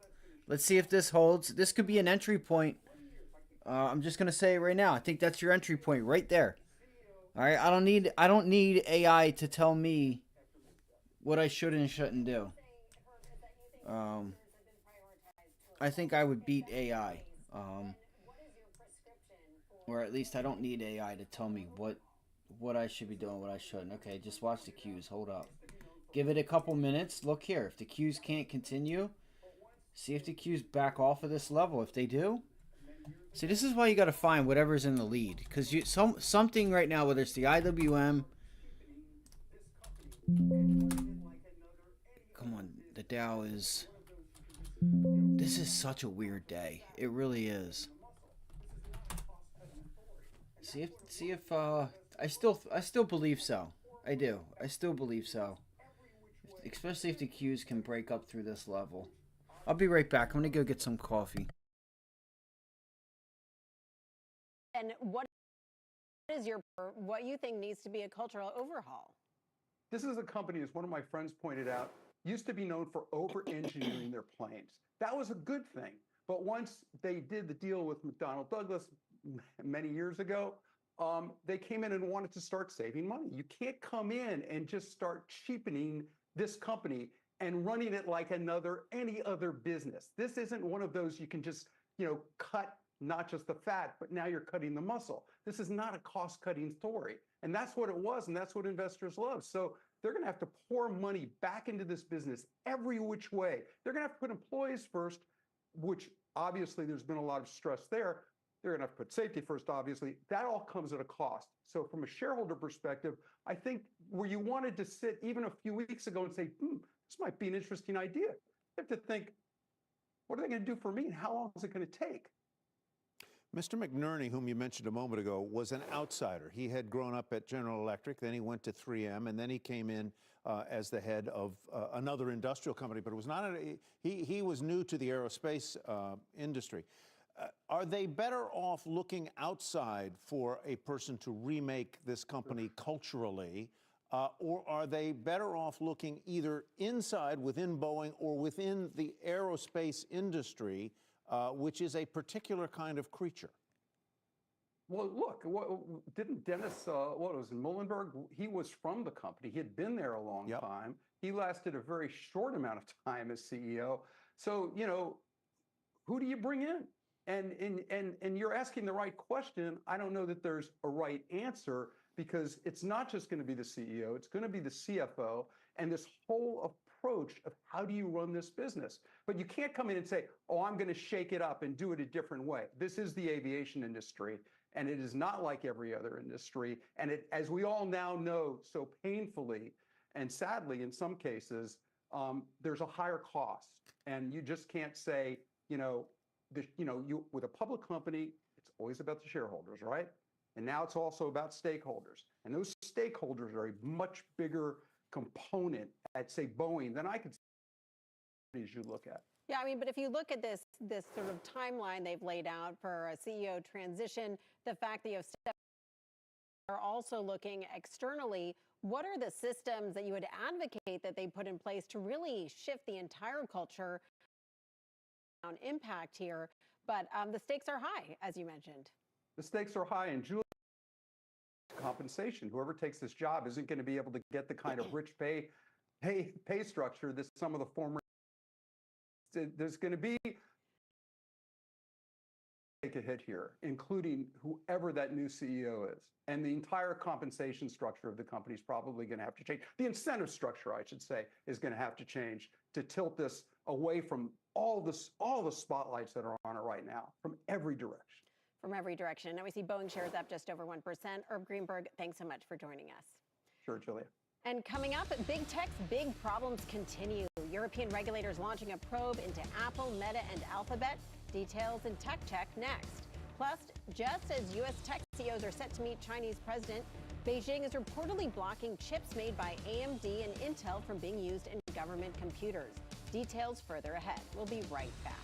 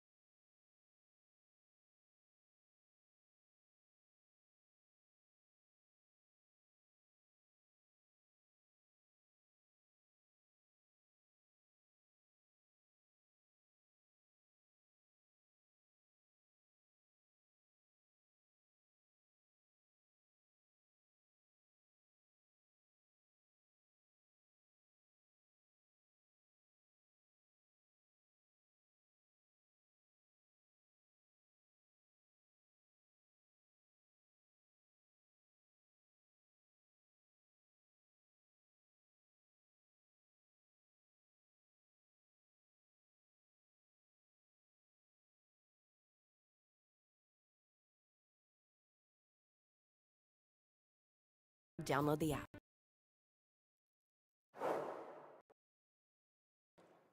The European under its the Digital Markets Act. Among the probes, inquiries into stores and Meta's ad-free subscription model in Europe. Join us now for today's Tech Check. Steve, first, we've been talking about the DMA for months, for years. At the end of the day, what does this mean for Apple? I know they've been preparing for this, right, but what we're actually seeing now, what is it going to mean at the end of the day? If you're an Apple investor, there's a lot of stuff that you're going to be looking at here, but the most important one is the EU is looking into what's called Apple's new core technology. This law, Apple has to let other app stores onto the iPhone for the very first time. You can download software outside of Apple's App Store for the very first time, but if you're a developer and want to take advantage of that and kind of evade some of the fees that have been historically in the App Store, Apple's App Store, and do it through another App Store straight from the web, Apple's going to charge you 50 cents in euros every time someone downloads your app.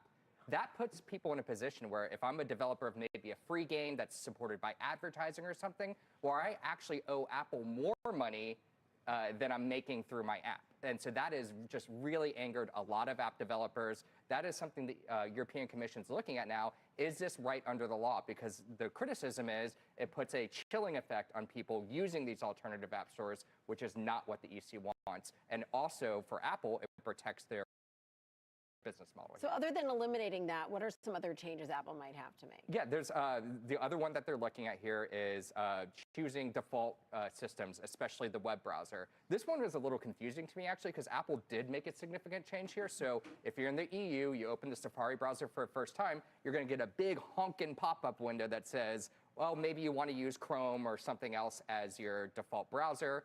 The EC says that might not be good enough. So it's unclear how they can do better than giving you a big pop-up window asking you to choose. And as you can see here behind us, there's other stuff here. Google, Meta, that's a really interesting one. I'm sure you're going to talk about. For Google, it's self-preferencing. Yeah. Yeah. Deirdre, tell us about that. How do you see Google being forced to change as a result of this? I know they've also been preparing this for years. And how do you see the actual investigation differing from maybe what people anticipated? So self-preferencing means that when you do Google search, it's going to give you their options first, whether that be for shopping or for flights. And this is something that has sort of long followed Google along. But I want to make the broader point, though, that this is just scrutiny on so many different fronts. We know that here in the United States, the regulators are probing its ad tech acquisitions. In Europe, it's the walled garden. And I think the fear for investors for any of these companies is that right now is such a critical moment. They're all so involved in this rush to develop generative AI products, yet they're dealing with issues of their core existing business or in the past that still needs to get sorted. And will that be a distraction? For investors, should they be so worried about this? I'm not sure. It's an open question because let's take, for example, Google has received the biggest fine of any mega cap from the European regulators. This is from years ago, $5 billion, which, when you consider their entire sales for the year, isn't as much, certainly not as much as this DMA could enact, but they're still appealing it. So I think that's the other thing to keep an eye on here is that even though the European regulators are looking into these businesses for the mega caps, it takes a lot of time, even if they are moving faster and becoming more nimble. What is this steering? What does steering mean in this context, Julia? Deirdre. Well, it's steering. I believe it means that they're steering you towards their own products, this idea of conflict of interest and the idea that if you are using Google search, it is by far the dominant search engine, right? With 90% of the market, they can feed you certain results and they can self-preference. They can give you their own results, their own tools that they have there. And, you know, the regulators say that that's not fair.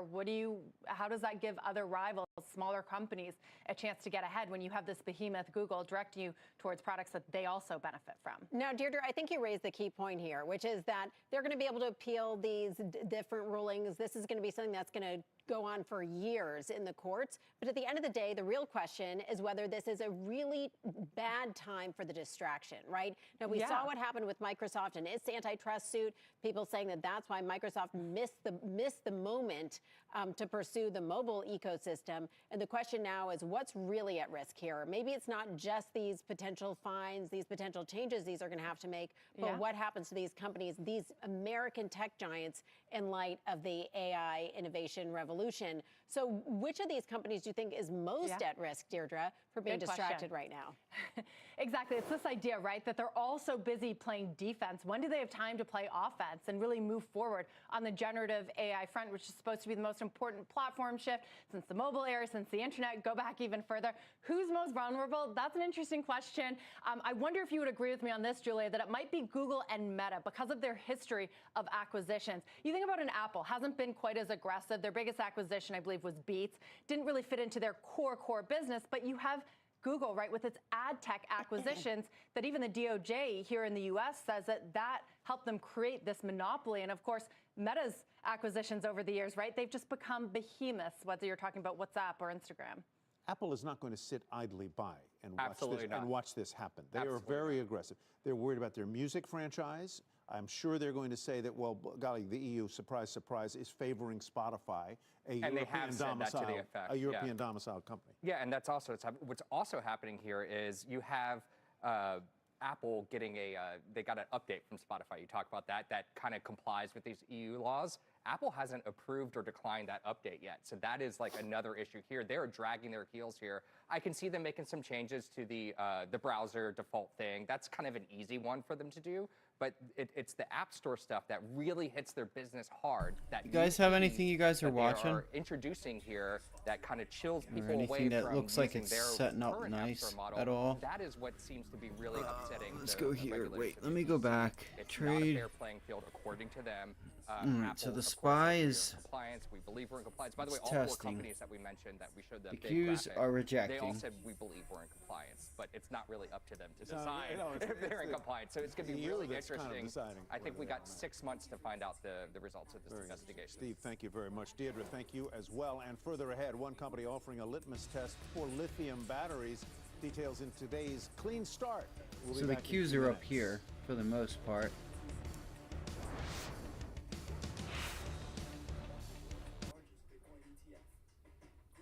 Uh-oh, what's about to happen here? What's about to happen here?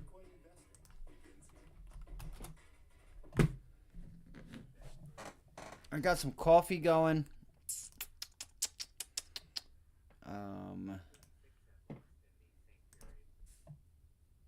Want more from your vitamins? Get more with Nature's Bounty.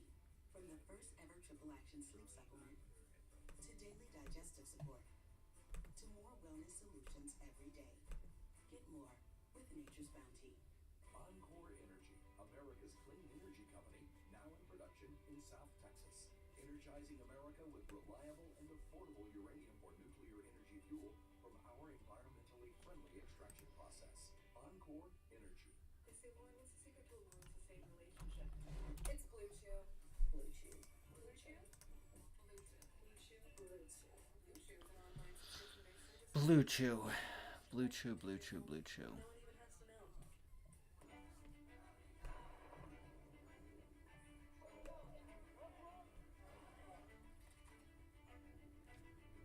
What the fuck?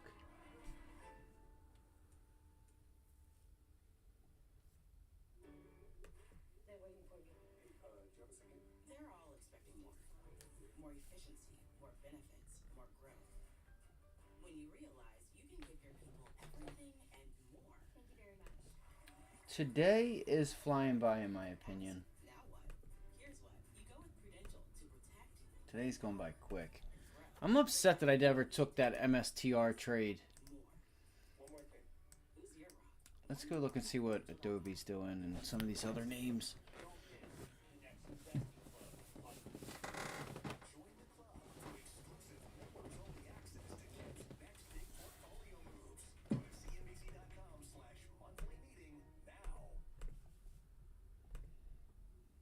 All right, welcome back to Power Lunch, everybody. Time for a check on the bond market, and you know what that means. Rick Santelli in Chicago. Hi, Rick. Hi, Tyler. Indeed. Well, today was a big day. Tomorrow's going to be a big day as well. Record sizes these are. I'm upset, man, that I wasn't able to get that AI trade on. Maybe that's where I need to go back to. Alright, so AI reclaimed that level here below the 50-day.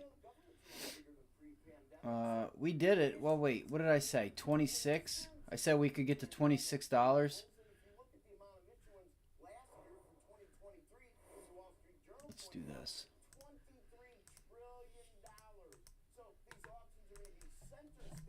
Now. All right, welcome back to Power Lunch, everybody. Time for a check I on need the to get a bond shower. market, I gotta and you do know some what that cleaning. means. Rick I Santelli, might have a Chicago. watch list out later on. I'm not sure though. Indeed. Well, today was a big day. I Tomorrow's gonna be a almost, big day as well. I was trying to get one out yesterday. I got really tired and I don't know. It just felt like whatever was going to come, it could have waited until today, until the morning time for the watch list. Not even going to lie. I almost didn't do a live today. I almost didn't go live. The amount of issuance last year for 2023, as Wall Street Journal pointed out, $23 trillion. So these auctions are going to be center stage, maybe the canary in the coal mine as to whether demand, both nationally and internationally, will keep up with issuance. Now, as you look at 2s and 30s, the shortest and longest coupon maturity on the yield curve, you can see that we came off a little bit during that auction results at 1 Eastern, but the 10s and the 30s keep making the higher yields as the session progresses. On a month to date, the longer maturity, Let's see here if we're going to get a rally at the end of the day or not. High yield closes for the month of March. And finally, we all know this is the last. We're coming up on the last day of the quarter, guys. Keep that in mind as we start to take this into the next month. You're starting a new quarter. Down by most metrics. So interest rates and how that pushes through to the currency, well, the dollar index is coming off its best close since Valentine's Day, well up on the month, well up on the year. Julia, back to you. Thanks so much, Rick. Now let's get over to Contessa Brewer for a CNBC News update.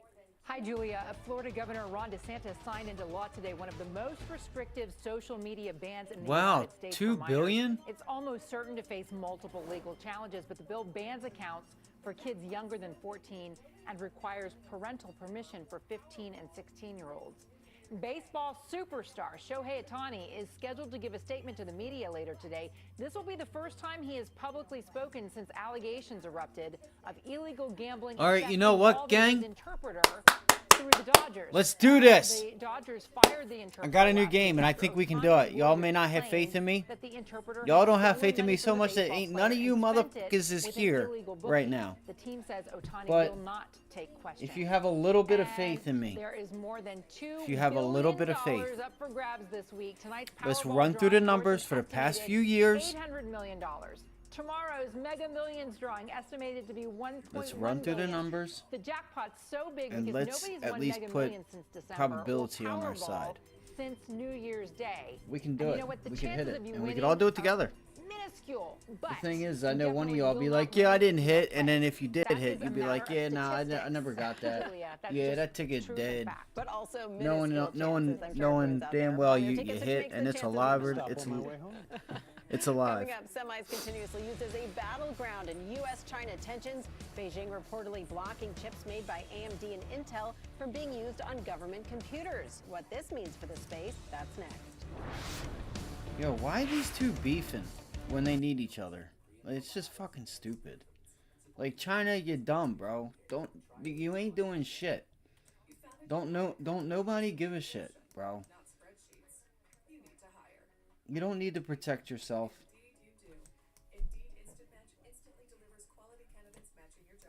Trust me, ain't nobody wanting to buy a fucking Huawei phone, bro. Act like, oh, we gotta watch them. We don't want them knowing what we doing. Because y'all the ones to be doing the dumb shit.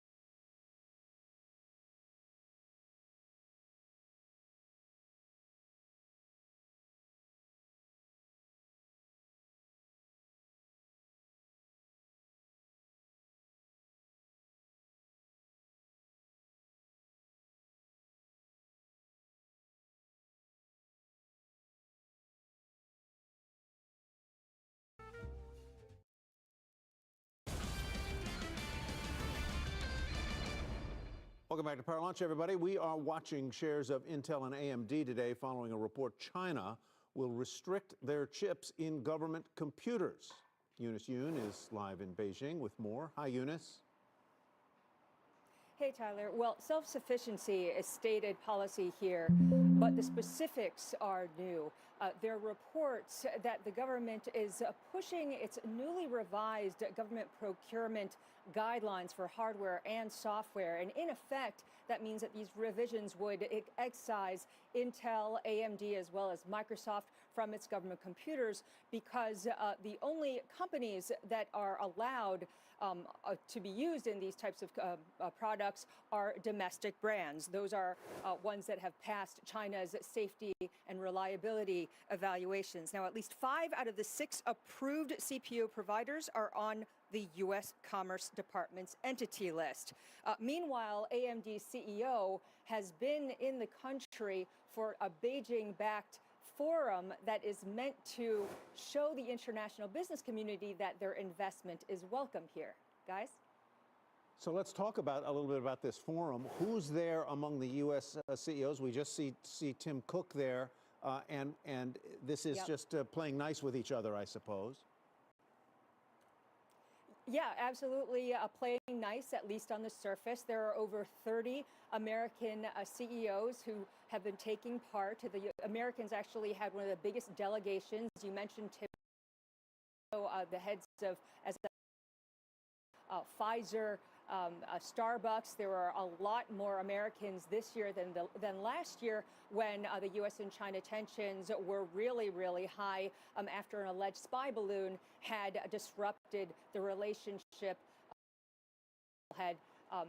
than before. So one thing, though, that has been interesting is that there has been discussion Xi Jinping may be meeting some of these CEOs on Wednesday.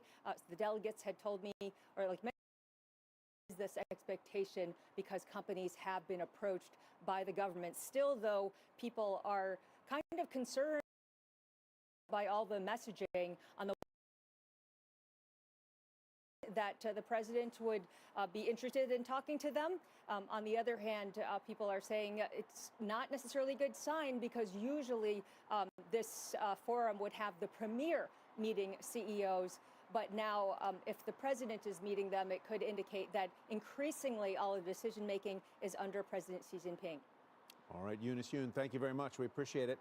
Meantime, shares of AMD turning positive for the session. Intel down more than 1%. Our next guest says Intel would likely be more impacted from a move by China to ban its chips, but he's not changed his models or targets on either Intel or Advanced Micro, rating both market perform.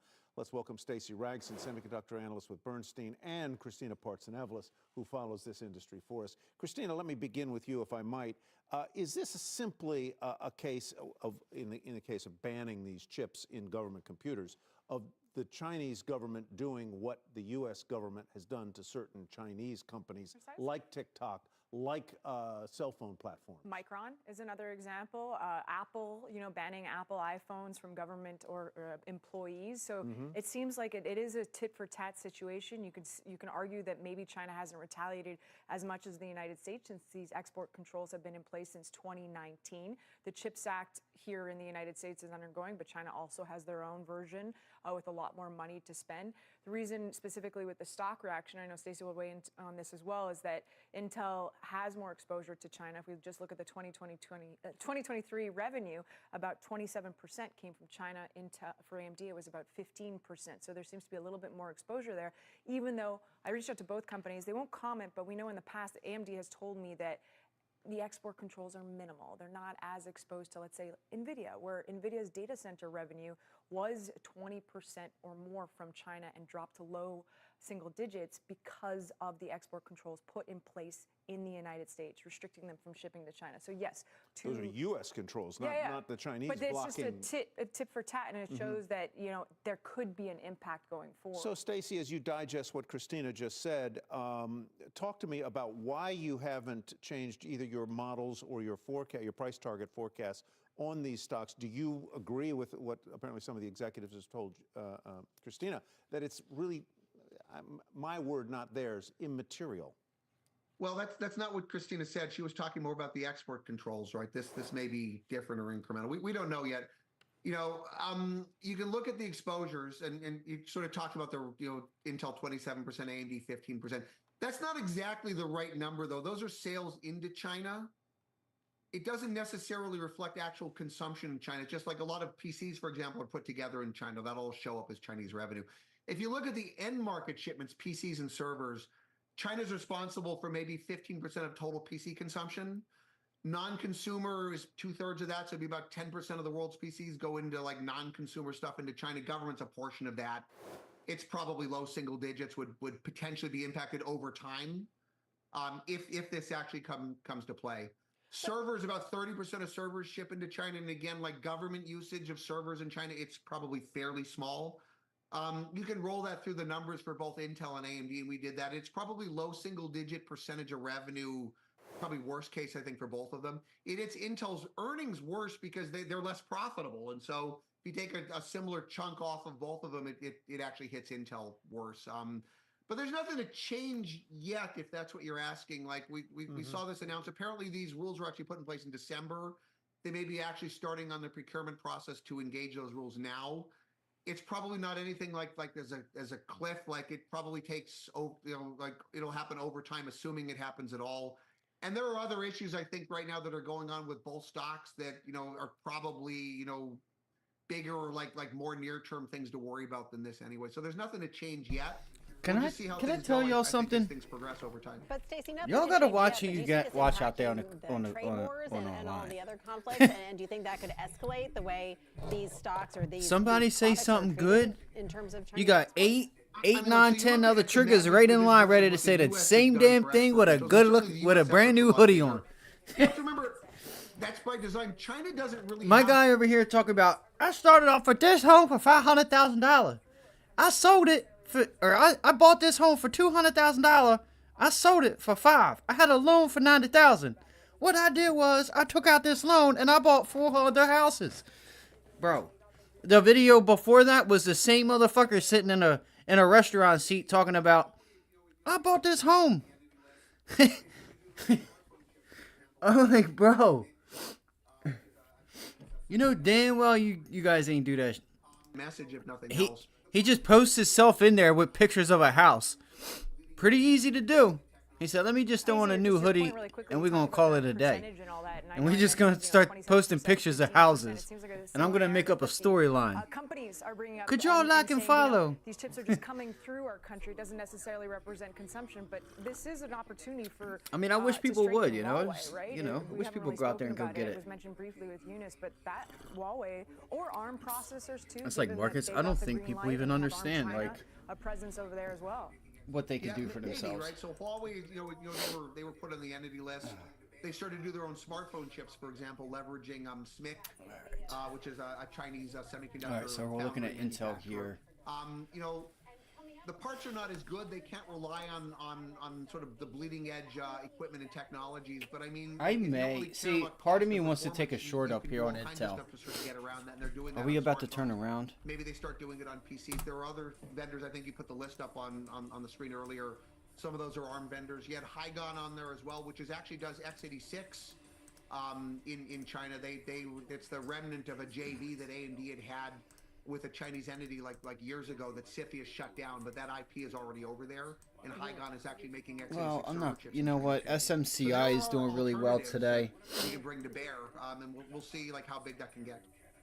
Yeah, it's going to be a fascinating one to watch. Christina Partsinevelos, Stacey Raskin, thank you both so much for joining us. And coming up, we'll get a charged up clean start, highlighting a startup gauging the value of EV batteries on the used car market. We'll be right back. Anyone else thinking what I'm thinking here?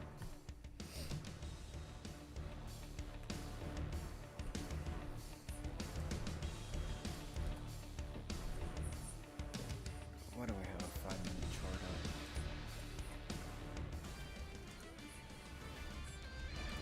By meeting each obstacle with a perfectly executed strategy. A measured approach. The right tools. Driving accuracy. CME Group, where risk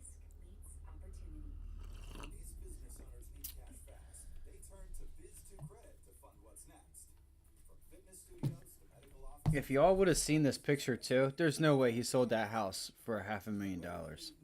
There ain't no way in hell. Ain't no way in hell. I bought this property right here. It's a one door. It's about 500 square foot. All right, let's see. Listen, he might be right. I'm not saying he didn't do this, but with these pictures here, I'm gonna show y'all right here. Techniguin.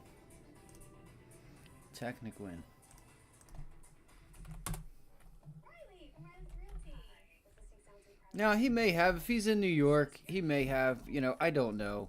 I'm not going to say somebody did or didn't do anything. All I'm saying is just watch yourself out there.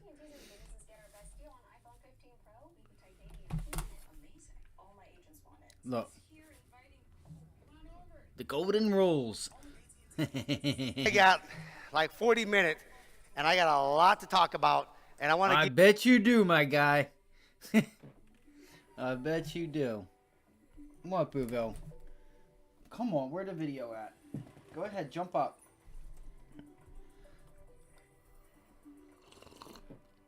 Damn, my boy getting it. Boy getting it. Or did social media pay him? Let's see. Where's the video? I really want y'all to see this because I don't see the power of investing.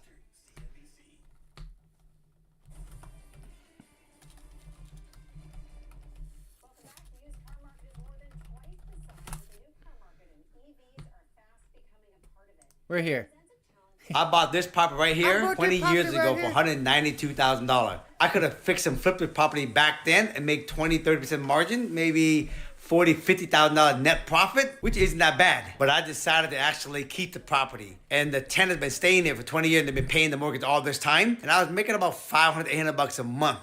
But fast forward today, I just sold and closed it here last week for $600,000 as is. I owe about $90,000 on the property, so I actually walked away with $500,000 profit. But what I'm gonna do with the money is where the magic happens. You know, watch it's this. got a yard I'm in gonna it, take this $500,000 profit and I'm gonna buy 2 property with it. I'm gonna use $350,000 to buy this property right here, and another $150,000 to buy another property. Then I'm gonna get a loan to rehab both of the property and a loan to build out the 2 ADU in the backyard of both of the property. All in, said and done, I'm gonna have 4 property worth $2.9 million. I bought this property right here 20 years ago for $192,000. How did we just jump from I could 2 have fixed them to 4? Flip the property back then and make 20-30% margin, maybe $40,000-$50,000 net profit, which isn't that bad. But I decided to actually keep the property. And the tenant been staying there for 20 years and been paying the mortgage all this time. And I was making about $500-$800 a month. But fast forward today, I just sold and closed it here last week for $600,000 as is. I owe about $90,000 on the property, so I actually walked away with $500,000 profit. But what I'm gonna do with the money is where the magic happened.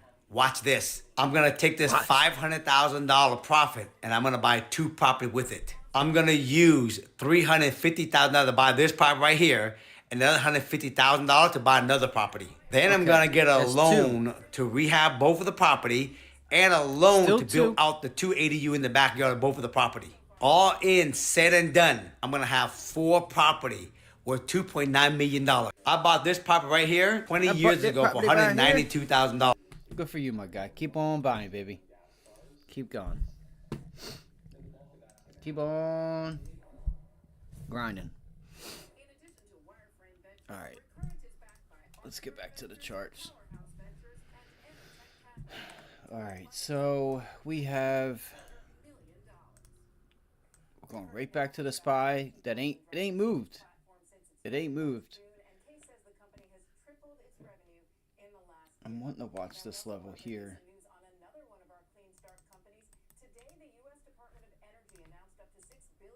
Just for today. I'm not really, it's not like a major level, but look, there it was. There was that double bottom. And it looks like we just rejected it. I'm still trying to show you guys that you can and you will see another index give you the lead. Like the IWM, put in that double top, right? Flat. Look, it's under VWAP now, right? It's following the Dow slowly but surely. Damn, the Dow popped like a mug. What's Goldman Sachs doing? Popped.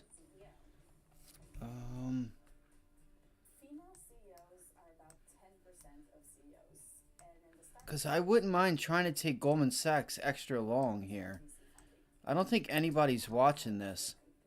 Like, look, are you serious? For 415, you're going to give me a fucking... a 415? Look, even this. 637 volume, open interest volume. Damn. I might be interested in those 420 calls on Goldman Sachs if this market can, if the Dow, at least the Dow. I need to figure this game out, bro. So that's a rejection off VWAP. It's really weak right now. I can't just.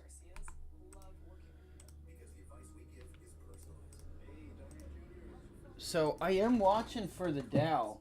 Because the minute the Dow tells me to get long, you know, it's...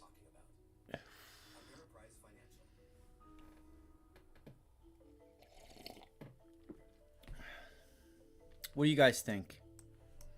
You guys think I should just go for a long while the Dow is on its lows? Maybe it comes in with a bounce. We get a bounce on this thing.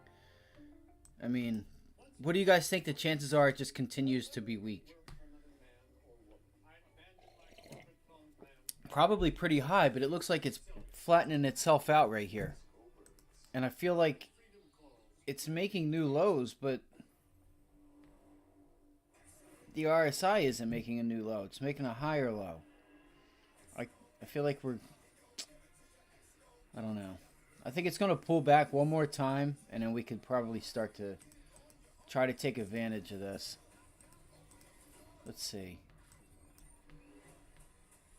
That's crazy. It's so weak. IQM. What the hell is that? Franklin Templeton ETF. Until...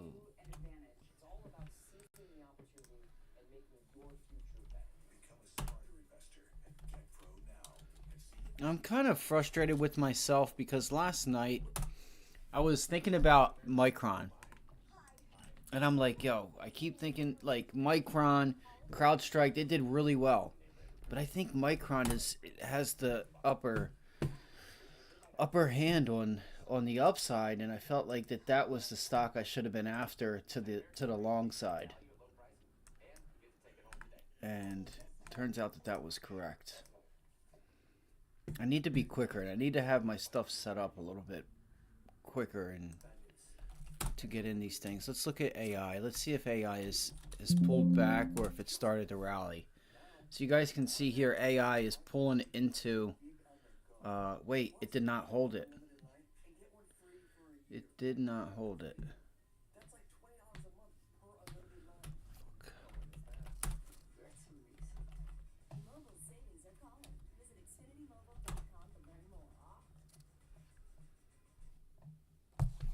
Dude, my fucking phone ain't even on. Come on, man.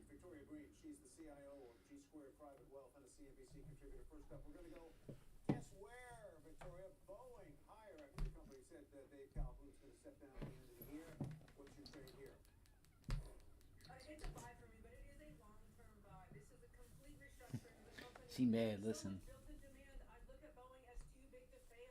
What a fucking boring day, bro. Does anyone out there know if we can listen to music on, like, Kick or any other, like, streaming platforms? What are you doing? You gonna come after me? Are you gonna come after me? Huh? Yo, don't... Girlfriend! Don't freaking use your tail to knock everything off my desk. Don't be a little asshole. Don't be a little mean butt. Let me get it out of your eyes. You're okay. You're fine. Stop.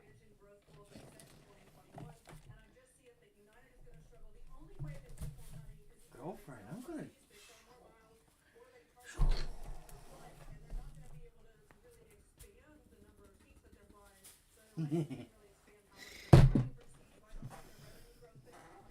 I'll tell you guys what, man. You guys can't see it, but if I keep putting my hands out next to her by her paws and stuff, she's just ready to attack the shit out of me. Not attack me, but you know what I mean? She's like, please, please, just keep it there so I can just rip the shit out of it. So I can just tear your hand up. agree with Evercore. I see Foot Locker as a buy. I've seen sporting goods. Really, yeah, I see that as they have a lot priced in. They had to do a lot of discounting that really cut into their margins. They moved a lot of inventory last quarter, so their inventory backlog gone. Their discounting gone. This Nike partnership, Nike's coming back saying, hey, we want to move back to this wholesale model. That's great for Foot Locker. And they're expanding their customer loyalty programs. They're expanding their digital presence, making it more omni-channel. I see a lot of growth in Foot Locker, and they've had some momentum. I think we're on the 6th straight up there. So these are your upgrades here. Foot Locker. Oh, dude, I forgot. Absolutely. See you next time. We'll be right back. Amelia, turn off alarm. Amelia, weather. 70 degrees and sun today. Amelia, unlock the door. What's wrong?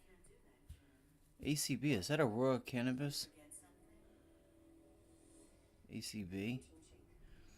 So, advancing, declining.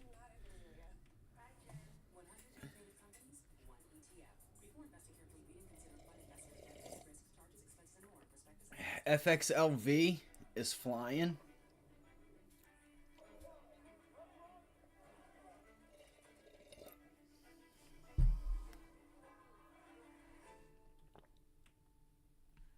FXLV, guys. I mean, it may not be up right now. They're all expecting more efficiency, more benefits, more growth. What in the hell? You can give your people everything and more. Thank you very much. Ask, now what? Here's what. What the heck is this? Protect, empower, and grow. With everything you need to deliver, you guessed it. Yo, I'm seriously finna buy this shit right now. Learn more at Prudential.com. Seriously. Are you serious? I'll probably be buying the high, but I could probably buy it. Throw in a limit order. Get filled. Sell it at 21. And 9 to 12 cents, and I could get 20 cents out of it. That's almost 100%. Over the counter. I need my over-the-counter medicine.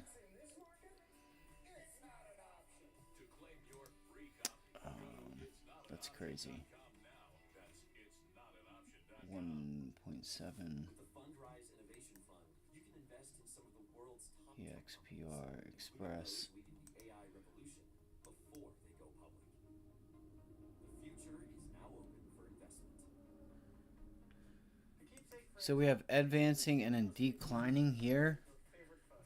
Oh, Levi? No, LF. Leafly Holdings. Okay. Trading at Schwab is now powered by Ameritrade, unlocking the power of Thinkorswim, the award-winning trading platforms. Bring your trades into focus on Thinkorswim desktop with robust charting and analysis tools, including over 400 technical studies. Tailor the platforms to your unique needs with nearly endless customization, and track market trends with Oh shit, this is out of Trade brilliantly. 595. Okay. Let's see what's going on here. More moves today in Trian's proxy battle with Disney. Nelson Peltz says Trian withholding his votes for CEO Bob Iger's re-election to the board. But that contradicts the company's proxy recommendations and also Nelson Peltz's comments about wanting to work with Iger and Disney's management if he is elected to the board. He told the Financial Times, I'm not trying to fire Bob Iger, I want to help him. Trian issuing a press release. What is XBT? Election contest is about board oversight, not about Bob Iger. We are now 10 days out from the shareholder meeting. So the company didn't want to pursue Oh, XBT. X.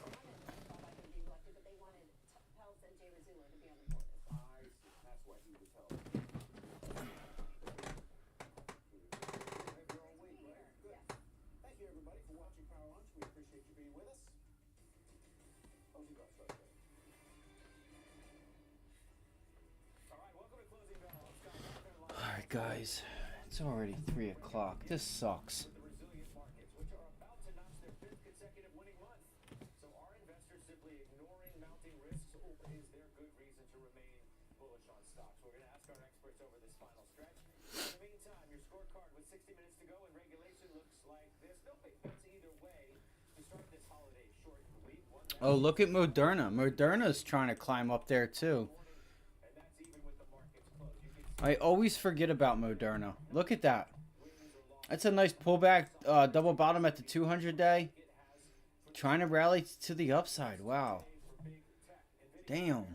But some of the other mega cap names digesting regulatory news, both here in the U.S. and, of course, now abroad.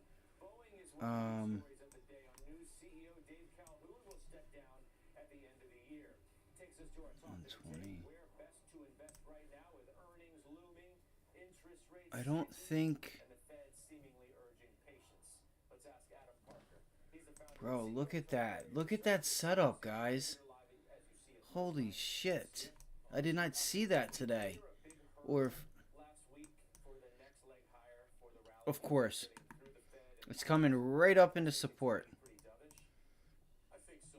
I mean, I think there's three reasons to be bullish. One is the gross margins for the average company have troughed and are going. That's pre-market resistance as well. Just be careful. It might be pre-market resistance. It definitely looks like a cup and handle there. The bear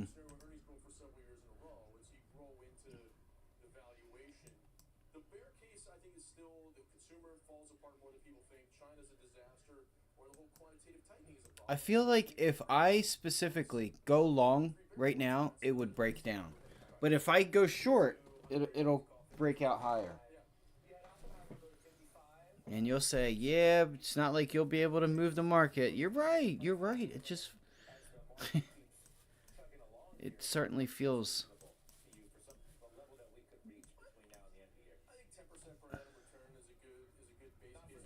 Alright, I gotta change my AirPods. Are you okay, Turkey? You okay? She's so upset that she can't fall asleep. I can tell. I can see people saying, well, I don't like the starting valuation, but the margins are going to go up. And I think that's what drives multiple expansion. And as we talked about before, there's not a lot of asset classes around the world that give you access to the best 20 U.S. equities and the power that they grow.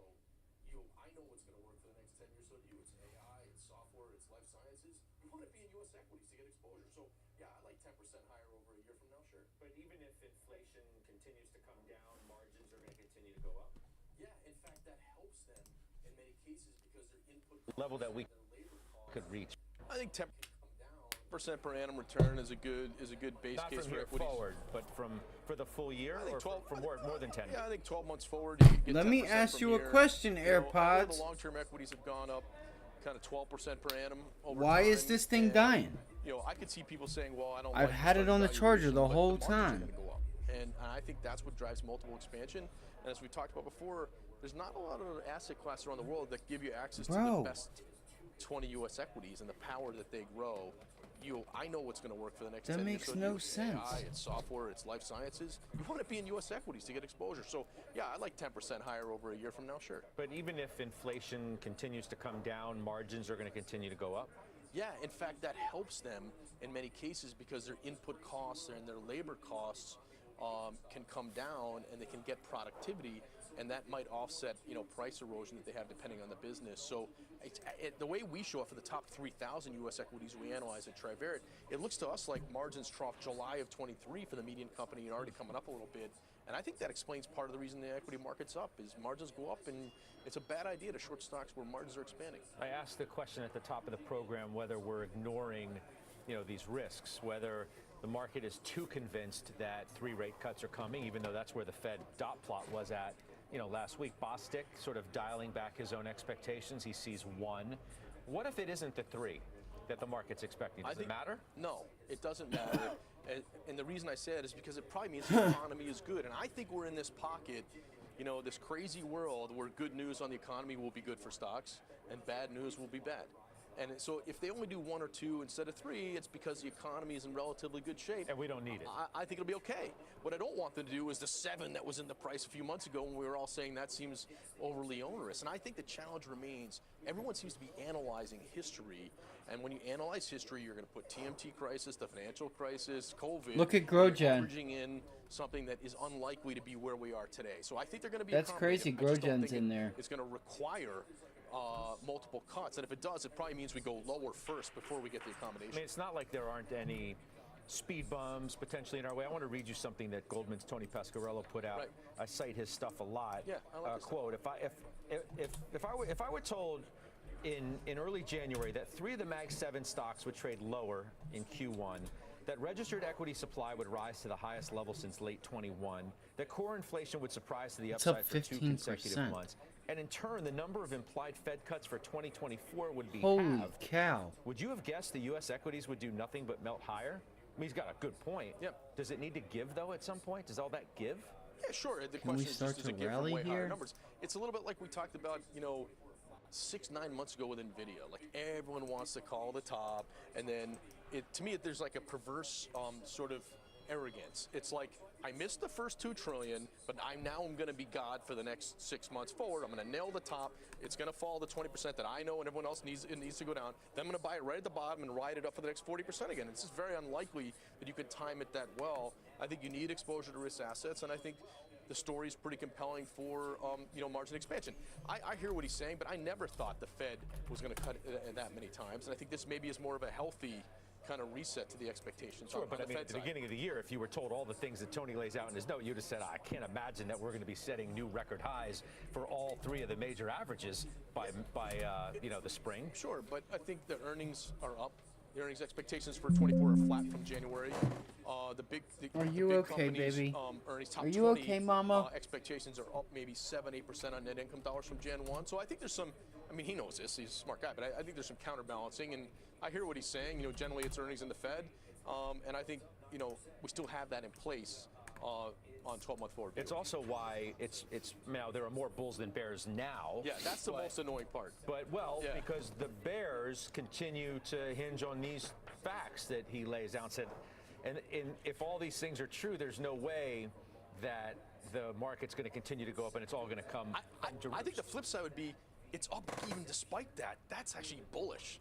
Like if you can take all those punches in the midsection and still be standing, then what if good economic news happens? Do you think that's the end? So I could see the counter argument too, which is market's done pretty darn well, been pretty resilient, absorbing some of these things, and so now I can look maybe a little bit of a cleaner slate forward for the next 6 months. You've endured a little bit of pain on the energy trade, which you continue to like, and you still do. I do. Now, month to date, it's led, so it's up 9%. Energy is. Yeah.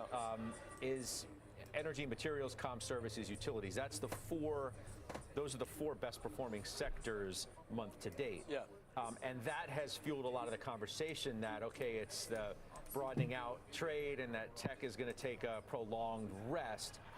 Are those sectors and that performance, is that the exception or the norm moving ahead?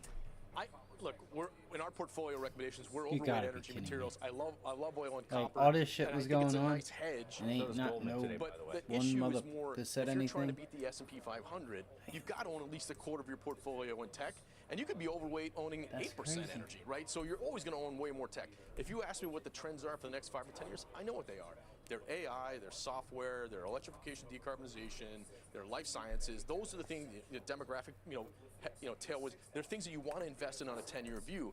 From the portfolio perspective, if I'm long AI and software, this is a nice hedge, and I think there are days that I can do okay. Obviously, if you get a day where NVIDIA and oil are up, then you're really going to outperform the way I'm positioned. But I just, I'm recommending positioning, but I think they make sense to own them, and it's because demand is going to exceed supply in the long term. I think the challenge Looks with like the energy dollar's going to and go copper is higher, I have no guys. idea in a 6-month view.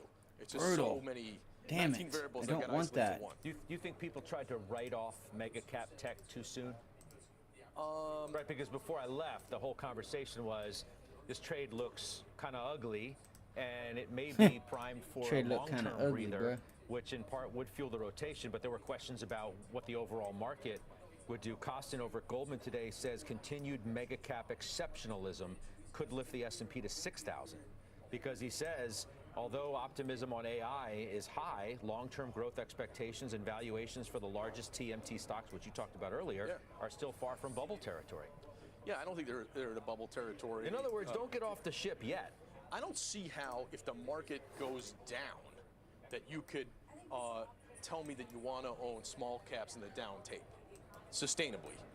To me, that doesn't make any sense. If you're very bullish on equities, then I could see you saying it's going to broaden because the average company will have margin expansion and it'll go up more and the earnings will go up more than the big companies. But being bearish and calling for a small cap rotation doesn't have a lot of precedent. It only happened in the TMT bubble. No, he's not bearish, by the way. No, he's not. No, I'm saying, so that's more what I get from investors is, oh, the market's a little rich and these guys will take a breather and I'll rotate here and I'll hold in. That part I don't really agree with. Yeah. Well, it may not work. We're going to get earnings coming up too. Let's bring in Mira Pandit of JP Morgan Asset Management. Yeah, can you guys believe that? We're going to start getting earnings coming back up. Do you agree? Do you differ with Adam's, what I think is fair to say, pretty bullish outlook for equity market? I think we're still optimistic on stocks for all the reasons that Adam laid out. Look, ultimately, the economy still looks like it's on solid footing. Labor market's still on solid footing. The Fed has really stuck to their guns. There wasn't a huge pivot this time around when we think about what their messaging was around what kind of cuts we can see this year. And underpinning all of that, look, if it was just a rally predicated on the Fed and growth, I would be a little bit more suspicious. But adding earnings growth to that is really important because even if we're seeing the economy slow back to trend, we're seeing somewhat of a desynchronization. That's what I wanted, gang. Profit story That's what I wanted. Even if we don't achieve that's what we want, baby. That's what we want to see this year. Even if we get half of that, that's we still need a it lot to better get than down what to we were the seeing Dow. last year, and there should bring That's more what it is, participation into the right rally. there. So the That's Fed what it doesn't is. matter, so to speak. Just like that. Unless like that. they have to hike again. And the chances of that seem to be extraordinarily low at this very minute. I hate to do it Knock to on you, wood, but he famously bang. said on That's going to mess March my 25th hourly at chart up now. 311.07. Whatever. Well, if you think about inflation, let's go back 18 months. All right, so the Let's go back a year. IWM When fell. we were worried about sticky inflation, SPY. it was inflation's going I'm to gonna get get stuck some more above coffee. 4%. SPY. Well, on CPI, we're getting stuck at 3%. 12. On PCE No, inflation, why is we're it getting all the stuck way around up there? 2.5%. So we've really recalibrated how much the market wants to get to the Fed's 2% target when the Fed all along has basically said, based on their projections, we're not going to get to 2% till 2026. So I think the market is very hasty in wanting to get there and thinking about what the Fed needs to do to get there, whereas the Fed's been pretty consistent. I mean, look at their projections of inflation. We are at their projection for the end of the year in headline inflation. We're 0.2% away when we think about core inflation. So we don't have to see a huge amount of progress, even if we're just staying where we are today, what was I to get to thinking those short? 3 cuts potentially. You think there's Even yield though risk, they already fell, but out banks? there, yields remain, Down. if they back up even a little bit further. There was a note out today that suggested maybe 4.35 on the 10-year is a key level to watch, that could put some pressure on equities. What do you think? It could, but again, I think if the earnings story overall holds together, that will be helpful. I think inflation will be key to that in terms of seeing that disinflation continue to support margins, but potentially it's a revenue story if disinflation starts to hurt revenue. So what I worry about if there's a negative catalyst for the equity market is in 3 weeks' time, we start to get earnings and you hear CEOs and management sound more bearish on the consumer. But I actually don't think that the rates being at 4.35 or 4.4, which is, again, not really where we think they're necessarily headed, is going to be all that injurious all these to other the equity places market. already told you. I don't think we're too optimistic about earnings moving forward either, because we're in a couple of weeks. They that's must all have we're gonna be already talking forgot about for a Nike, month. huh? Yeah, look, three quick things. There was One another is, company I don't, that believe that just anybody can't think of right now. could say, 4.35 is a level had a that hurts few of equity them markets. come out I've and heard say that, every level from 2 to 2.5 to 3 to 3.5. I don't think you can empirically show that. I think that's made up. If it works this time, the person will say they're right, but it's like me saying I bought Amazon for Kindle. It's irrelevant. Forget the number. I don't think there's a floor. I think if the economy grows and the 10-year backs up, it's bullish for equities. Even if the 10-year backs up, as long as you it continue should to back grow. up if the economy is strong. Okay, and that's what. How much you want it to back up? Isn't it already backed up? Yeah, but 4.35 doesn't seem crazy to me. Does it seem awful to you?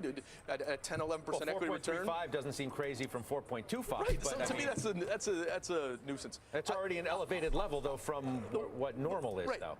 Maybe. But if it were 5, I wouldn't panic either if the economy was pretty good. I love the word you used. I've never used it before. Desynchronization. that's a long word, but I think it makes sense because a lot of the earnings cycles are not all going at the same time. We're used to like economic cycles, auto, housing, industrials all being at the same time. And I think because of COVID, things are cycling at different times, and that's the reason I think aggregate earnings can hold up okay.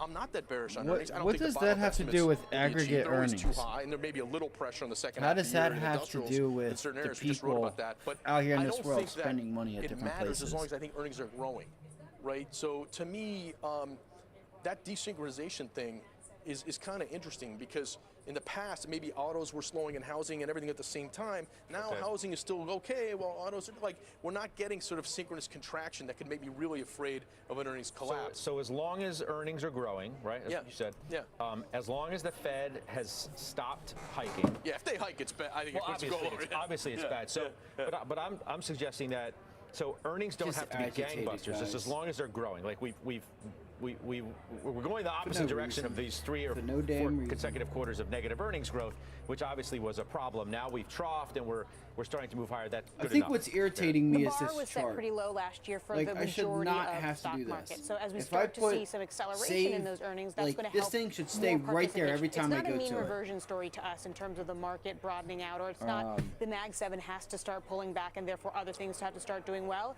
It's more a result of, well, earnings in most stocks last year A&F were is not getting great, and as they even Shake start to Shack improve a getting little bit, smacked. that's going to help them participate. And the Mag 7, look, when you think about the earnings growth potential there, if we look at it quarter by quarter, you're seeing some deceleration in the growth rate, but the growth rates are still strong. So I don't think it has to be a rotation as opposed to more participation. And you're seeing underneath the surface again a bit more dispersion too. Within the Mag 7, you have the best up double digits, the worst down Industrials. double digits, and that was not something that we saw last year. It's not something that we saw in 2022 when most of them were down. Shit, I forgot about. Seeing some of that really makes the case for being active even within a very small cohort of stocks. I'm trying to remember, I know I'm going to paraphrase, obviously, but when David Tepper famously came on when the Fed was, injecting all this liquidity and cutting all the way down after the crisis, it's like, well, what's going to go up? Everything's going to go up, right? Because you're just in a different regime as it relates to the Fed. Could we be in another period like that where if we know that the Fed is about to embark on a regime of rate cuts, do you need to be that selective within the stock market itself? So we spend a lot of time on that exact topic in a very quantitative way, more time on that than I spend thinking about whether the market's going up or down. Okay. And there's 4 or 5 somewhat nerdy things we look at. How much idiosyncratic risk is there? So are the stock stuff matter or not? Are the stocks correlated or not?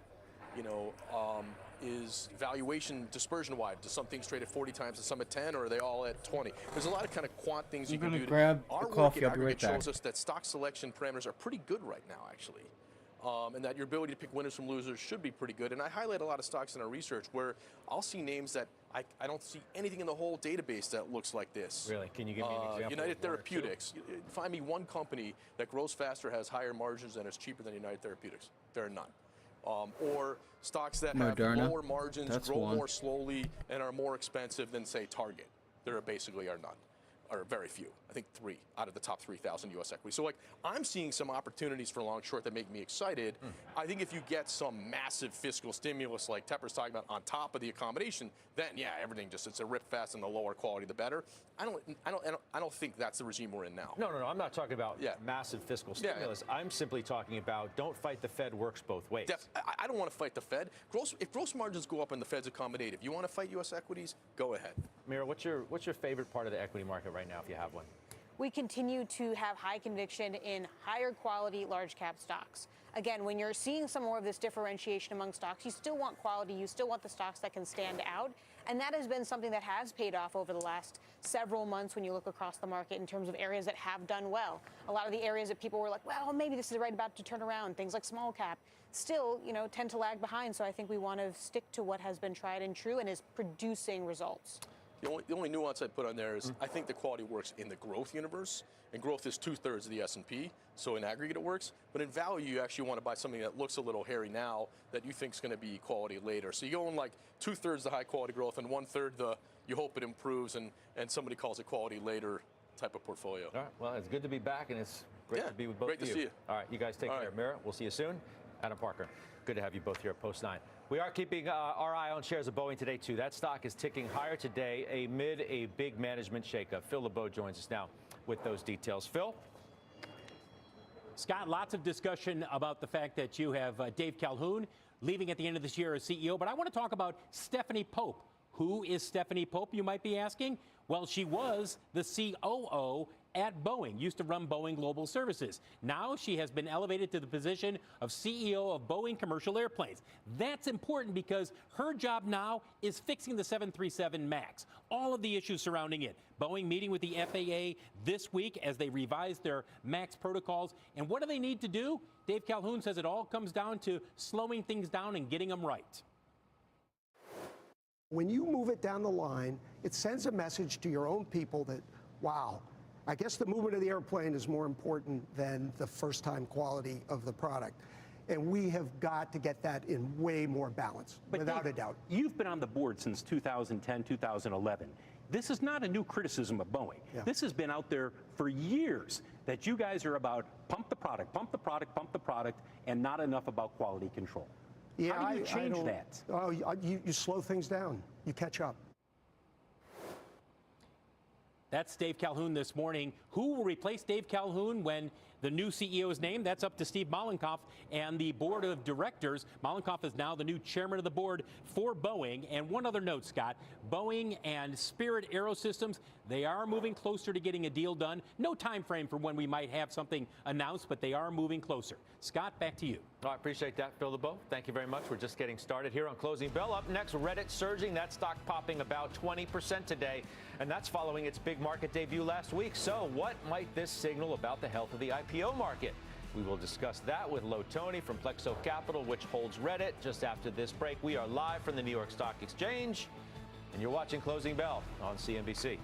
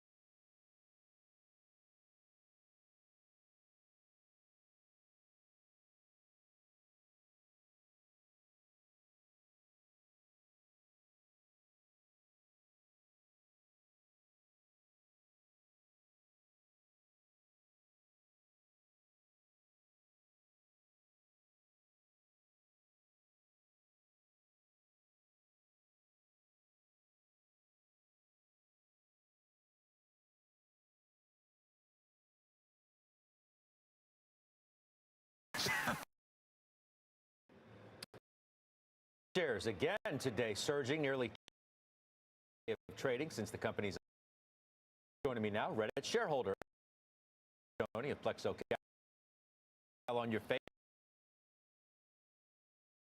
It was good sign not only for Reddit IPOs. See, I was going to ask you about that, whether this was just an idiosyncratic case of a company that's been waiting to go public for a while that finally did, and there's enough demand out there for it, or if it does really mean blue skies are ahead for the tech IPO market. You know, it's something that had been in the works for so long. I mean, Reddit has had a really long road to the public markets, but it's here now. I think everyone's super excited. But I do want to follow up on your question. I think this is a question everyone is asking. Does a successful Reddit IPO mean that the entire IPO window is open? And I think it remains to be seen. But one thing that we do know with certainty is that there was a lot of investor appetite during the roadshow for Reddit. And we see that it's continuing to hold up well. So clearly the market is signaling there's an appetite for more companies to come to the public markets. But, you know, there's some dynamics that I don't know why that happen that may not make that happen. It's not I think we charging need my to other probably see a AirPod. few more names enter the public market. And for some of these companies, they've raised a lot of money. And so they may not necessarily have that financial need. And at the same time, there are instances where the last private market financing may be higher than what the public market will accept as a public company valuation. But let me ask you about Reddit a couple more things. Volatility in the name, as I think about it, do you think it has the risk of what we witnessed during some of the meme stock mania? You may have some of the same types of investors in this name that could heighten volatility. Do you think about that at all? Is that way off base to even think about the kinds of trading in this which existed then? I don't think it's off base, Scott, and I don't think so because if we really think back to GameStop, you know, Reddit is feels the like place Tesla where gonna come in with a gap activity down. Like, happened to be if able I had to say anything make about those this stocks pattern very here, volatile. So I don't it put it screams outside gap of down. what could happen. I mean, that's obviously Gap. a risk, and I would even say, you know, Gap. the sentiment was a little bit mixed in God some of the damn, she forums. got a You know, gap. some of the people in the forums Right. are really excited. I think some of the people in that's the what I'm thinking forums with were Tesla. You maybe might a come in little with a bit gap down on negative, and Tesla. for multiple reasons. We'll One see if I'm reason right. is because, you know, look, let's be real. When we think about how Reddit makes money, it's monetizing the content of others. And, you know, I think there may be a little bit of negative sentiment around that. But overall, everything looks good. We probably would have seen more of that negative backlash if we were going to see it. We probably There are would have so started many to see it by lines. now. Like, But what is you this never up know. there? You never know how Why does there a line these up at forums are going 191.75? to play out. You're obviously We're at locked up 170. from doing anything Not in the 190. stock. Do you feel as though you're What a are you doing? long-term shareholder here? Well, at Plexo Capital, our primary focus is investing into the best companies and the best venture capital funds in And Reddit private is not one markets. of them. So we're holding only because we're locked up, and you know, we're not trying to make a play on public markets as to where the stock price might go. That's not where we play. Okay, let's talk big tech. Most specifically, the regulations. You have DOJ versus Apple. You have the EU, you know, probing three companies today: Apple, Google, and Meta. On the Apple thing first, I'm wondering how you view that. And through the prism of most things that I read over the weekend, immediately went back to Microsoft. And I feel like any time that we discuss any sort of probing of these big tech companies, we always come to the same end point, which is, they'll just pay a fine. And it's not that big of a deal. It's not material to the business. That's why the stocks don't react all that much. But then when you get to the heart of the matter, as some have raised in the articles that I read, especially with Apple and the DOJ, it's the great distraction that this activity causes, and that's the biggest issue of all, not necessarily the outcome. How do you view that? I think that is the right insight to have. When people think back to the Microsoft case, I think one of the things that people should think back to was a comment that Bill Gates made. And if we remember, you know, and even think about how these cases typically play out. Often they're looking backwards. And the place that the Microsoft case was looking backwards to was how it got to the point where it dominated the operating system. And so that's what the case was focused on. And what Bill Gates said is, at that point, it caused such a distraction that in his mind, in Bill Gates' mind, it helped contribute to him not being able to focus on the opportunities that were on the horizon looking forward, specifically around mobile, around music and digital format. And those were areas that we know Microsoft missed. Now, Microsoft obviously has come back, but I think if we were to really look at what Bill Gates regrets, I think he regrets not being able to focus looking ahead as he had to focus on this case that was really looking backwards. But and as you say that, I'm thinking about, so he is suggestive that, they missed out on these transformative trends that were taking place within the technology universe. And now, obviously, we're talking about AI. And That's though right. we expect Apple to come to the plate with something substantial probably this summer, they won't be first mover. They won't be first conversation grabber. So I'm not going to sit here and suggest they're behind, because they're a different kind of company with different kinds of products than, say, an Alphabet or a Microsoft. But it speaks to exactly what Gates himself was speaking about. Burgeoning new trends and being distracted by something else at a most critical time. That's exactly right. And I don't discount Apple's ability to be able to make something transformative. And, this is kind of Apple's playbook. They're not necessarily always first or at the forefront. I mean, they take a very measured approach. But nonetheless, yes, I mean, even though we'll see that Apple will have a complete staff of internal employees, some external folks, mainly from law firms, it won't completely insulate senior leadership from being a little bit distracted by this at a very important point in time when they do need to be looking ahead to how they're going to integrate AI into the next generation of phones that will come out, next year or so. Lo, I appreciate the insight as always. Thanks. We'll talk to you soon. Than's for having me. Yeah, Plexo's Lo Tony joining us once again on Closing Bell. Up next, banking So on a they're renewed still rally. We'll buying speak the with a dip. top strategist about how she Or at is least trading the months is it ahead and how Bitcoin that's investors should be buying the positioning their dip? own portfolios. Closing Bell's coming right back. Come on.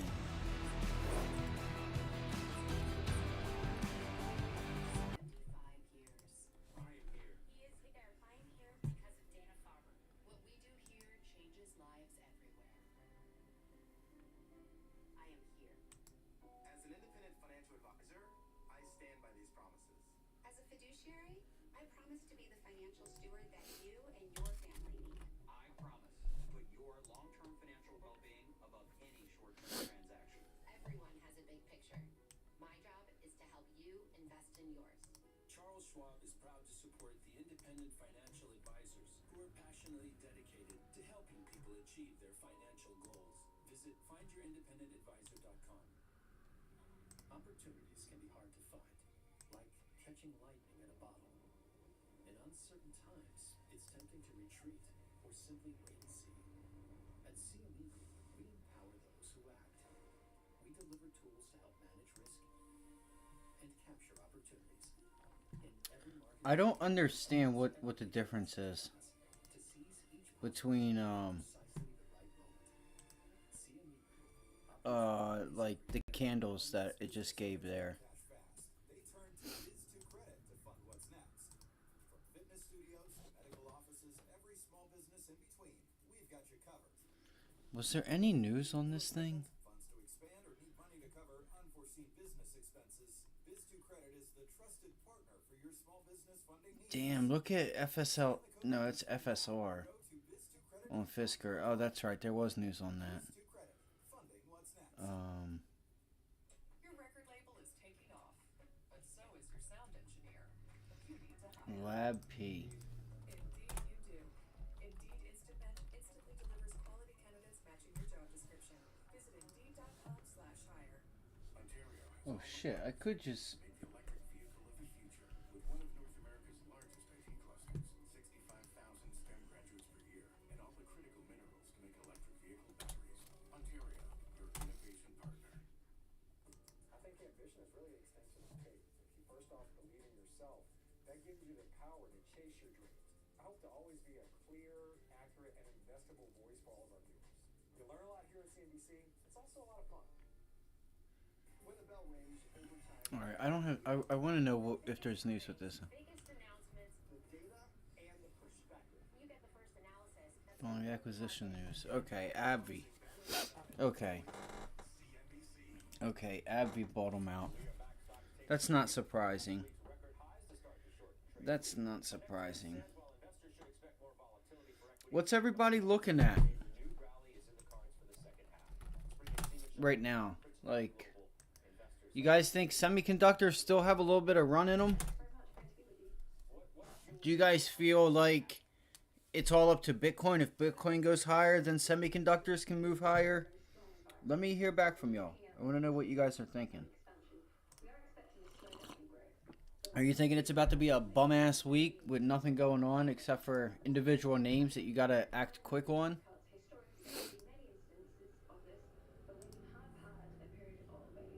There we go. Or we'll look at the S&P. We are back. Stocks taking a breather from last week's record highs to start the shortened trading week. My next guest says while investors should expect more volatility for equities in the coming months, a renewed rally is in the cards for the second half. Let's bring in Seema Shah of Principal Global Investors. Nice to see you. Welcome to Closing Bell. Red today, Thanks very much. Great to be with you. What fuels this rally in the second half? That's true. Right, I think there's a couple of factors. I mean, this is a very, very strong environment for risk assets. So we're looking at a continued economic expansion. We are expecting a slowdown in growth, but we're certainly, it doesn't look like there's any indicator of recession around the corner.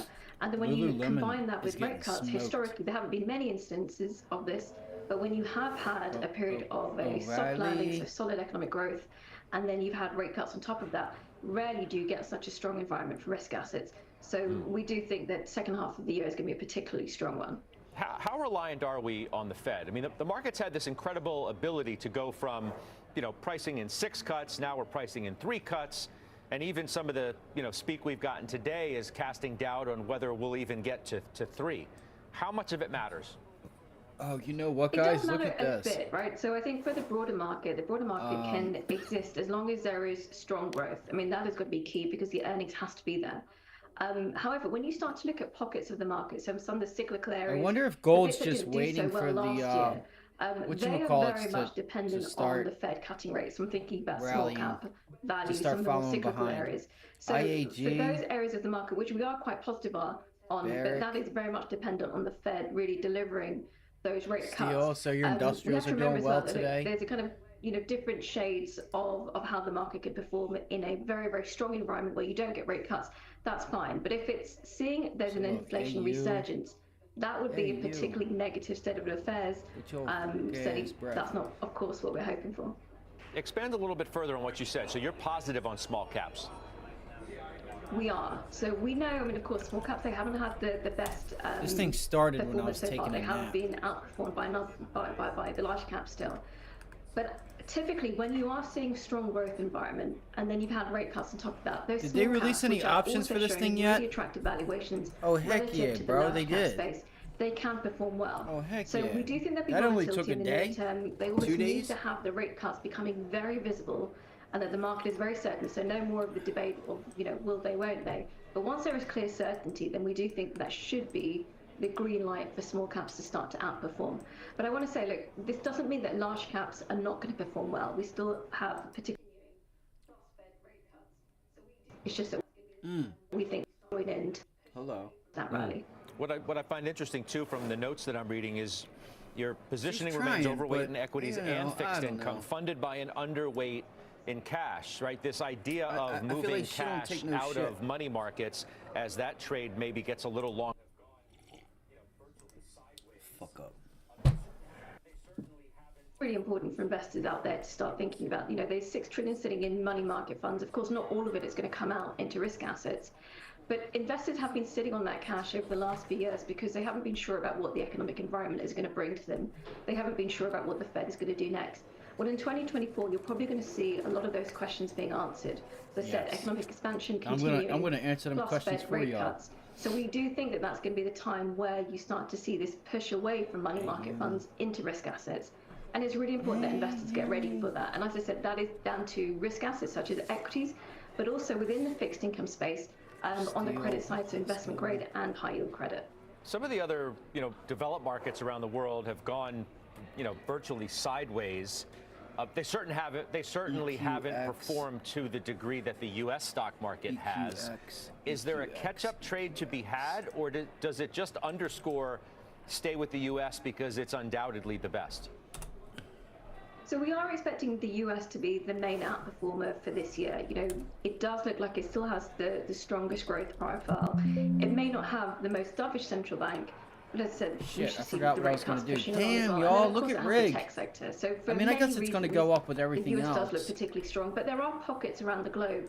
If you think about Latin America, where the equities are extremely attractively valued, probably the cheapest that they've been in the history that we look back since the early 1990s. On top of that, you have the fundamentals where their central banks are cutting rates, they have fairly strong growth profile, and on top of that, they have they kind of keyed into some of the secular drivers around reshoring. So there are a number of other markets out there, but at the moment, the one that we're looking at the most is, of course, the US at this stage. Right. We'll leave it there. Seema, it's nice to see you. Seema Shah joining us here on Closing Bell. Up next, we are tracking the biggest movers as we head into the close. Christina Partsenevelos is standing by, as always, with that. Christina. Well, we have two high-flying assets back in favor today. What's driving Bitcoin and super micro higher? That's next.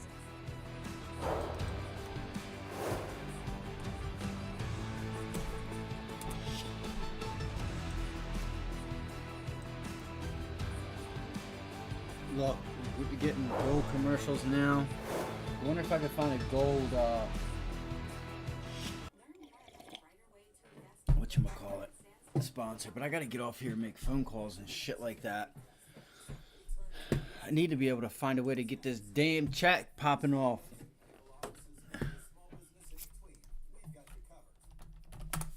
I'm gonna just sit here and talk to myself all day. I'll find the... Wait, let's see. Hood. I keep forgetting about Robin Hood. Alright, so, not Pinduoduo, but, RDT reminds me of PDD for some reason. Redid it.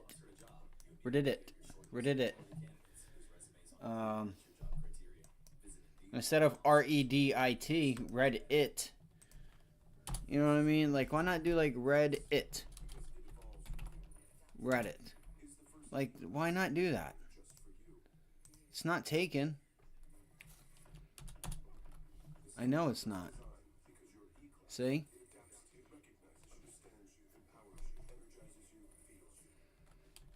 Or hell, even just spelling it out all, you know. R-I. Rio Tinto. Alright, I'm not going down that.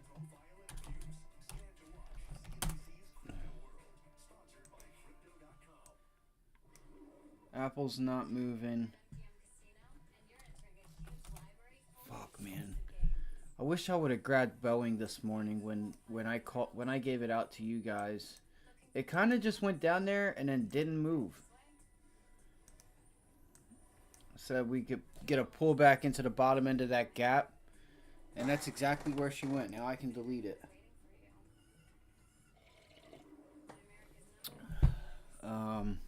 Disney. Disney's still screaming higher. Gone to 120. Carvana. That sucks. Too much, too quick, gang. Remove. And then AI. That was another name from this morning. It has not moved. So that was a good that was a good no trade on us.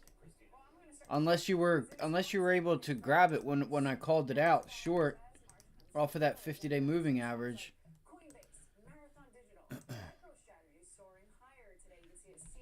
What other names do we have that are moving today?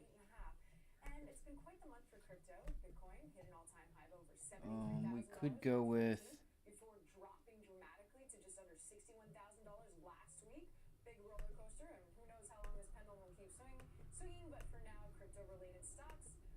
see are enjoying the upswing. High-flying tech names, super microcomputers, also on the upside today after JP Morgan initiated coverage of the stock with an Insurance. rating. Analysts said We're about 15 from the closing bell. Let's get back now to Christina Partsenevelos for a look at the key stocks she's watching. Christina. Well, I'm going to start with Bitcoin because it's once again hitting fresh highs of over $70,000 as March comes to a close. And that has sent stocks like Coinbase, Marathon Digital, MicroStrategy soaring higher today. You can see a sea of green. Down, bro. MicroStrategy up Mara 21%, is actually Coinbase almost up 8.5%. red. And it's been on the quite the day. month for crypto. So Bitcoin don't say hit that an it's all-time high higher. of over $73,000 March 14th before dropping dramatically literally to did. just under It went red. $61,000 last That's week. hilarious. Big roller coaster, and who knows how long this pendulum will keep swinging.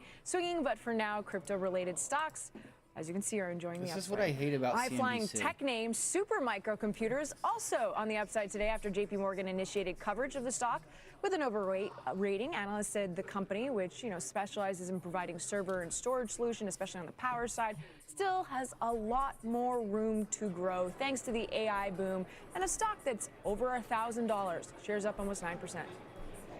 All right, we'll see you in a few minutes in the market zone. Christina Partsenevelos still All right, ahead. it's Disney shares about- are popping. We're going to we drill got down 15 on minutes what is sending left. that name higher. And the I'm latest done drama trying. in the I'll go company's over big some activist stuff battle, tonight too. and, That is and coming look up. and Closing see. bell coming right back. Clean some of these charts up. But so the Dow looks like it's made it back to the flat top resistance. IWM is setting up a good pattern here. All right. Billions in assets.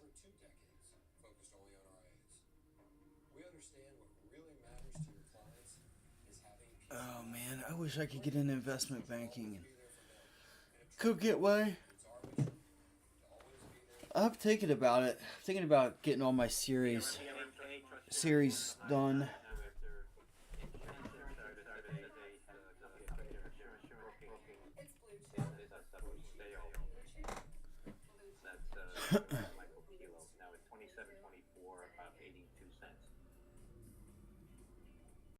The future is not just going to happen. You have to make it. And if you want a successful business, all it takes is an idea. And now becomes a future where you grew a dream into a reality. The all-new GoDaddy Arrow. Get your business online in minutes with the power of AI. I'm Tony Steve, digital strategist at AmericanEagle.com. Our clients have complex website and digital marketing needs. Badgley Mishka, a high-end fashion brand, needed to expand their online presence, reach new customers, and increase online sales. We solve digital challenges like this all the time. We implemented a I'm thinking about going short IWM. online sales through management of email marketing, paid search, SEO, and social media. For I'm results thinking about it. marketing solutions, go to AmericanEagle.com. At Corient, we provide unlimited access to the collective. Looks like we just broke that level too. Because the more personal your solution, the more powerful it is. Real wealth requires real solutions. It's time to join Corient.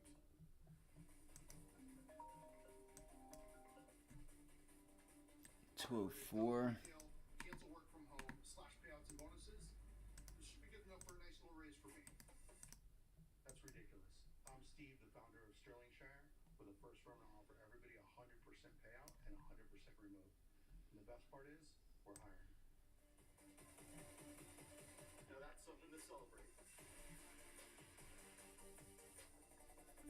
We're Mizuho. Sound familiar? It should. That electric vehicle IPO? Mizuho was there. That Hawaiian clean energy deal? We were there too. Anywhere you need a corporate and investment bank, we're there. Mizuho Americas. A name worth knowing.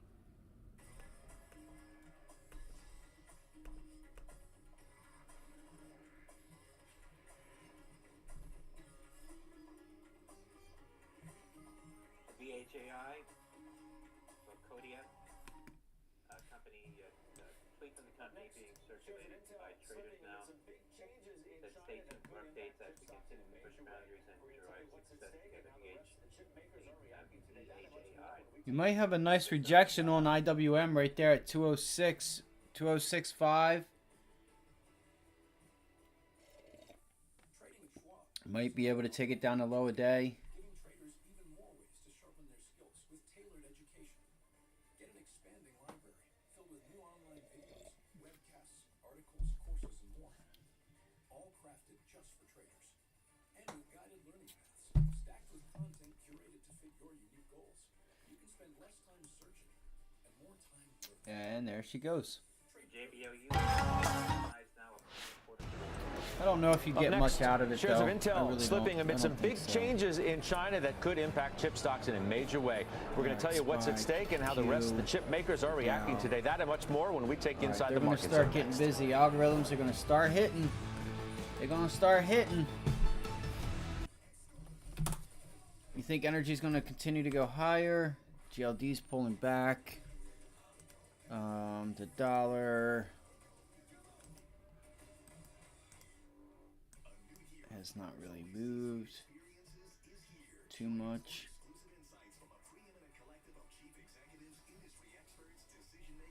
What a boring day. For real.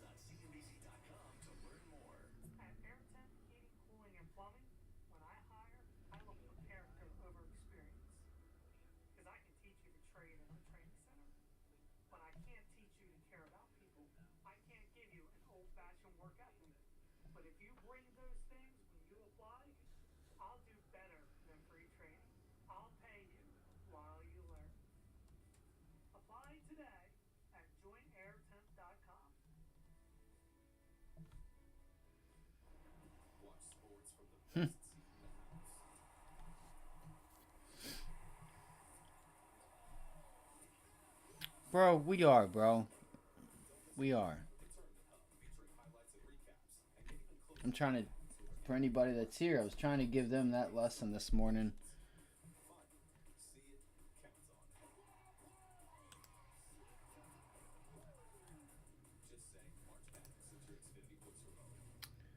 I guess that's about it for me, guys.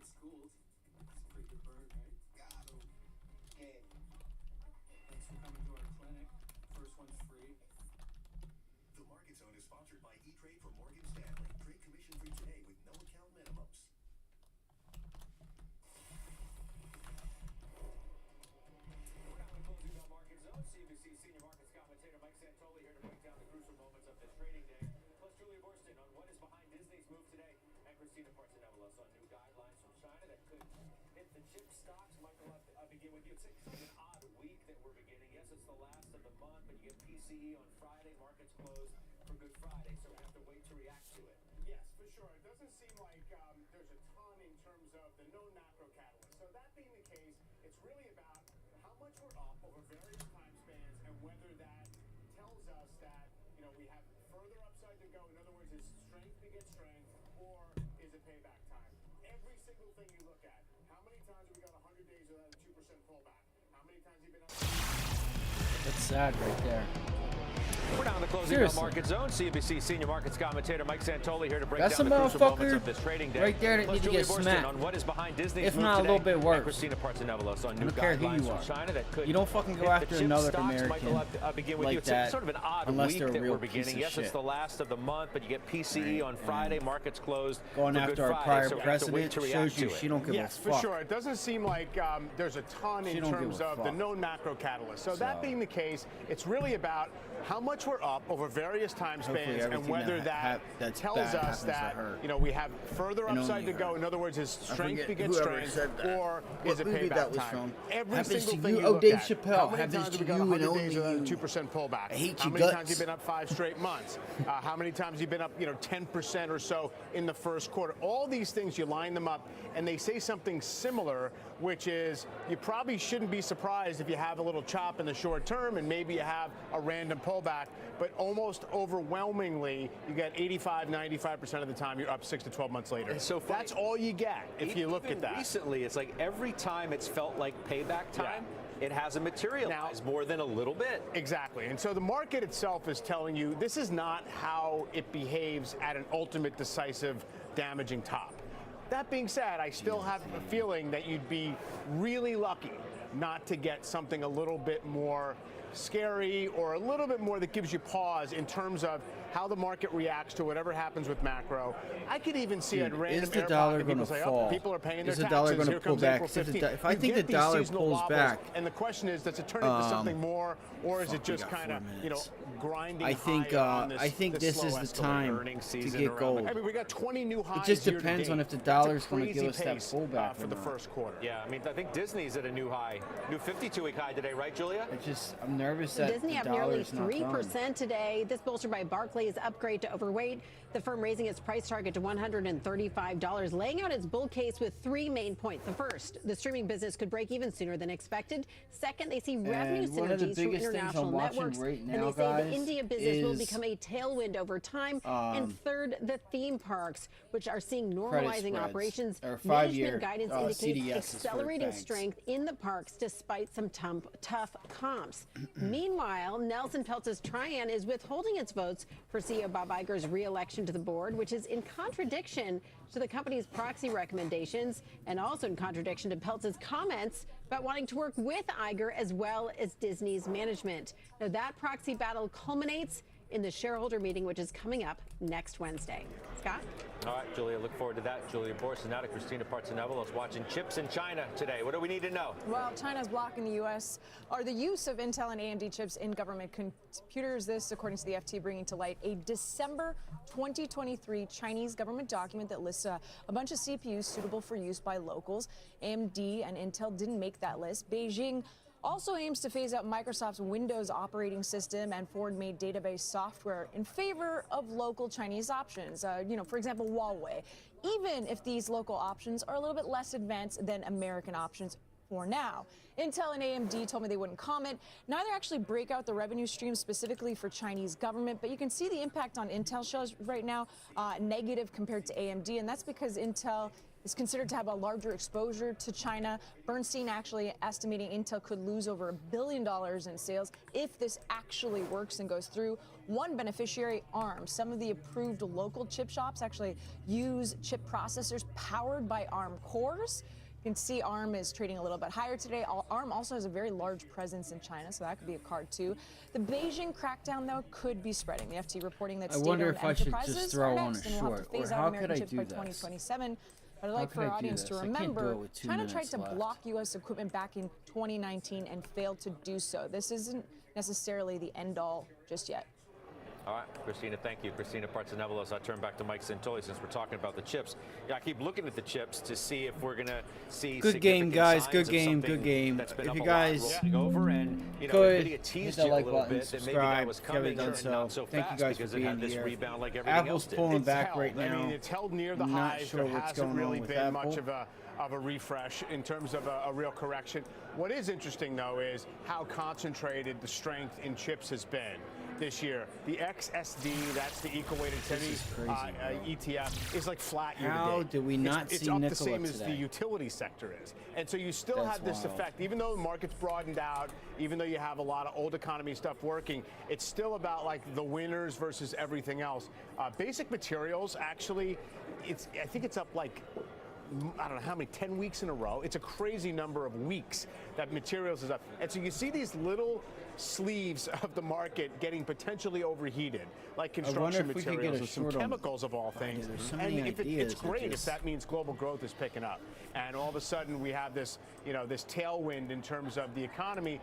If it's Good game, reflationary, guys. Good game. then I'm going to maybe turn we this get down a so I little don't bit of get. pause. The bond market Ding, doesn't ding, really ding, treat it ding, as ding, alarming ding, just ding, yet. ding. See what this month's Doesn't trade just get- becomes, whether it's the exception Smack, or here the it rule comes. for a couple of months ahead. Being energy. Good game, guys. last Good month, game. you Good mentioned game. If you materials made performing money, well. great. If you Text lost like number money, 6. great. Sure. So Hopefully let's you'll see learn what something happens from it. here and determine whether really a new trend is starting. Let's see what Apple is tomorrow so big brings. within S&P tech Maybe that we'll have a watch list that's later on. I Apple want to that- thank all of you that's guys for doing that. being But here. yeah, you're absolutely right. It's I you know, it love could each and just every be one of y'all. this sort of Let's see what type of interval earnings we of have. mean Let's see if we have reversion, and anything today. we Hold up. stretched Give it me 1 second. pretty hard in terms of the growth trade. Now the overall S&P, 15% above the 200-day average we clicked to last week. Usually that means stuff ought to slow down a little bit, or something's going to come along to destabilize it. But not yet. It's kind of low volume, cruising to the end of the quarter for the moment. Yeah, we do have certainly one PCE, even though the market's going to be closed. We'll be at the session Oh, we forgot about as we ring the SPR. bells today. I'll see you on the other side. See you tomorrow. Closing bell ends now into OT with John. Bro. Look, that's exactly what happened. It pulled back. That's crazy.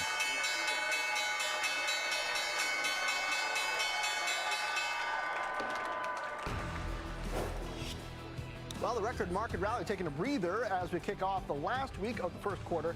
That is the scorecard on Wall Street, but winners stay late. Welcome to Closing Bell Overtime. I'm John Winners Ford. stay Morgan late. Brennan is off today. Industrials, which have been a big driver of the rally lately, are the biggest drag on the market, while energy is the best performer. Boeing, one of the bright spots in the Dow after CEO Dave Calhoun announced he's going to step down at the end of the year as the company deals with the 737 MAX crisis. Coming up, a top analyst on how that shakeup could impact the stock.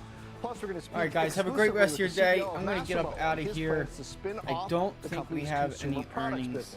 But first, let's get more on this pullback. Mike Santoli joins us now from the New York Stock Exchange. Mike, just like the market, you got to take a breather, I guess, for the past couple of minutes, but it seemed like a status quo day for the major averages, lower but not that much lower. The Russell actually did the best in the green. I struggle to find a narrative. Is this one of those pauses that refreshes? It's not too clear exactly if there was a main driver, and that's why the market, in this sort of self-satisfied way, says we'll probably just kind of churn around and tread water right near the highs, and really no harm done along the way.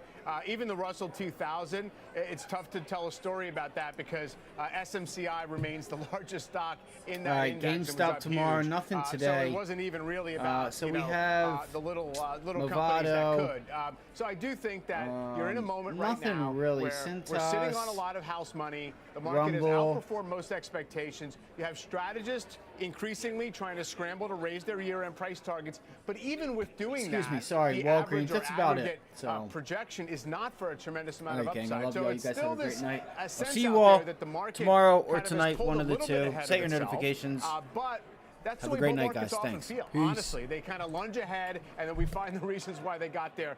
Bond markets calm, not giving the stock.